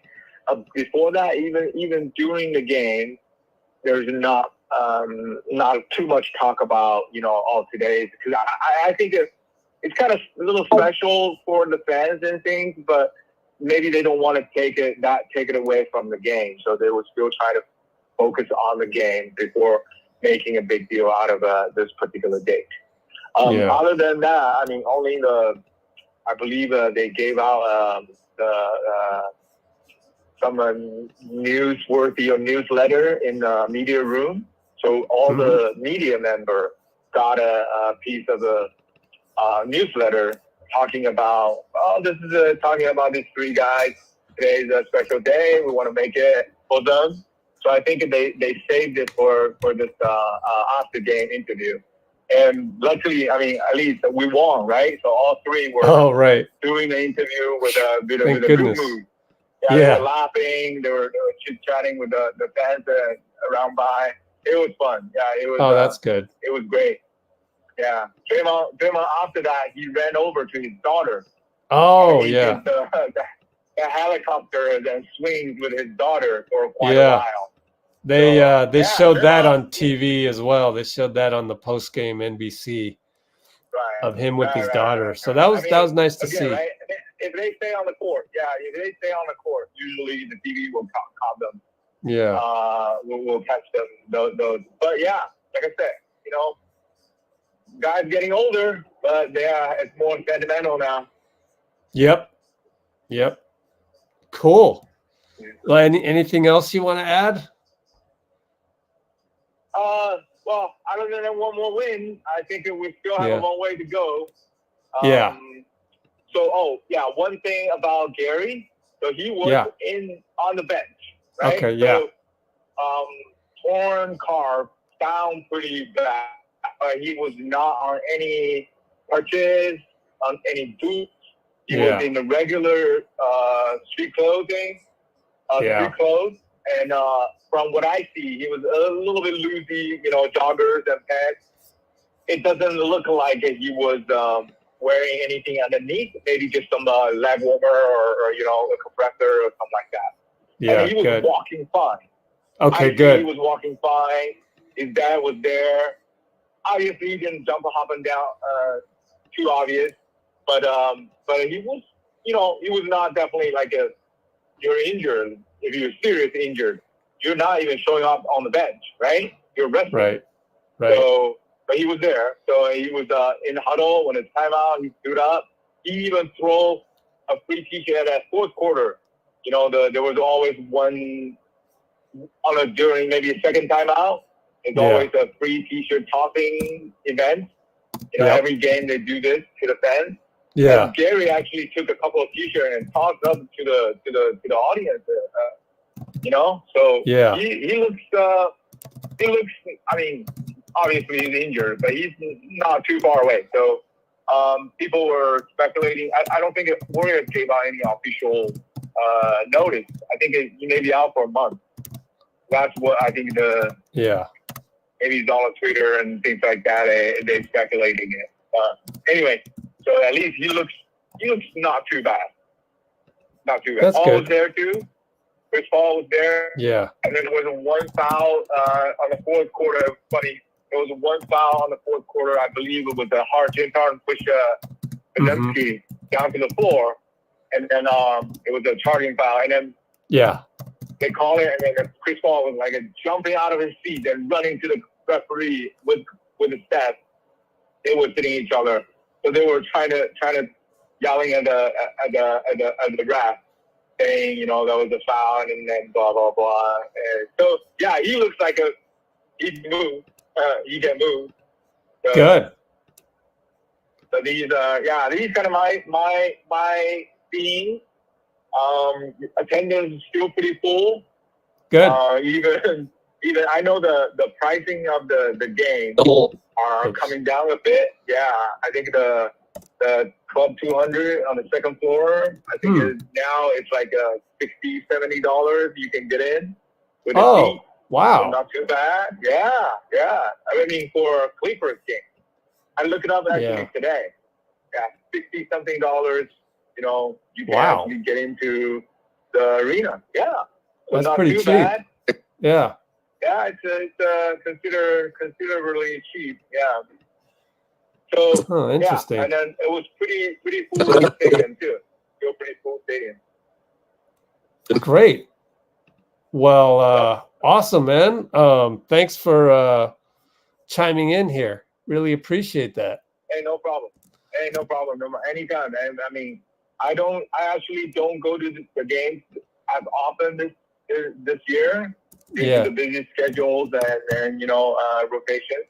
Yeah. So, I mean, anytime if I go, I'll let you guys know. I will hop on. Love to talk to you guys. Yeah, love to always want to exchange ideas. Win or lose, we want to face it.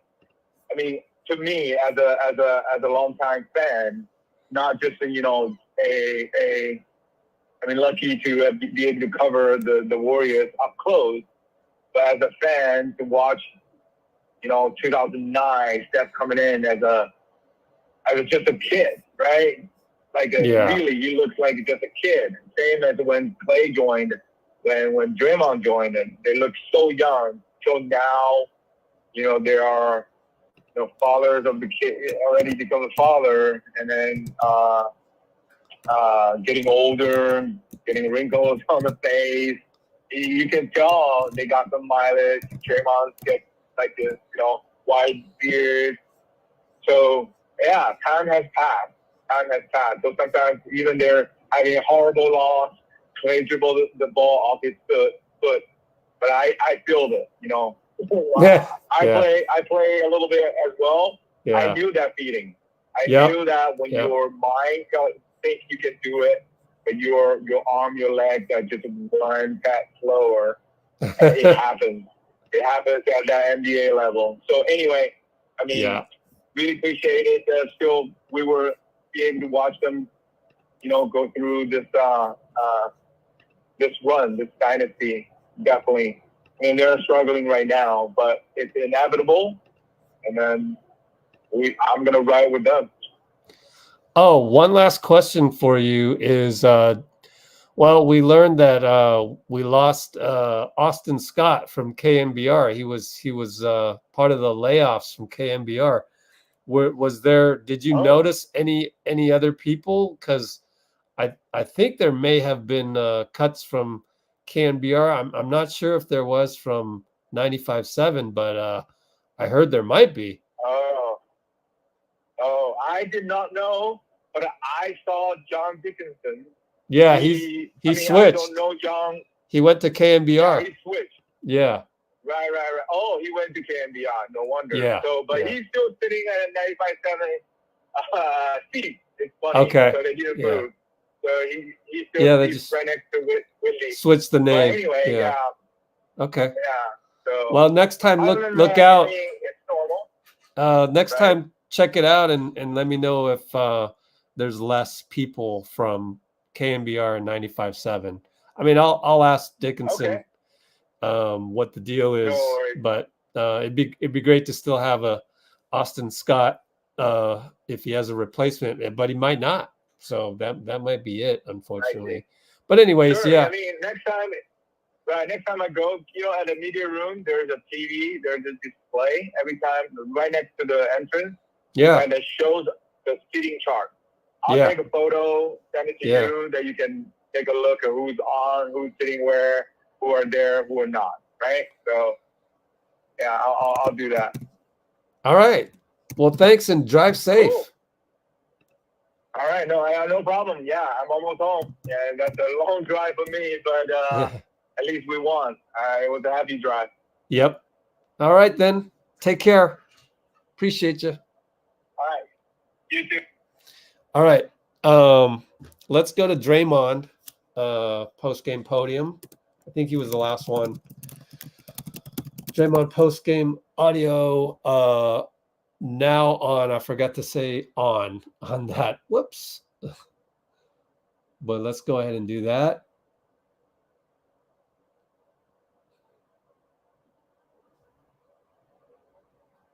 I've got Klay's thoughts. What are your thoughts about seeing the specialness of this day and the fact that you guys have been in a trio for over the last decade? Oh man, it's an incredible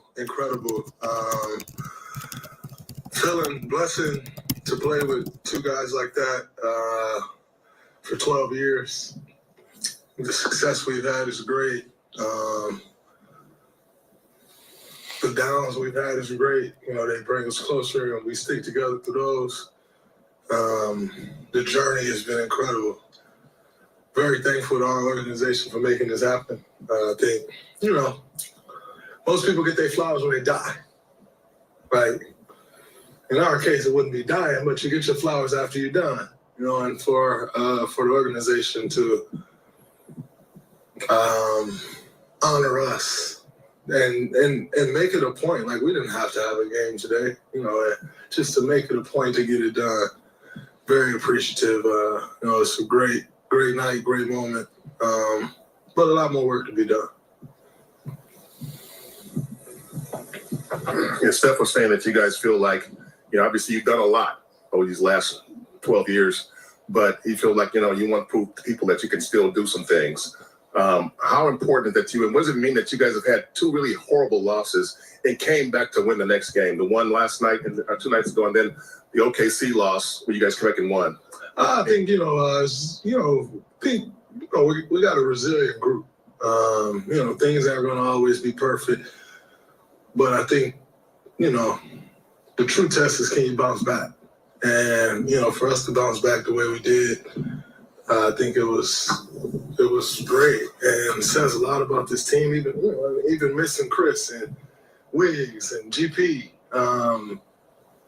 It's a lot, and to still get it done the way we did. The bench stepped up as they have all year. So I think this is a resilient group that, we'll continue to find our way.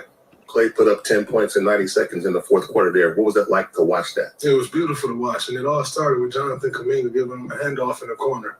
JK could have shot it, could have drove it, and he went uphill DHO and got Klay going. And I told him in that timeout, you just got him 10 points off that one move.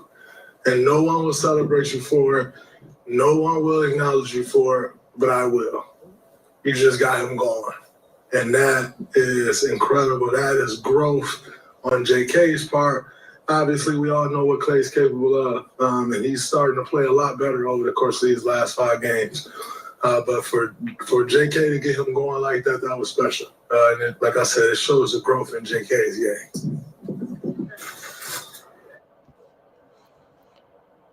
Little Draymond for you. All right, what's next? How about Pajemski, my friends? Lucky for you, I have some Pajemski. Yep. I actually have that for you. I just want to look at a couple more things. Pods is a winner. What else did Steve say? JK clean. Klay the rest of the year.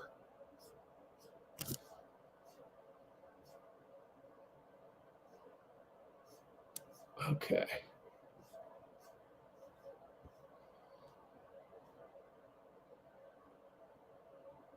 Okay.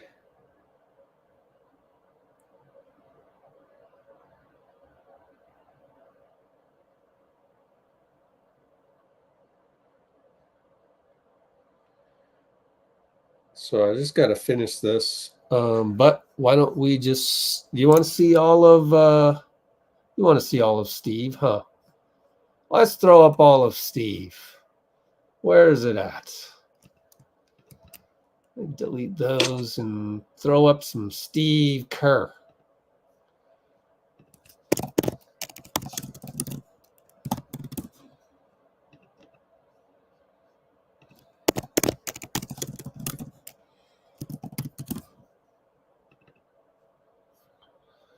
All right, we're gonna go all 7 minutes of Steve, as long as you promise you'll watch Pajemski later on the channel.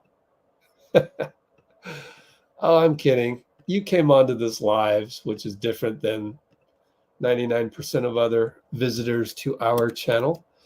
Entire Kerr post-game video now on. So it's going to repeat a little bit of the audio that we had before, but oh well. This is part of the show, right? Entire, let's play. Let's do this. Obviously, a good win tonight, Coach. Klay Thompson, obviously, people have been talking about him underperforming. But tonight, I know he was being facetious earlier in the week when he talked about being benched. But in that group that he played with there in the fourth, he scored 12 all game. And then he scored just as much as that, just 2 less than that in that few minutes with that group. Would you say that you would entertain the thought of him playing with that group? Yeah. Well, he's playing with that second group. Routinely we take him out early in the game and then bring him back so that he can help anchor the bench unit. What I loved about Klay's game tonight is that he stayed patient through the missed shots. He had a lot of open shots that he missed early, and he didn't hang his head. He kept the energy defensively, stayed with it, and I felt like the game rewarded him during that flurry early in the fourth. I think he scored 10 or 12 straight points, and so that's what we need from him. And Draymond set a great tone, and I thought. But the story of the game was really the bench. Brandon, Dario, Corey, JK, they were fantastic and really controlled all their minutes while they were out there. It was fun to watch. Steve, how welcome, given what Klay's been dealing with, how welcome was it to see him give you 10 points in 90 seconds at a time when the lead was pushed to 7 and he pushed back out to 13? Yeah, I mean, that's why he's out there with that group to give them a score. But as I said, it felt like the game rewarded him for just continuing to fight and not worrying about anything. He kept shooting, and the ball kind of bounced his way. But that's the Klay that I expect really the rest of the year. I mean, I thought he was great in Sacramento the other night. As long as he's patient and doesn't beat himself up, and just stays with it and brings the energy defensively, and he's a great player.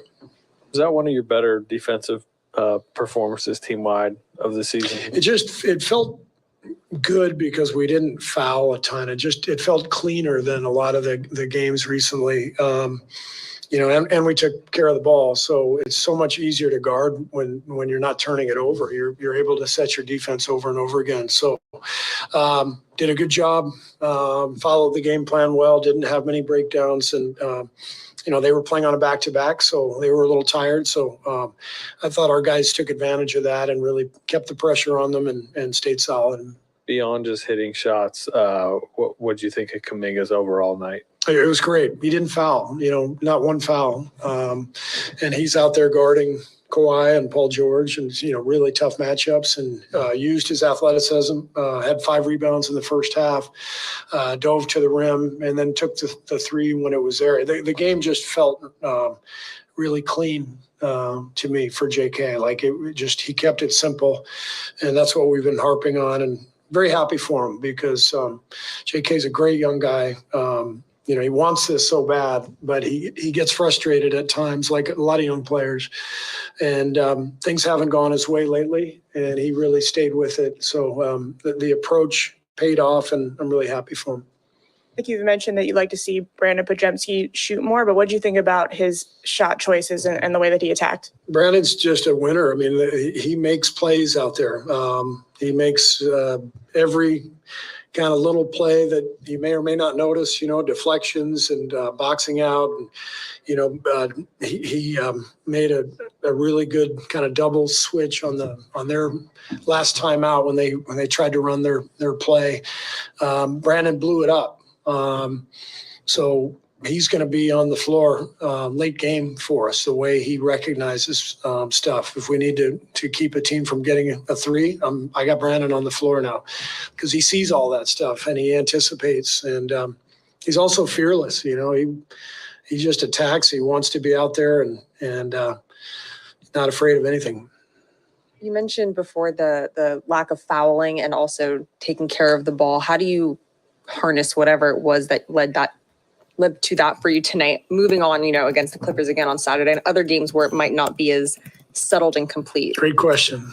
And I don't know what the answer is because we harp on it all the time. But, Ron Adams just said we should have a sign that just says no buffoonery. So maybe a sign that says no buffoonery. I mean, maybe that'll work. I just think that I talked about this in preseason with you guys. Like, we're not the same team we were 5 years ago. So chaos doesn't pay as much as it did back then, when we could just generate pace and energy and extra possessions and afford to turn the ball over and take bad shots. We just have to be more solid with this team. And hopefully we can get that to be a constant and not just one night. Yeah. No more buffoonery. Thank you. Took a while. Was it somewhat of a pleasant surprise to see the second unit play so well without Chris? I mean, because probably there had to be some question as to how they would do without him. I would not call it a surprise, honestly. I said yesterday when the injury news came out, or when we knew these guys were going to be out, this team is deep. This team is, we can play up to 13 guys. They all could be in the rotation. So you saw what Corey Joseph did out there tonight and in Sacramento. The guy's a pro. He's a pure point guard. He never makes mistakes. He's really good defensively.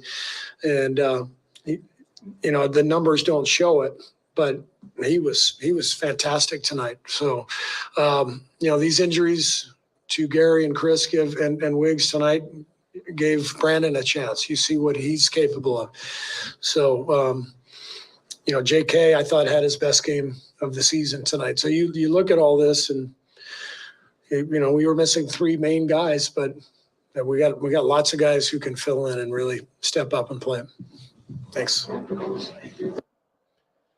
All right, time for Pojemski.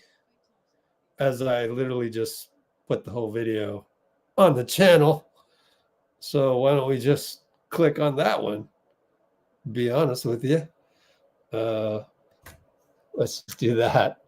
Well, is Nicole still on? I guess you missed the joke, but yeah. Ended up asking the negative question. Here's our schedule coming up. LA again, Portland. Whew. Could be a trap game. But then go to OKC, go to Phoenix. Yikes. These 2 are the in-season tournament didn't qualify for games. So, little consolation prize is we get Portland. Nicole heard it. All right, so let's go to Pojemski. 1 minute ago. No views. We'll be the first view. Yay. And I can use the timestamp now because I have a timestampy right here. Let's timestamp this. Boom. Pojemski.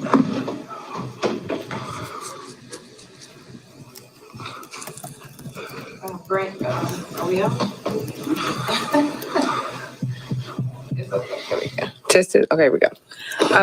Brandon, Steve Kerr obviously said that you had a great game. He was really high on how you played tonight and how you performed. Just talk about your performance, how you felt out there, and what you think about it, you know, hindsight. Yeah, I think ever since the Minnesota in-season tournament game, I've had the most confidence. I'm already a confident person, but just being out there for, you know, 39 minutes that night and playing against the best, I think that, you know, I can be out there with anybody, any group, and playing against any group. So me playing 31 minutes tonight, just on the team needed with 3 key guys being out. So just try to pick up and fill the void as best as we can. And, you know, we got a W. That's what matters. You trying to get up the 3 a little bit more often? I mean, I was open all 4 times, so letting it fly. Steve mentioned like a double switch you had late. Do you remember that specific play? No, I don't. Okay. I think it might have been on an inbound. I don't know if it, but he just referenced it because he mentions that you're seeing stuff even defensively late. Oh, yeah, we're talking about the inbounds pass to ball, yeah. Just saw it. I knew they needed a 3 at that point in the game. So me and Mo just talked it out. We switched, and, you know, we made him throw it almost to the backcourt. You mentioned what did that Minnesota game do? Yeah, it you know, put my confidence through the roof for sure. Playing against Anthony Edwards, one of the top upcoming guys in the league, and then, you know, to follow that up, play against Shea and Jalen Williams, and now playing against, you know, Russ, Terrence, James, Paul George, Kawhi Leonard. You know, just taking that challenge head on. I was on James Harden for most of the night, so, you know, taking that head on. Pontus, do you look at your role a little bit differently without Chris? Because you played some with him, obviously, but he's the vet on that squad, and usually he's the guy leading that group. But tonight, you were kind of doing all over the place. Yeah, I think it's whatever the game calls for. Me and Corey played a decent amount together. I think Corey filled that void for Chris tonight. But, you know, it's kind of whatever the team needs, and at that point, you know, had 8 rebounds tonight, just trying to pick up for, you know, GP, CP, and Wiggs being out. Kind of following up on that, what do you like about the construction and just the makeup of the second unit, the reserve players that you guys have? Yeah, I think we just don't have like it sounds funny, but we don't really have a go-to scorer. So I think the ball moves more with that second group. And for us, the ball was swinging, and that team's a great one-on-one isolation defense. But when you move the ball, you know, the ball moves faster than anybody out there. There was a point in the fourth quarter there where Clippers closed within 7, and then Klay had like 3 straight buckets or 4 straight buckets, scored 10 points in like 90 seconds. what do you think of when you see something like that from one of your teammates? Yeah, I think we kind of expect that from Klay, but also just us recognizing that group we were playing out there against, they were kind of switching everything, so the ball was sticking a little bit. But we were able to get Klay some free ones, and then, once he sees one goes in, he lets them fly. And, he had 3 straight at that point. I kind of turned the momentum around. We were able to get Steph and Dray back in the game. And from there, we closed it out.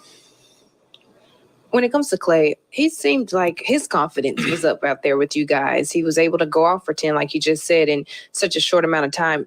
Is that a two-way thing with you guys? Are you guys like really comfortable with Klay out there in that group? Is that how that works? Yeah, I mean, he's been here for, however long, and his confidence never wavers. He doesn't care what anybody tells him, whether it's the media, whether it's the coaches, he's going to keep shooting the ball. That's why he's in the NBA, because he can shoot the ball at a really high level. But for us, we just try to keep instilling that confidence, like just keep shooting. And, we probably don't even need to say it, but we say it just to be a good teammate. You always been like a charge taker? Yeah, 100%. Not athletic enough to jump in the rim, so anytime I can try to take a charge, I try to.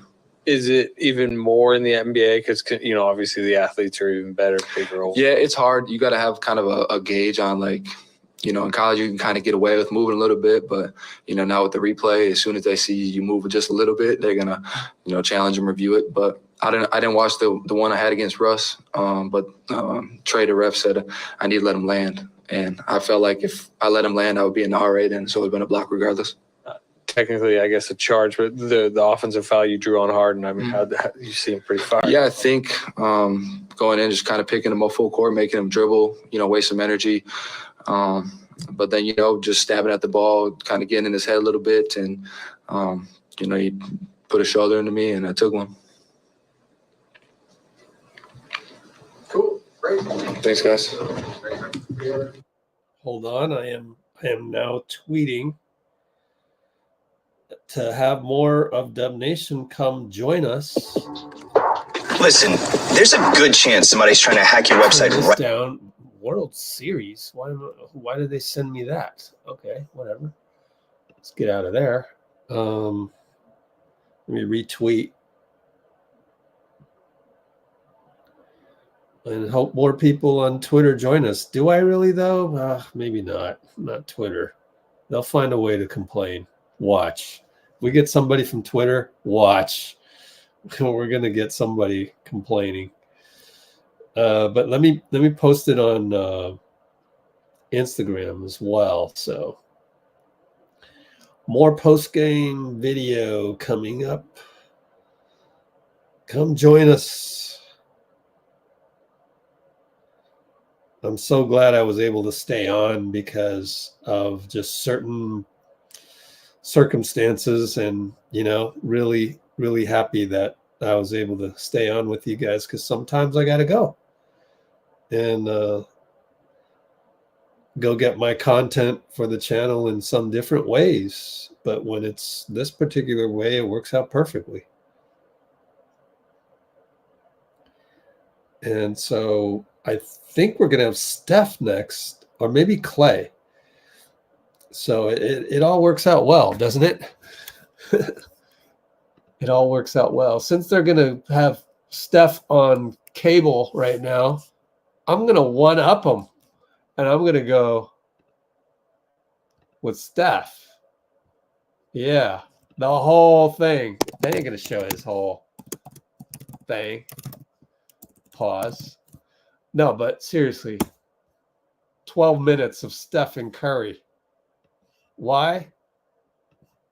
Because I want to be different. That's why. So here we go. Take it away, Stephen. Stephen, what are your thoughts about the art in the room behind you there? It's special. It's kind of a reminder of how special the journey has been. It's hard to really reflect or watch the highlights and all that, just because it's, we're still in it and still trying to chase more. stay competitive, continue to evolve as people and as basketball players. But every once in a while, you do need a reminder of how special and legendary, us three have been, these 12 years, all the teammates that we've played with over the course of the journey. And honestly, kind of let you smile a little bit to, look ahead at the challenge that's in front of us to, maintain that winning kind of expectation. So it's all of it is really, really dope.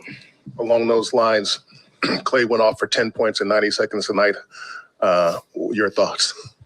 We needed it, and that was, a timely run, especially how our fourth quarters have been, or how they were, how it was in sacks. So for him to, get hot, he hit a bunch of different shots. He had, I think it was a three, then an elbow jumper, got the and one. I think another layup. So it was, it's a reminder, again, with the way our team is built and the way teams defend us, you never know when it's going to come. And the selflessness of how we need to play, when the ball is moving, it's usually going to find the right person. And I know he didn't have much going before that run, and that's Klay. Stay confident, let the game come to you. Good things happen. It was great to see him smile. Got the crowd into it. It was much needed. To kind of go back to the first question and follow up behind that, you took a minute to look at the artwork, and I know you knew it was 11:30:23. They had things on the board there. How special is that? I mean, you kind of spoke on that, but if you can kind of elaborate on how special it is, because Steve Kerr said the same thing earlier. When you think about it and you think about those things, how special is that? 1/7 of the NBA's history we've been playing together. 4 banners. I know Raymond's math was phenomenal with the 11:30:23 equals 64, 6 finals, 4 championships. Like I said, it's special, and it's just a nice deep breath to appreciate what's gone into us still being, in this position to be playing together, and not just like a ceremonial or ceremonious, my grammar people. Thank you. Thing, it's like we're still, realistically trying to contend for a championship. So I'm sure we'll be a little bit more eloquent about it when we come back after our careers are over with. But it's dope. 12 years doing anything with a certain group it means something. That's it. And considering all the math you just mentioned, when you think about the fact that you guys got to win today, Klay played the way he did, like you said, you needed that. And you said there's a challenge ahead. Taking all of that in, is that motivation at all? Because all you've heard today, and I know you guys probably don't listen too much to it, but it's an end of an era. It's an end of an era. But we don't hear anything. We're pretty much immune to any news or headlines. Sarcasm. We don't need any extra motivation because we obviously know how hard we work to prepare ourselves. Me being 15 years in, Klay 13, Draymond 12, it's a lot of reps. It's a lot of work, and there's a lot of emotional roller coaster that's gone over the years, and even this year, it's even harder. It's going to continue to get harder, and so, I think it's as a hooper and a competitor, you don't have much time to reflect. So I guess this was kind of a forced kind of moment, which is cool because you never like to just pat yourself in the back. That's not what we're trying to do. It's just gratitude and appreciation for sure. Steve said, when it comes to limiting the fouls tonight, limiting the turnovers, putting together such a complete game. We only had 7 turnovers? Yeah. So. Well, I'll be. He said, Ron Adams said, you guys just need the motto of no more buffoonery. Do you think Who said that? Ron Adams? Of course he said- did. Yeah, it's a good word choice. That's a great. But does it, putting together these complete games, carrying this forward, does it come down to really just limiting the buffoonery? I mean, yeah, some of that stuff is self-inflicted, like the last minute of Sacramento. I mean, winning changes the vibe immediately. And when you look at the margins of where a game can turn, where momentum can turn, where you just give away possessions or free throws or whatever the case is, those sting because those are controllable. You know, it's still, there's a lot of talent on both sides of the court every night. And so even if you play a perfect game in those areas, like you can still lose, things can still go wrong. But when you feel like it's self-inflicted, like that's where you lose sleep, you know, in the regular season. And there are bad habits that have the potential to build into who you are as a team and will show up at the wrong times, whether it's big games throughout the year, trying to develop momentum throughout the year or in the playoffs. So all that stuff matters. We talk about it all the time. And I know I'm imagining every NBA team talks about those things because they impact winning so much. It's just the team that can actually execute it the most consistently will, you know, be the better teams, talent aside. So it matters. What'd you like from Kuminga tonight? He's just a dog on defense, and when he's, you know, communicating and physical on the ball, using his athleticism, he can be a real disruption out there.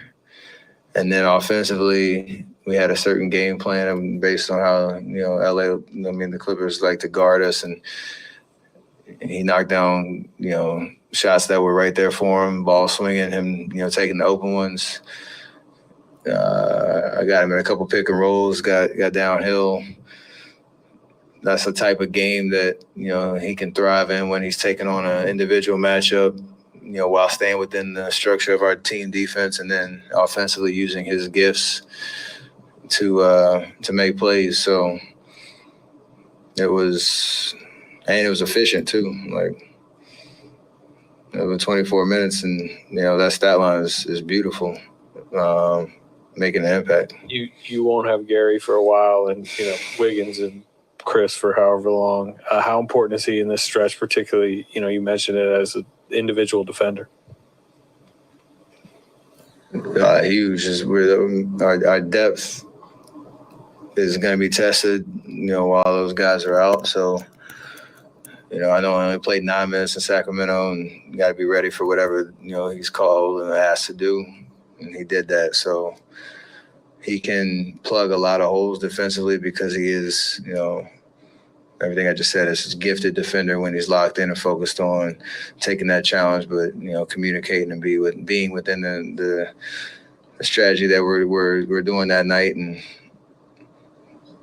usually when that happens, you get rewarded on the other end too. So it was good to see. Steve highlighted a play that Podziemski blew up, a Clippers play that he blew up at the end of the game. What have you noticed about Brandon's ability to sort of do the little things and especially to close a game like that? It's hard to watch a game that he's out there and not see what he's doing every possession on both ends, because he's so active, smart, physical. The care factor is always there. He's playing hard, so that's all you can do, especially as a rookie when you're trying to figure out where you fit. And it's no surprise. I didn't even know he played 30 minutes like that. He's just out there flying around, taking on the challenge, playing sound basketball on both ends, and just competing. We've seen that from jump, from the summers when we were playing pickup to now. He always tries to find a way to just play winning basketball. Might not be flashy, but it's productive every night. So it's great to see, because, I mean, for him, the way he rebounds, moves the ball, makes the easy pass. Like, he can hoop. We all know that.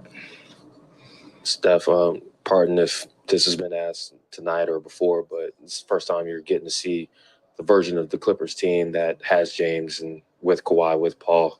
You played with and against a lot of different teams that had that top-heavy star power. Like, what makes this particular one stand out and be unique after you play them? A lot of talent, a lot of guys that can create, can score, have been the man on respective teams throughout the years. All three of them probably certified Hall of Famers, so you got to respect their individual talent and the fact that any given possession, somebody can make a play. You can't get deflated if they make a spectacular play or a tough shot, because that's what they all do. And they present a challenge, so you have to be really locked in five-man defense. And I know they're still figuring each other out, and it's hard to see what they're going to look like next 20 games, next 40 games, however that plays out. But they're tough, and you got to be locked in. Great, thank you. All right, I got something lined up for you.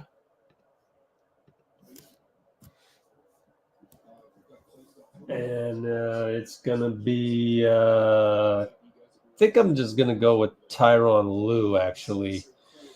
Oddly enough, but we'll get to Draymond shortly. We will get to Draymond shortly. Oh, I got Klay. My bad. We got Klay coming up, even though I'm uploading that. So be sure to check out Klay later and just watch it on repeat. I'm just kidding. Let's throw that up there. Let's get rid of Steph. Actually, no. Let's do Tyronn Lue real quick, because I just want to see what he said. Just want to see what he said about us, because there might be something cool here. So let's do this.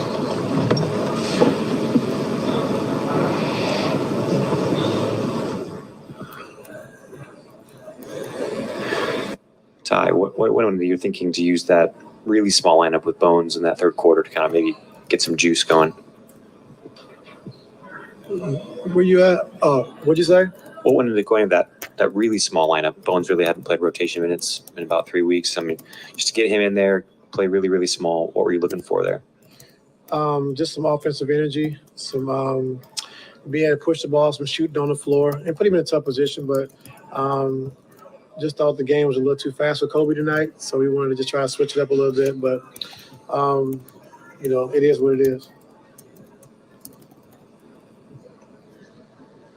Ty, Steph, he only wound up 10 to 15 shots. It seemed like the team tried to focus on containing him.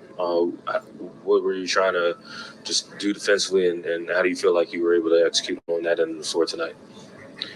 Just try to keep him inside the three-point line. Not let him get a lot of threes off. And then I thought the second half, like we talked about before the game, we did a good job getting to the paint, finishing, around the basket with some tough finishes. But, overall, I thought, when we were up a little bit and Draymond's at the 5, like when Draymond got behind us defensively, it was tough, put a lot of pressure on our defense. And so that was tough to see.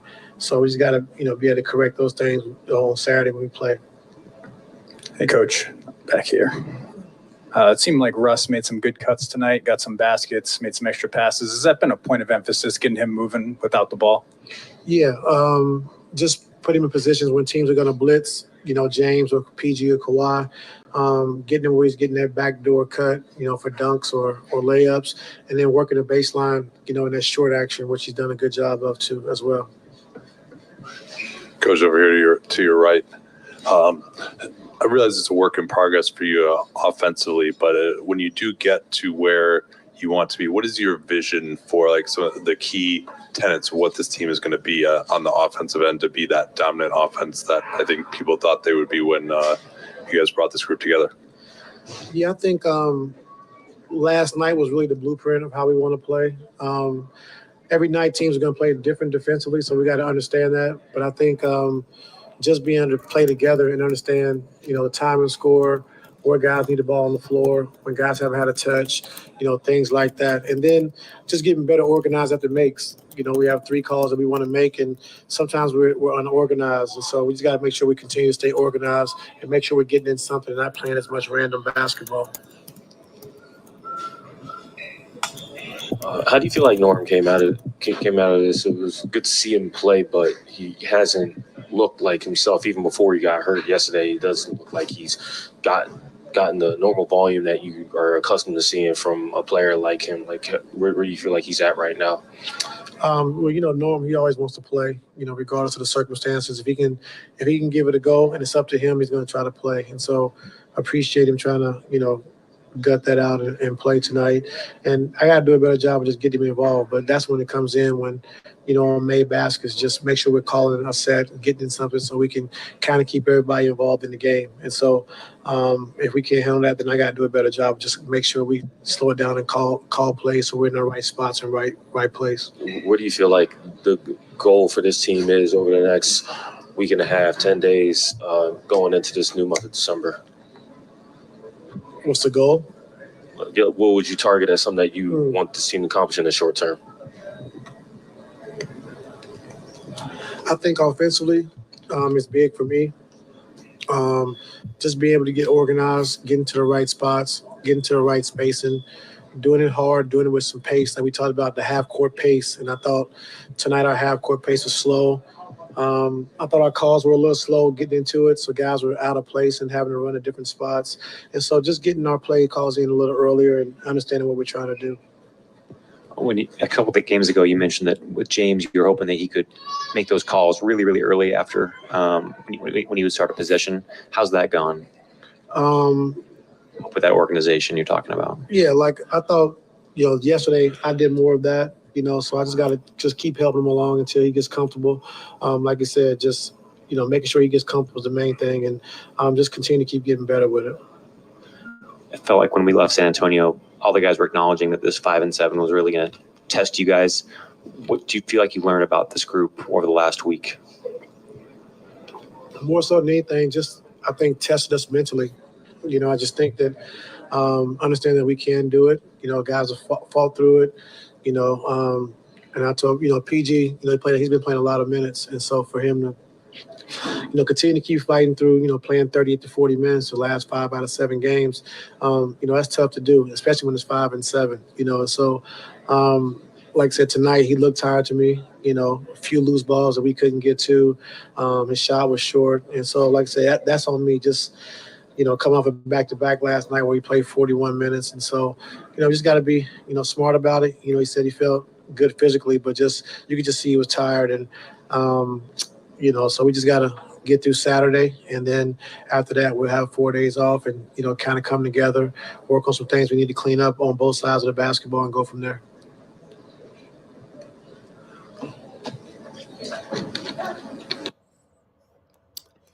All right. The play that Pajemski made, I don't have the clip, but I know where it happened. And that is right here in the play-by-play. So at the 4:59:15 mark, where BP made the great read that PG was wanting a 3. Remember, it was the inbound. They called timeout. We're up by 8, pretty much out of hand anyways, because Steph had just made 2 free throws. And what happened was Kawhi noticed that Pods was all over PG in the 3-point area. PG wanted to get the ball in the 3-point area between half court and 3-point rather than get a 2 because they're down 8. So Pods already knew that they wanted to shoot a 3. So he gave extra pressure to Paul George. And that ended up with Kawhi almost getting 5 seconds, but then he had to lob the ball over to PG, which he did. PG caught it. BP was all over him. PG threw it back to Kawhi. Kawhi wasn't ready for it. out of bounds turnover. So that's just BP knowing that. And the crazy thing is that most basketball players don't realize that. Like they don't think the next level. And I think that's the same at every level. You know, you get the higher IQ guys, even at the YMCA league, and then you get, you know, the smarter guys. And so those are the smarter guys, and then you're going to get the lower IQ guys. It's just, that's basketball, you know? So we're lucky that we have a guy like Pajemski on our squad who's a rookie, and it's working out great, right? So that was an example right there. Wiggs, yeah, I hope so too. Wiggs would be he's injured now with the door slammed finger. So yeah, that sucks. I want to see if we got Klay up on the channel yet. I should have been focused on posting that one up while we were watching Tyronn Lue.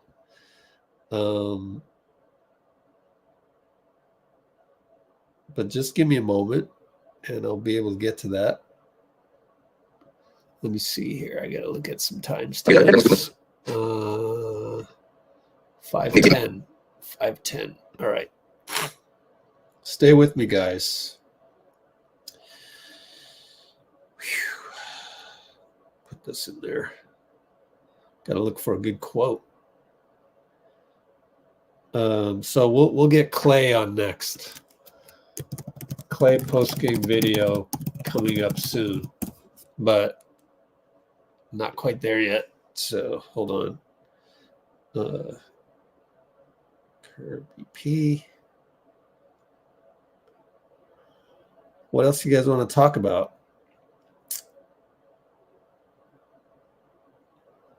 Happy to answer any questions.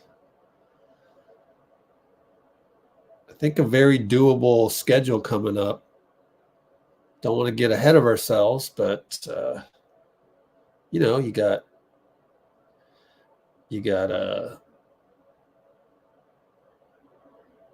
LA again. And then you got Portland. I mean, these are winnable games. And then you got a revenge game. Revenge game against OKC. That would be nice, wouldn't it? That one's going to be at OKC.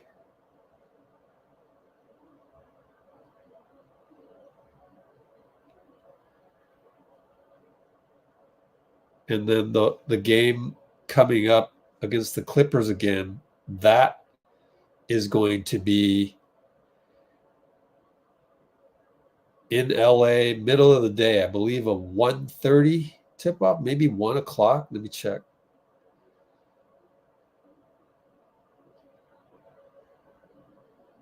$1 o'clock. So be here at 12:45, folks. Let's put that in there. Next live, 12:45 p.m. for 1 p.m. tip-off, GSW at LAC. What day is the day? It's Friday now. It's 12:03 a.m. But Saturday, December 2nd. Put that up there. Let's see. Klay.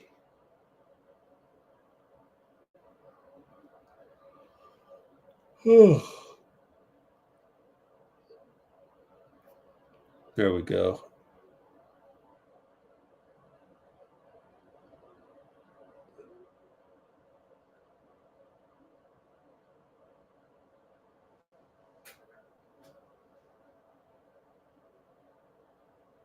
What's a good quote by Steph?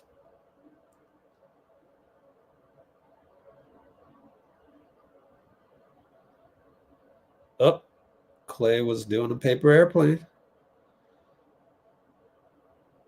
No, it doesn't really show him doing it. All right.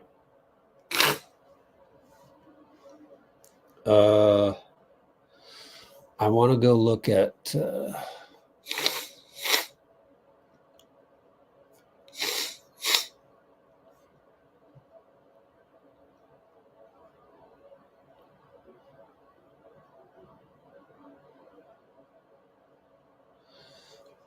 it's definitely special. We've done some pretty historic things.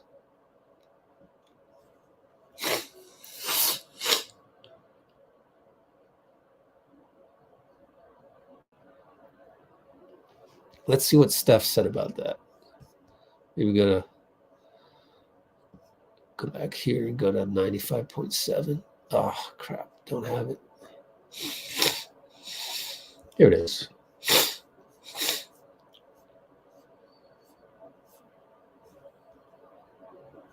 Draymond.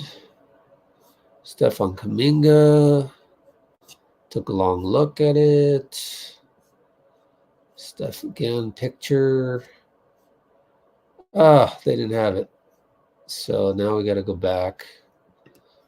Look at all the posts. I need a good Steph quote. Oh, here's some extra Steph post. I'm so glad we took advantage of it. It was definitely special. Getting our flowers now, but we got a lot more work to do. Monet came back. Guess you've been out. But yeah, we won. So that's good news.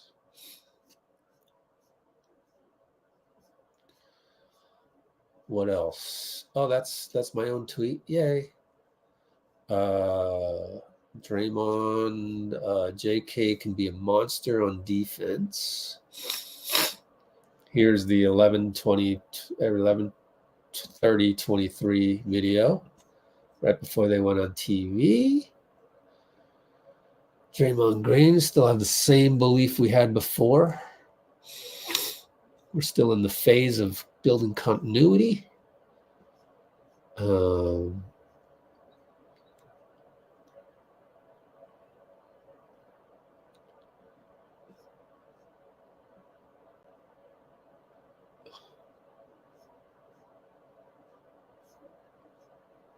This is a great quote.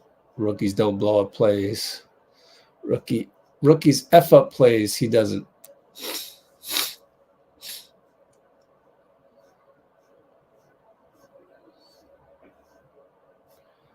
Hey, nice little. Was this the and one? Yeah. Good layup. Klay. It wasn't a Klay up.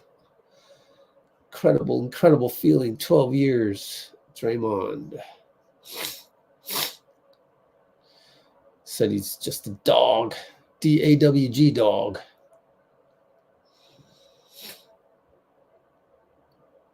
Great to see Klay smile.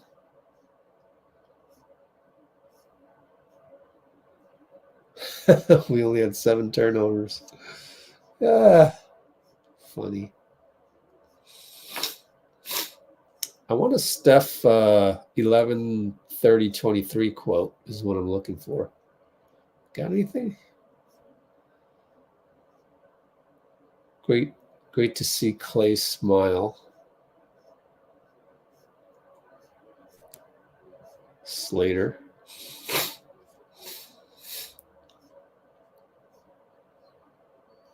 There's no real quote from that.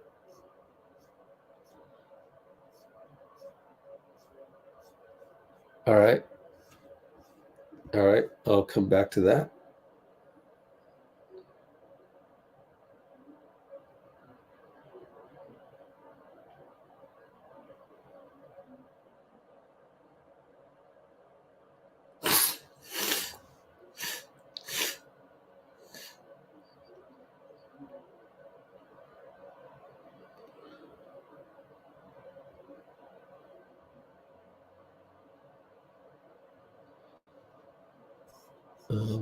What else did Steph say? Anything else? Damn, not much, huh? 12 minutes there and didn't get many quotes. Dog on defense. What else? Screen. Draymond. Great to see Klay smile.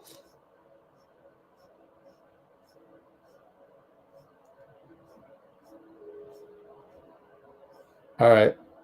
Shoot. That's it, huh? Took a moment. 7 turnovers.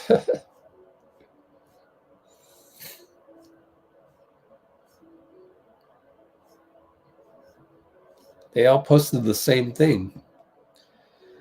So 7 turnovers. Hey, I fit it.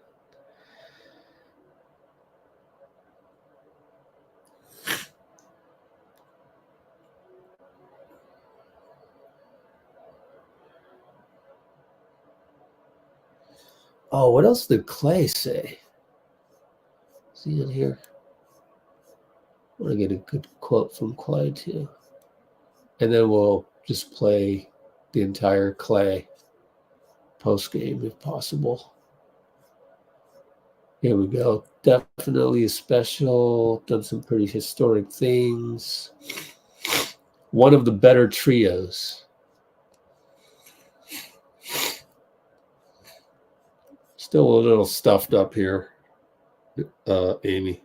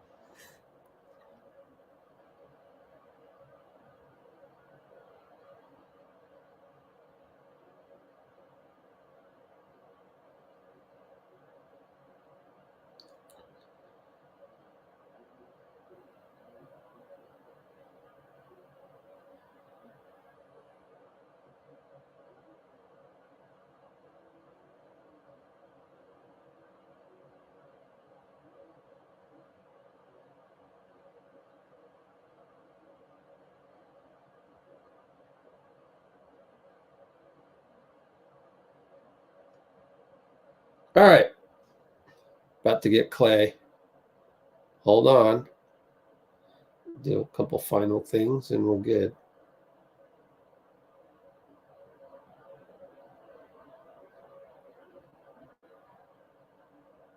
Boom.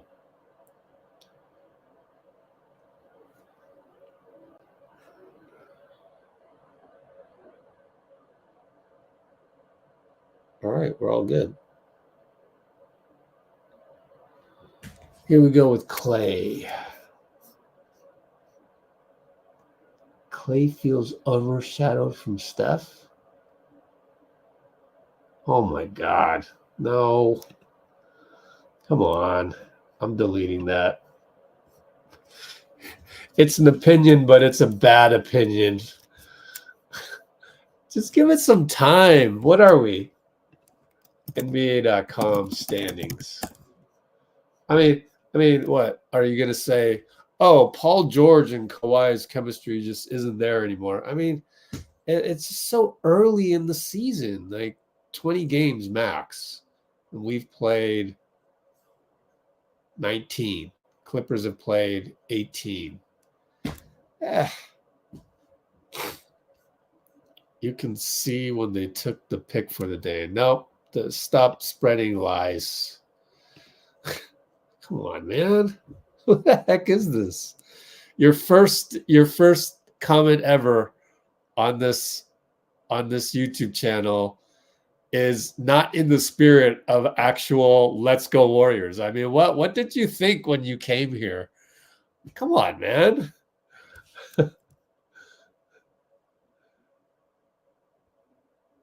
Well, that's nope. You don't get it, man.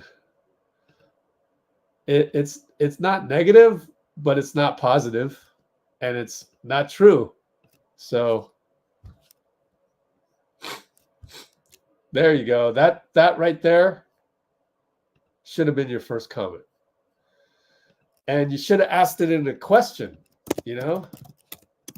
Maybe ask it as a question rather than an assertion.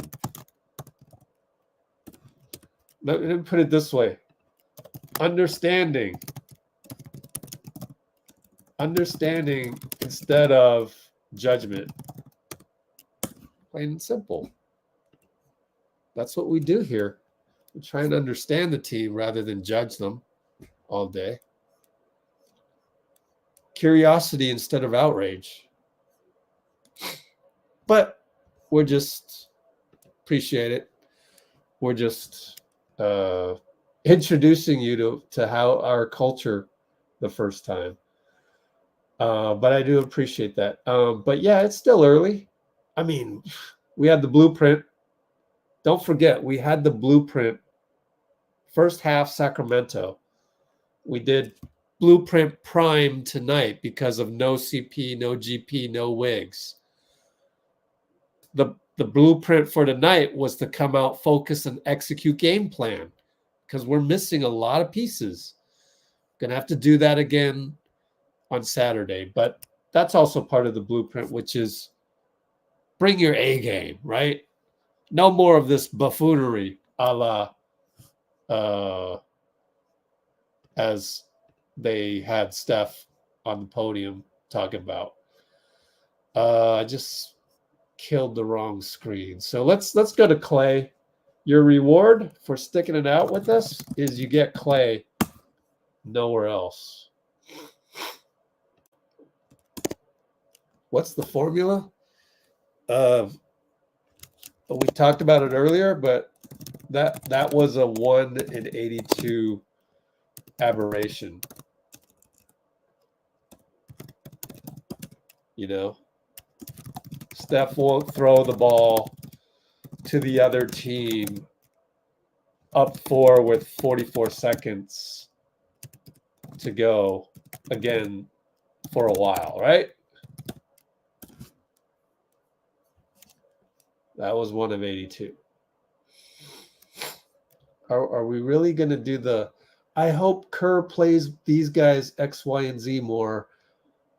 Trace Jackson Davis. I mean, we've talked about that.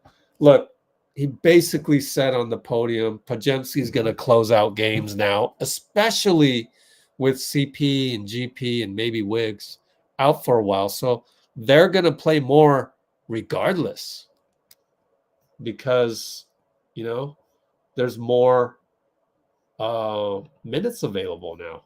That's just fact.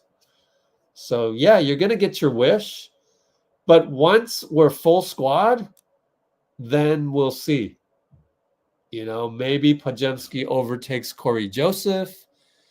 Maybe Moody eats up a little bit of Wiggs minutes. Maybe eats up, I don't know. We'll see. It's tough to crack the rotation here. It just is. And we shouldn't be mad about it. We should be happy about it. Like, how about I hope the big five play to their potentials. Anyways, thank you there. That's pretty awesome. I love to see that.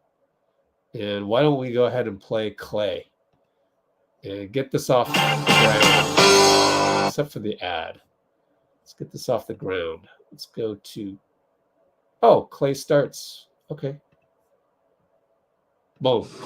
Hi, Klay. Yo. What do you think, first of all, the backdrop behind you? It's pretty cool. Pretty cool. Just how about for you guys to come back from tough loss in Sacramento? He looks back at it. Oh, man, where was it? I got to pause it right there. Hi, Klay. Yo. What do you think, first of all, the backdrop behind you? Oh, this is hilarious. Cool. Pretty cool. Just how about for you guys to come back from tough loss in Sacramento? What would it mean to be able to close out a Clippers team like this? It was a tough loss. Just felt really good to get back on track. especially after a tough one we let slip away. And hopefully we build off it and go do the same thing in Los Angeles. Well, it's the second time you guys have come off a tough loss and found a way to win. You guys lost to OKC, that overtime game, came back and beat Houston tonight, come back and you beat these guys. What does it say about you guys as a team?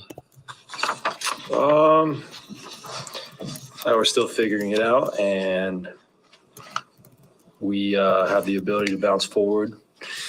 I think our history together is an example of that, so it's never going to be easy. You can't win 65 games every year, unfortunately, but we can still end up with a great record at the end of the regular season as long as we don't continue doing the things that have us with a losing record at the moment. Key point in the fourth quarter, you guys are up 7. You scored 10 points in 90 seconds. You guys are up 13. What was that feeling like? That felt so good. Because at times I feel like I can be pressing, and I obviously want to make every shot I take. I wish basketball was that easy, but, I'm proud of myself, even when I'm 2 for 12.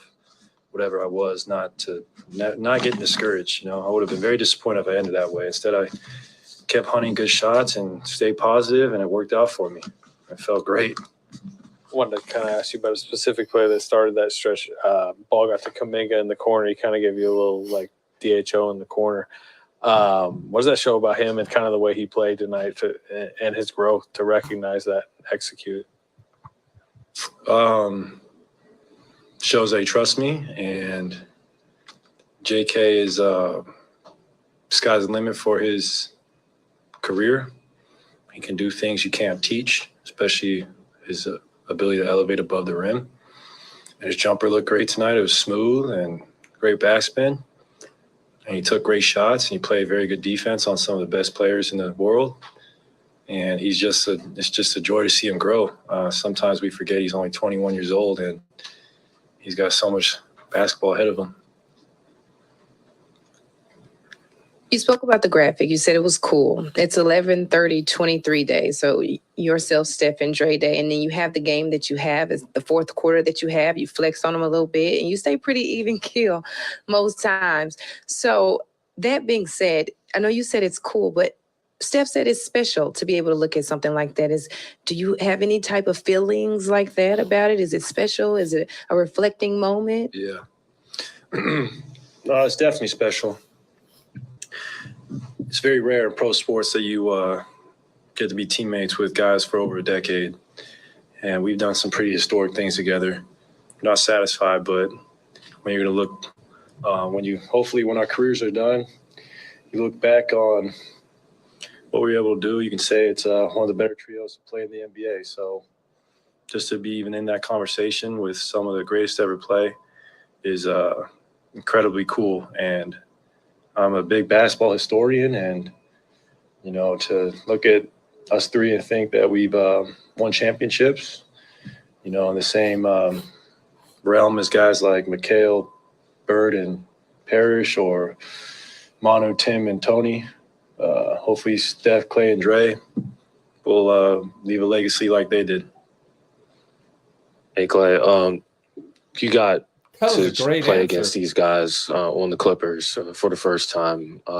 You see all those guys, especially you being someone who has Southern California roots. You see that team have to play against them, know the story. What do you feel like stands out about them, and what were your first impressions of what they look like on the floor?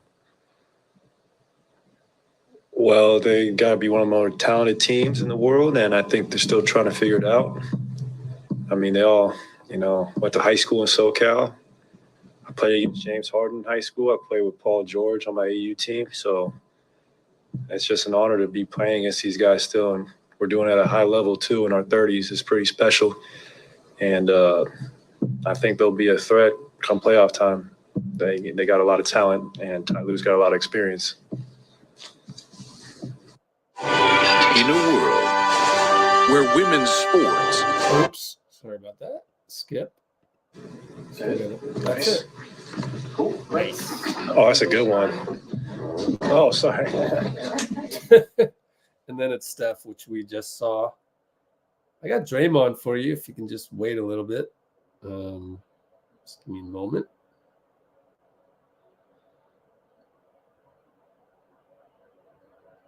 Okay.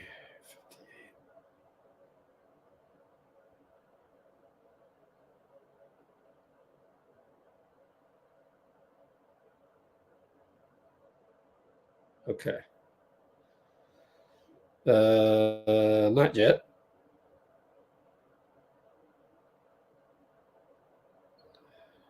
Almost. Give him about 60 seconds is what I need.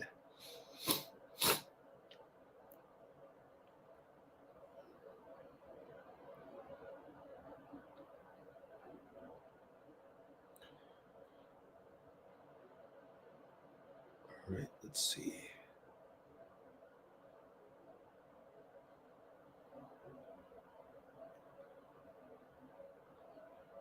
Might need more than 60 seconds.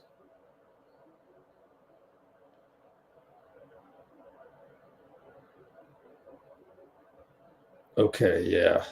I'm going to need more than 60 seconds. My bad. But let me figure something out because I want to find the I'm doing the thumbnail and I want to find the Pajemski Draymond pick and they don't have it. Wow. All right. Well, I'll just copy that one and try and make a thumbnail out of this. Bump, bump, bump. Wait a little bit. What do we got in the comments? Reached the 6-hour mark. Yeah, thanks. Yeah, good to have you. Yeah. All right. Yep. Remember that one? Draymond shooting shot.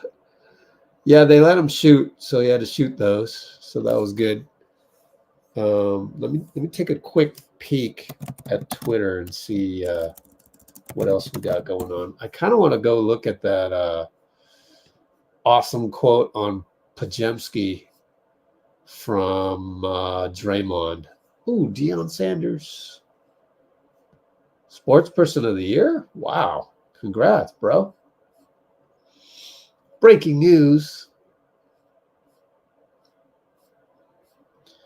Where's the one where Draymond said, well, JK can be a monster, and also we have the same belief, and also the one that, yeah, rookies don't blow up plays. Uh-oh. That's not going to survive the YouTube check. All right, I'll fix it later then. I don't know. Had to swear again and mess everything up. Oh, that's great. That's just great. Thanks a lot, Dre. Ruining my monetization possibilities, man. But oh well, what you gonna do? At least it's a fun way to go out. Man. Let's see. Oh man. I don't know. But I like the quote so much.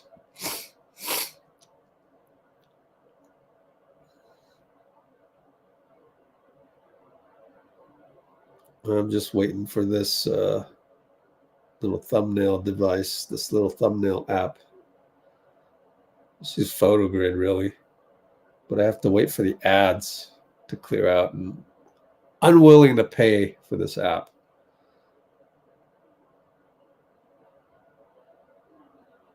So there we go. What's a good quote? Rookies F up plays. He doesn't.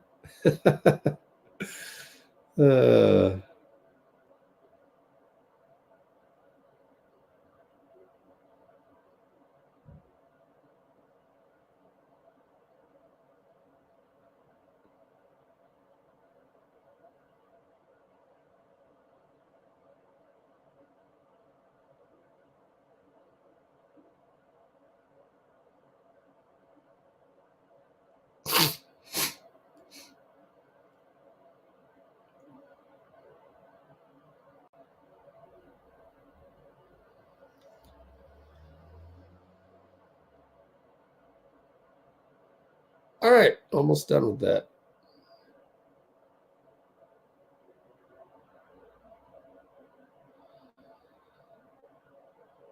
Then we'll go to Draymond real quick.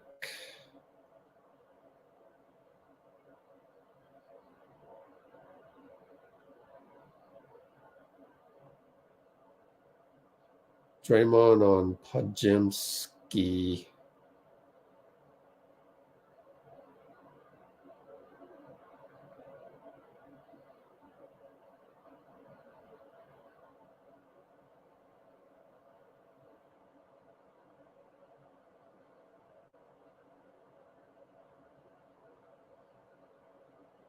Kaminga Monster. Hope I can fit that. Ooh, I think I can. Yeah.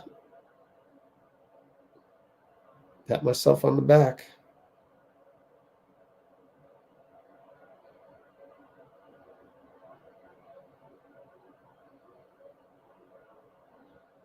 I should have tried to get Pajemski's dad.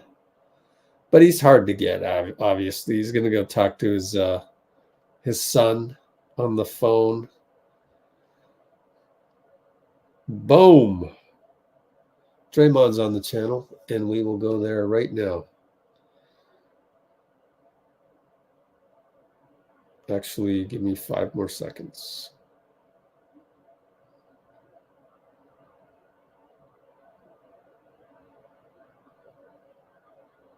There we go. YouTube.com, Let's Go Warriors. Our first look at this. The specialness of this day and the fact that you guys have been in a trio for over the last decade. Oh man, it's an incredible feeling, blessing to play with 2 guys like that for 12 years. The success we've had is great. The downs we've had is great. You know, they bring us closer and we stick together through those. The journey has been incredible. Very thankful to our organization for making this happen. I think, you know, most people get their flowers when they die. Like, in our case, it wouldn't be dying, but you get your flowers after you're done. You know, and for the organization to honor us and make it a point. Like, we didn't have to have a game today, you know, just to make it a point to get it done. Very appreciative. You know, it's a great night, great moment, but a lot more work to be done. Yeah, Steph was saying that you guys feel like, you know, obviously you've done a lot over these last 12 years, but he feels like, you know, you want to prove to people that you can still do some things. How important that you, and what does it mean that you guys have had 2 really horrible losses and came back to win the next game? The one last night and 2 nights ago, and then the OKC loss where you guys came back and won. I think, you know, we got a resilient group. You know, things aren't going to always be perfect, but I think, you know, the true test is, can you bounce back? And, you know, for us to bounce back the way we did, I think it was great. And it says a lot about this team, even missing Chris and Wiggs and GP. It's a lot, you know, and to still get it done the way we did, the bench stepped up as they have all year. You know, so I think this is a resilient group that, you know, we'll continue to find our way. Klay put up 10 points in 90 seconds in the 4th quarter there. What was it like to watch that? It was beautiful to watch, and it all started with Jonathan Kuminga giving him a handoff in the corner. JK could have shot it, could have drove it, and he went uphill DHO and got Klay going. And I told him in that timeout, you just got him 10 points off that one move. And no one will celebrate you for it. No one will acknowledge you for it, but I will. You just got him going. And that is incredible. That is growth on JK's part. Obviously, we all know what Klay's capable of, and he's starting to play a lot better over the course of these last 5 games. But for JK to get him going like that, that was special. And like I said, it shows the growth in JK's game. Steve highlighted a play where Podziemski blew up one of the Clippers plays at the end.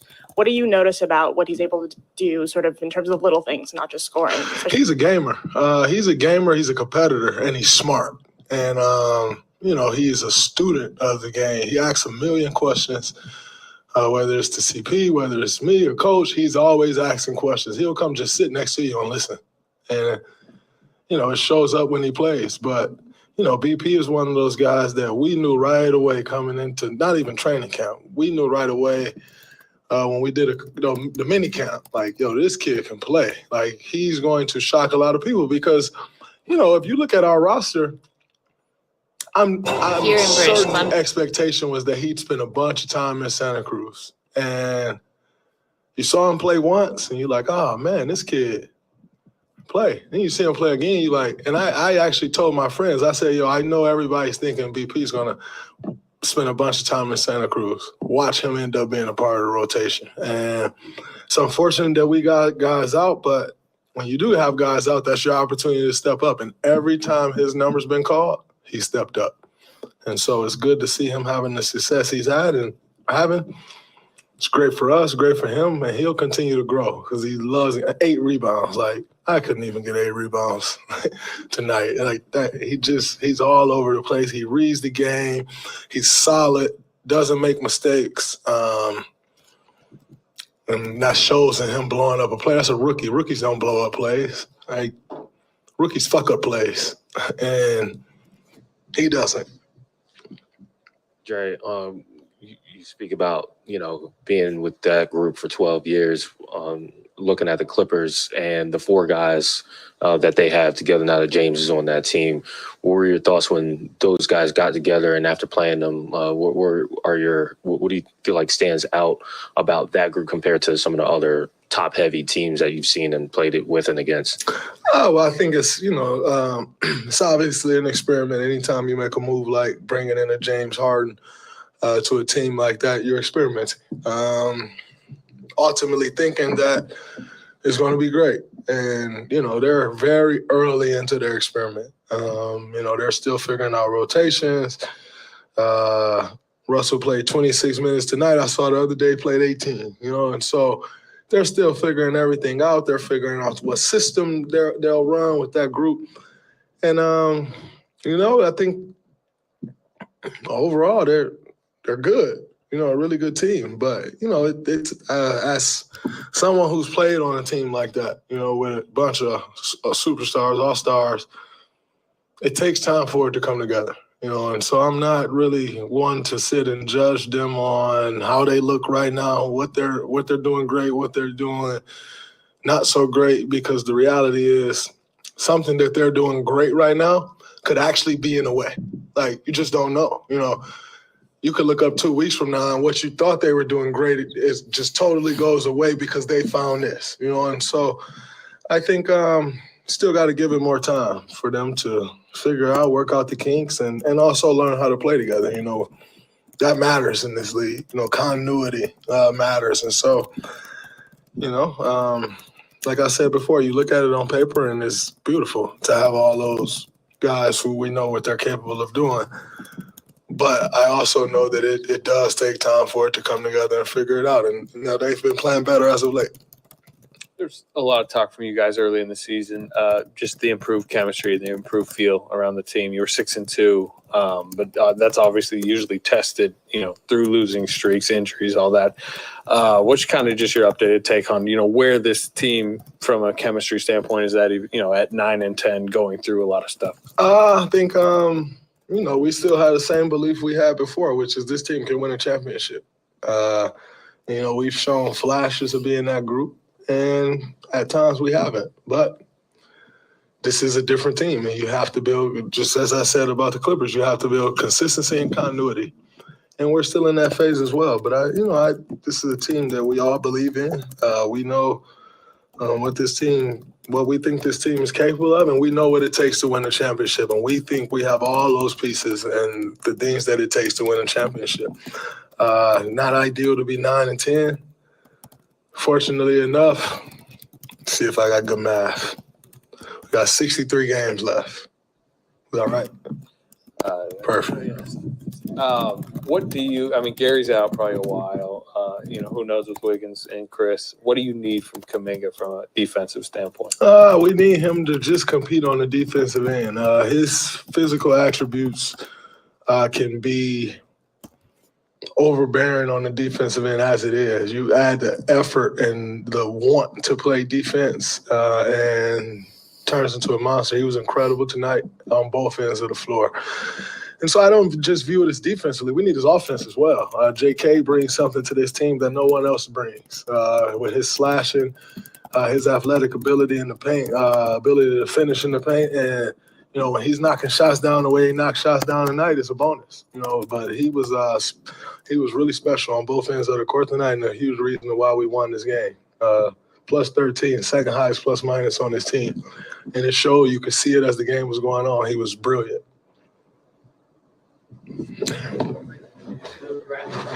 Yeah, that's dope. All right, we saw Tyron. So here we go. Yeah, you're gone. Get the hell out of here. All you do is post negative shit. God, let's end on a good note. Somebody post something positive, anything. Antonio Taylor Cleggett. Come on, man. Go look at my game notes. This one, CP was injured within 4.5 minutes. I shouldn't even have to do this, but let's go to San Antonio. Here are the game notes. CP3 physicality on defense is what I'm looking for. Great pass to Saric. I put the good and the bad here. Steph corner 3 assists. CPJK PNR, CPJK PNR. CP went to Klay. He rushed his shot. Probably should have gone back. Here's a bad pass. But most times in the comments, in the description, I'm literally saying that's some great physical defense by CP. Nobody else on the team does that. That's some great physical defense by CP. You hear me say that every single time he plays defense. Maybe it's not on this one. Maybe it was the previous game. For good measure, let's look at Phoenix. I do remember him doing this at Phoenix. So, CP physicality on Eric Gordon attack. Oh, he's a liability. CP did make a mistake on EG that time, but sometimes he plays some physical D and he got some steals. Okay? But no, you're too negative to come on here and think about it. This is the one where CP got ejected later on in Q2. Wow. So that was a couple games in a row, 2 out of 3 games where he barely played. But you're nitpicking this stuff and you're not happy with the team. We just won. What a loser. Get a hobby, Antonio Taylor Cleggett. Oh my gosh. Anyways, all you had to do was say something about rooting for the team, such as DVDV saying, we hope we win a championship this year. That's all it took. You can't even do that. Oh my gosh. Good luck in life, man. I mean, do you think Taylor really was that perturbed by Chris Paul? Or do you think actually maybe it's something else in his life and that he's so bothered by that he doesn't even realize he's picking on something that it's easy to pick on. Oh my, this thing XYZ over here in my life, some people don't even realize it. It's just this negative energy, and you're transferring the negative energy to an easy target. Why is it an easy target? Because Chris Paul isn't on this live chat. There's no one here to defend him except for me. And that's why I'm different than Twitter, because on Twitter, there's nobody to defend anybody. So Antonio's going to go onto Twitter right after he got blocked by me, and he's going to go thumb type. And he's in a bad mood. He's in a bad mood. He can't even enjoy a win. Why? It's because there's something else going on in regular 3D world. Do you really think something that's two-dimensional causes you to, in three-dimensional life, feel like negative energy? No, it's something else in your three-dimensional life. You think what? Would a referee put me in a bad mood? Honestly, that's not the reason why you get all uptight. It's, I mean, for those of you that can leave it during the game, I really do think that there's other negative energy that you're carrying. Now, in the moment, there might be something outrageous that just is terrible, but I just think that, you know, for most of us on this channel, when there's bad referees, we just kind of go, well, you know, either it's and it's probably a bad example. Like anytime I talk about refs, I'm setting myself up. But I just want to give you an extreme example, which is, heck, I mean, we control what we can control, and I'm just not really bothered by the refs all that much throughout a whole game. The whole Scott Foster thing, that's an aberration. That's like 1 out of 82. You're going to get something really weird that stems from off the court stuff. We talked about that.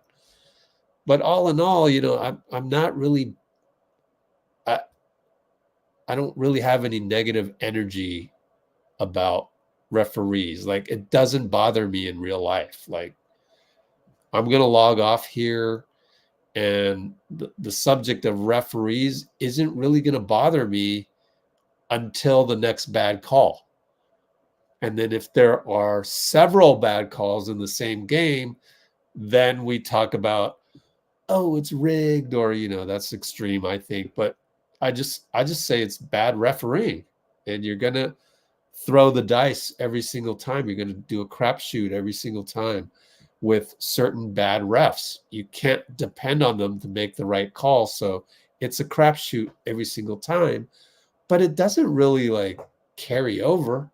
So I'm convinced that the people that post negative stuff on social media, it's not because they were put into a bad mood it's not that they went from a good mood to a bad mood based on what they saw on a TV screen or what they read on another 2D screen, which is your phone, which is the Twitter app. You got put in a bad mood by something in your life, which is your 4-dimensional life, with time being the 4th dimension. So in your 4-dimensional life, something went wrong, and the only outlet that you found that's not the 4-dimensional life is the 2-dimensional life, which is thumb typing your transgression. But it takes a different shape because you're choosing the subject matter to be the subject matter where you think you can control it. So Antonio Taylor Cleggett comes on here thinking that he can control what is he's thumb typing, that he'll get likes, that he'll get people patting him on the back. Yay, way to have that negative energy. Let me pat your back with some more negative energy because I feel the same way you do. But really, the feeling is really in your life, whether that's inside your body or the environment is affecting you. But it's not, I mean, Chris Paul didn't put him in a bad mood, right? But you're picking on Chris Paul. So that's That's the matrix, everybody. That's the big reveal. A lot of people out there don't even realize this is happening. So when you go pick up that phone and you want to thumb type something negative, how about just change it up? Thumb type something positive. Change it up, because it's not really that Chris Paul is this, that, he's terrible and this, that. It's not really about that, is it? It's really about you. And so to get you better, to get you to be in a better mood, type something positive. Change it up. Because you're going to feel negative because of all this shit going on out there. Jason Kidd said it. In fact, we should go and watch that video. Let's do it. Just to close on this note, thanks for bringing it up. See how I turned a negative into a positive? I'm going to turn that negative from Antonio Taylor Cleggett, and I'm turning it into a positive right here. You guys can do the same. Jason Kidd, boom, here we go. For Kyrie, the clutch situations were a struggle. This year, you guys are among the best in the league in those situations.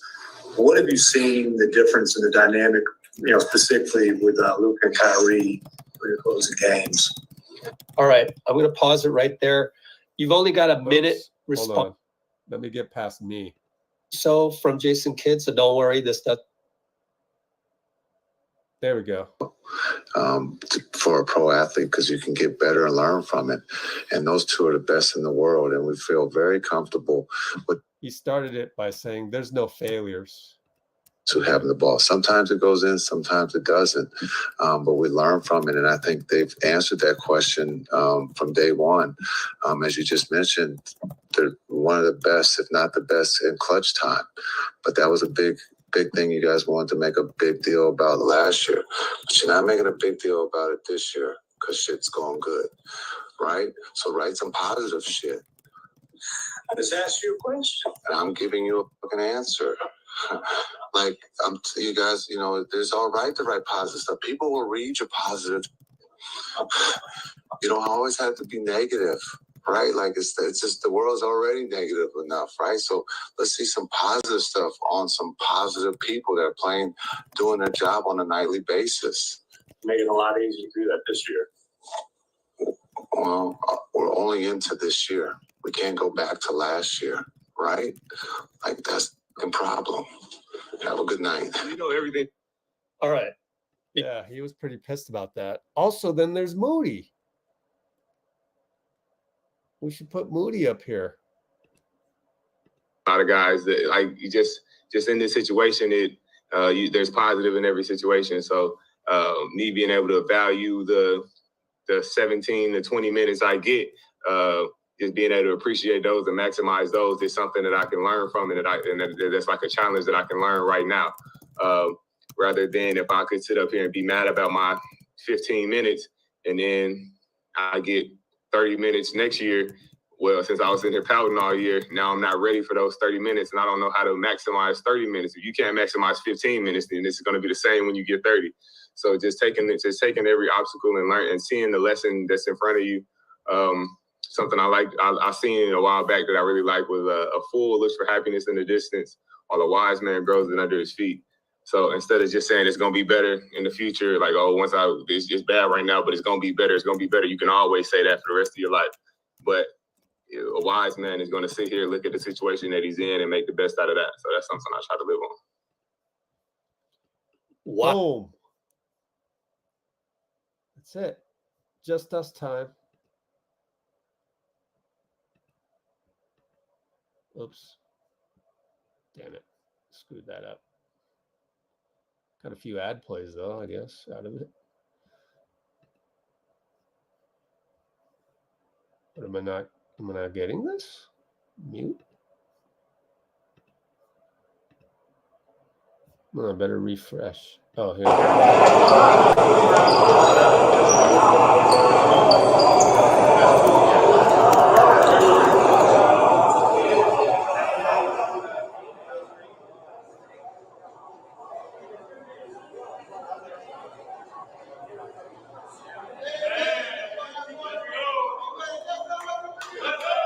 Let's go.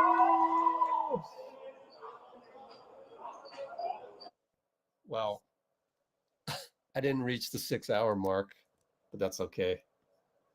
Yeah, I'm glad we ended this on a good note. Just this 1, 2, 3. Try to be positive. Thumb type positivity.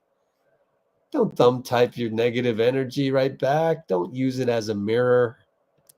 Come on now. Thank you. Just try it once. Give it a try. Don't read all that negativity out there. You don't need to read it. Go enjoy your life. Go out the door and walk around. That's way more enjoyable than reading Twitter timeline. You know, I took Wednesday off yesterday. I saw all the carnage on Twitter and I was like, you know, right now it's a zombie apocalypse. Whatever I put out there, whether it's Twitter, whether it's our comments on this channel, and I had to block a ton of people again. It was just like, nah, I'm taking the day off. In fact, I deserve it because it's been a while. You know, my weekends aren't really weekends aside from 49ers games. Every Wednesday, every day is a Wednesday for me. So it's tough. By the way, we're going to play Portland next week, although it's at home at Chase Center. But thank you, everybody. I guess I'm not really going to hit 6 hours. I kind of wanted to, but we have 22 concurrents. That's my favorite number, 22. And I just 2 more minutes. I guess I could go for 2 more minutes. Now, CP3 is not going to be back. He's day-to-day, but reevaluated on Monday. Next game Saturday. Game after that is Monday. Game after that. One of these games we have extra time in between. Warriors schedule. We're going to have a 3-day break coming up, and that's going to be great. 6-8 right here, 12 before Phoenix. Oh, we play LA again. That sucks. I mean, are we really going to beat them 3 times in a row? That's not going to be easy. Anyway, love to get Phoenix back. Hope they don't beat us 3 times in a row. But anyways, right in between these 2 games, we'll get 3 days off, and I can't wait for that. I got 1 more minute to go. 1 more minute to go to make it to 6 hours.